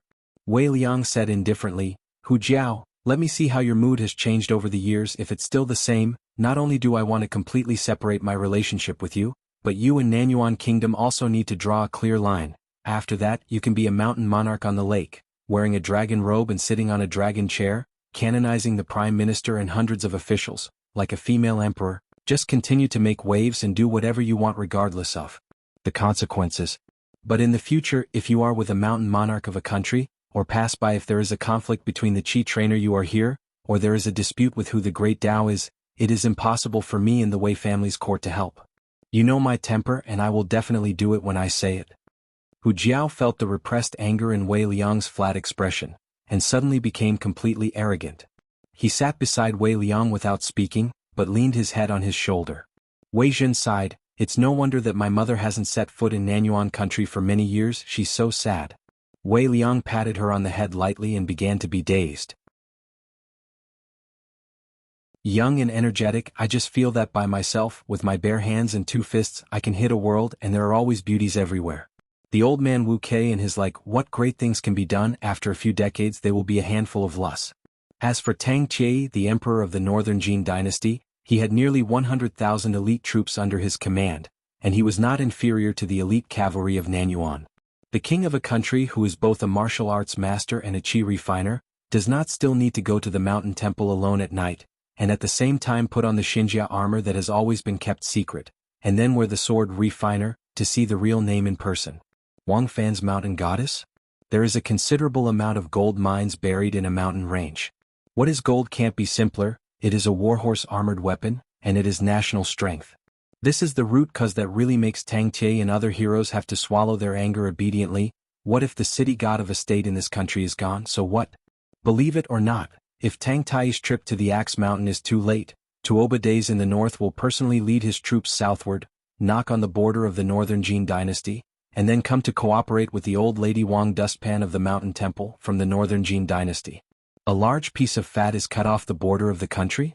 Tang Tie was originally a country that was not upright.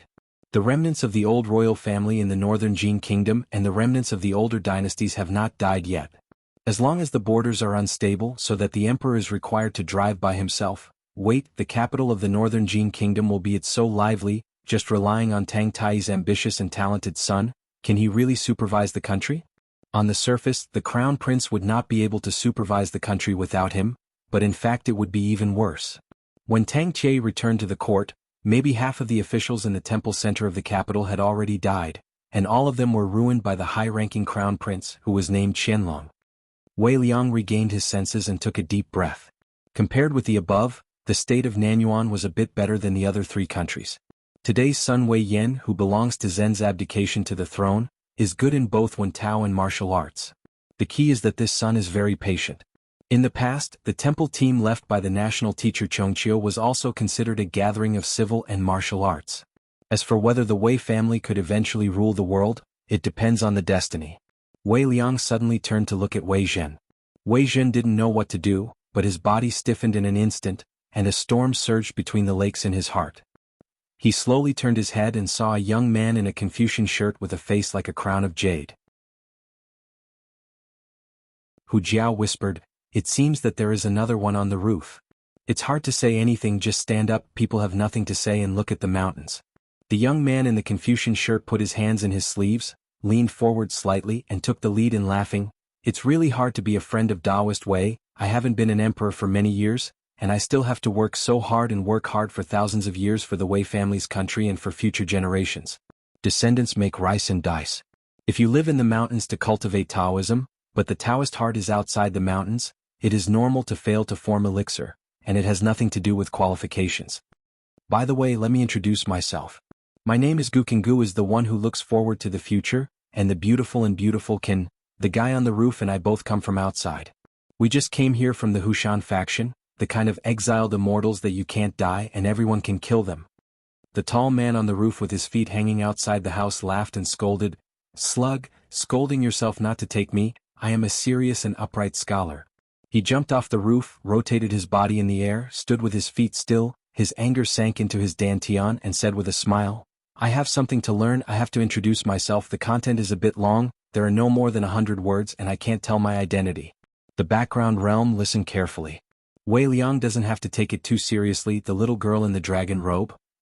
Forget it, looking young is actually old and she is an old girl who belongs to her heart, the one sitting next to Gu Can. That means you little girl, you have to up your ears and listen.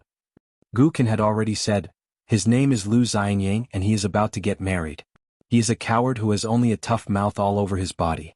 After finally slipping out, he doesn't dare to go to the brothel to drink flower wine. Lu Xianyang cursed, "Gu Can, your uncle?"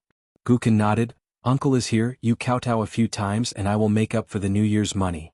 Lu Xianyang ignored this little who broke the platform, and looked at Wei Liang with a smile. "Listen to my advice, it is only at a later age that you know the most misleading character of immortals. It turns out that this body only fits between two mountains."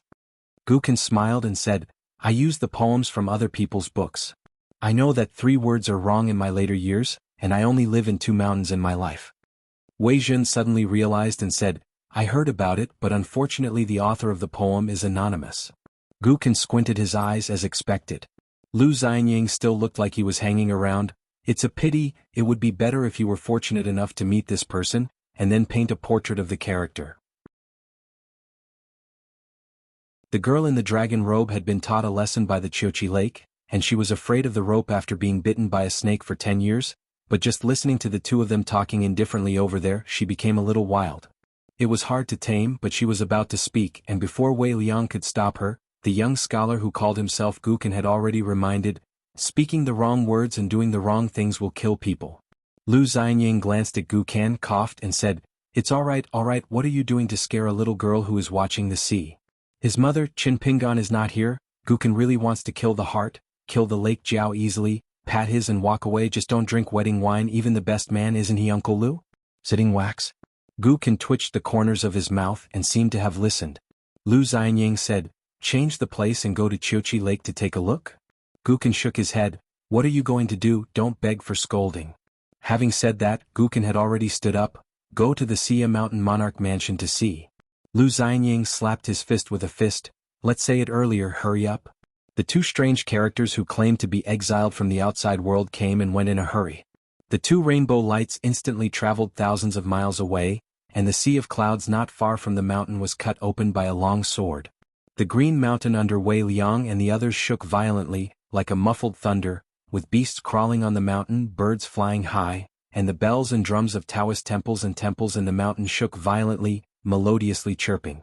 Xuanhuan and Wu Jiang sneaked into the hostile island, and swaggered up to the top of the mountain. They came right and they had a wide field of vision. They were close to the big wooden temple on Zushan. But soon there was a female crown girl and a young Taoist boy, with feet like clouds and water, and quickly came to the top of the mountain. They made a bow. The girl looked at Wu Jiang and she said in a clear voice, "Wu Jiang, our Taoist temple is in charge of. There is an order. I implore you to leave the hostile island quickly." Wu Jiang was stunned for a moment, waited, and when he saw the little girl he had nothing to say, so he had to ask, "It's okay to drive me away, and Xuanhuan, who is next to me, why don't you drive me down the mountain together?" Xuanhuan smiled and did not speak. The girl was also stunned. She had to explain patiently to the fool. Xuanhuan was originally an honored guest invited by our Taoist temple to board the hostile island. Wu Jiang stretched out his hand and wiped his face from top to bottom. He didn't speak, turned around and left. He was rude to people and he had such a bad friend on the stall. He still wanted to drink Xinjia wine and drink urine. Xuanhuan turned around and smiled and said, "Where are you going?" According to the Taoist example, guests who are invited to land on the island can bring one or two friends to stay here. Right, two Taoist immortal officials? The young Taoist priest was still a little gloomy, but the girl nodded and said, "Our Taoist temple has this rule, Master Yuan. Is that wuxiaoxia really your friend?" Wu Jiang, who had already slowed down, heard the Master Yuan and wuxiaoxia. The wind was blowing under his feet and he walked like flying, so he couldn't wait any longer. Xuanhuan nodded and said, "Wu Jiang is one of my few close friends. If the Taoist temple wants to check his identity or something, I will follow him down the mountain." After getting off the hostile island, we went directly to Demugwan. Wu Jiang smiled brightly all of a sudden, turned around and strode forward, turned back on the same road, walked to Xuanhuang's side and patted the other party's shoulder heavily. "Good brother, you really shouldn't play with guns, you should go to practice swords." Xuanhuang wondered, "How do you say it?" Could it be that Chen Jianxian saw that he had the aptitude to practice swords? Only let Wu Jiang relay this matter? Wu Jiang laughed out loud and the girl squinted and smiled. She obviously heard Wu Jiang's implication. In the Demugwan, when the sword immortal in green shirt and Xianhuan were in a stalemate, there was a vision and a long golden line was seen winding like a dragon in the sky, rushing aggressively. The magic weapon of tying the immortal rope suddenly hit the neck of the sword immortal in green shirt. If he was a little careless, Qin Pingan would be strangled by his neck. If you are beaten until your spiritual energy is dissipated or your true energy is stagnant, as for the evil spirits that cannot be seen, they will end up vanishing. After she started, she sacrificed this rare magic weapon that was unsatisfactory, and a female chi cultivator in the middle said with a sneer, "This immortal really doesn't believe in evil. The so-called land sword immortal in the book is really invincible so far.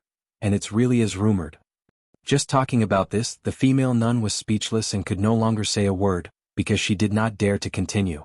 It turned out that the golden immortal binding rope had indeed successfully circled the sword immortal in blue, who was standing still, and it should have been tightened suddenly to bind his neck.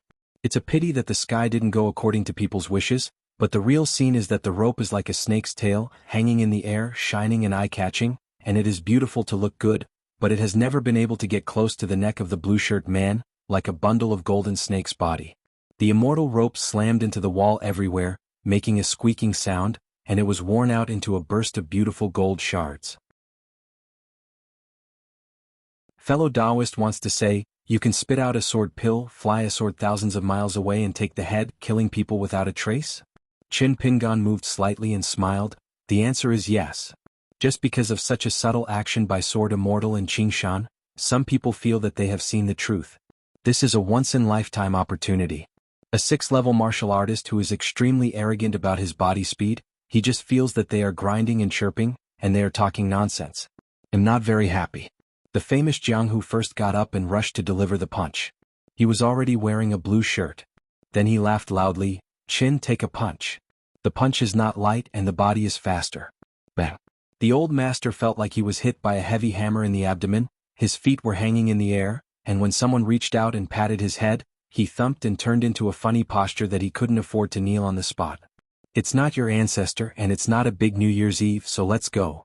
The blue shirt slowly raised his foot, and with a slight swipe, he kicked the pale and colorless old master across the door of the Taoist temple, slammed into the wall and fell to the ground. Qin Pingan smiled and said, "Reminder, next time I ask someone about boxing, it's better to replace 'take me a punch' with 'please enlighten me,' with fewer words and more expert demeanor." The old master, who only felt that he had fallen apart, was just about to scold his mother with all his might, but everyone didn't see how the man in the blue shirt was moving, and he slammed his head against the wall again, his eyes turned white, and he lay on the ground and went to sleep. The female chi cultivator saw that her own treasure was unable to see the merit, so she took back the immortal binding rope and said in a trembling voice, "Qin Jianxian, you are offended." Qin Pingan nodded. After holding it with one hand, he grabbed the immortal binding rope of the high-grade spiritual tool with the other hand. With a light touch, the entire golden rope was instantly dimmed and finally turned into ashes. Drift. "Learn from you, shoot first, then speak." Qin Pingan smiled and said, "To add one more sentence, there is much offense." The female cultivator was dumbfounded and speechless. "Such a heavy treasure, how hard it is to refine it, and I treat it like a second life, so it's gone?" As he spoke, Qin Pingan looked at the burly old man with white hair, who seemed to be called Wu Kei, who was much older than Zhong Qian, and his position was not too far from Zhong Qian. Wu Kei's face flushed red, so angry that the temples on both sides of the old man's head agitated. Just because the young man in the green shirt was struggling and moved, Wu Kei and the Jianghu Grandmaster had the same plan, but Wu Kei got a reminder, otherwise it would be him who would kneel and kowtow to his ancestors. Qin Pingan said with a smile, "You guys have made enough troubles, so should I talk about it?" With a wave of his sleeve, he smashed Xuanhuan, who had never been able to draw his sword out of the scabbard, out of the Taoist temple and fell into the autumn chi lake. "I stand and talk and you sit and watch the play, is this how you treat guests in this world?" Qin Pingan stomped his foot again and all the members of the Demoguen Council, except Peixiang, Gao Jun, Zhong Qian, Weihua Shanjun, and an unexpected Sun Wanyan, were forced to stand up. "Look, in a world there are only so many ounces. Your patience is too poor, you don't know that you will face me after 300 or 500 years. Step on the ground slightly." Sitting temporarily, all stood up. "Let your Yuesh engine use your natal supernatural powers to connect with the roots of the island, and then try to connect with the Chiochi Lake by water." Shaking his sleeves, he picked up his robe and only sat alone in a green shirt. You're tuning in to the Sword Dance in the Vast Sky YouTube channel. Don't forget to subscribe and join us on this journey to catch the most captivating stories.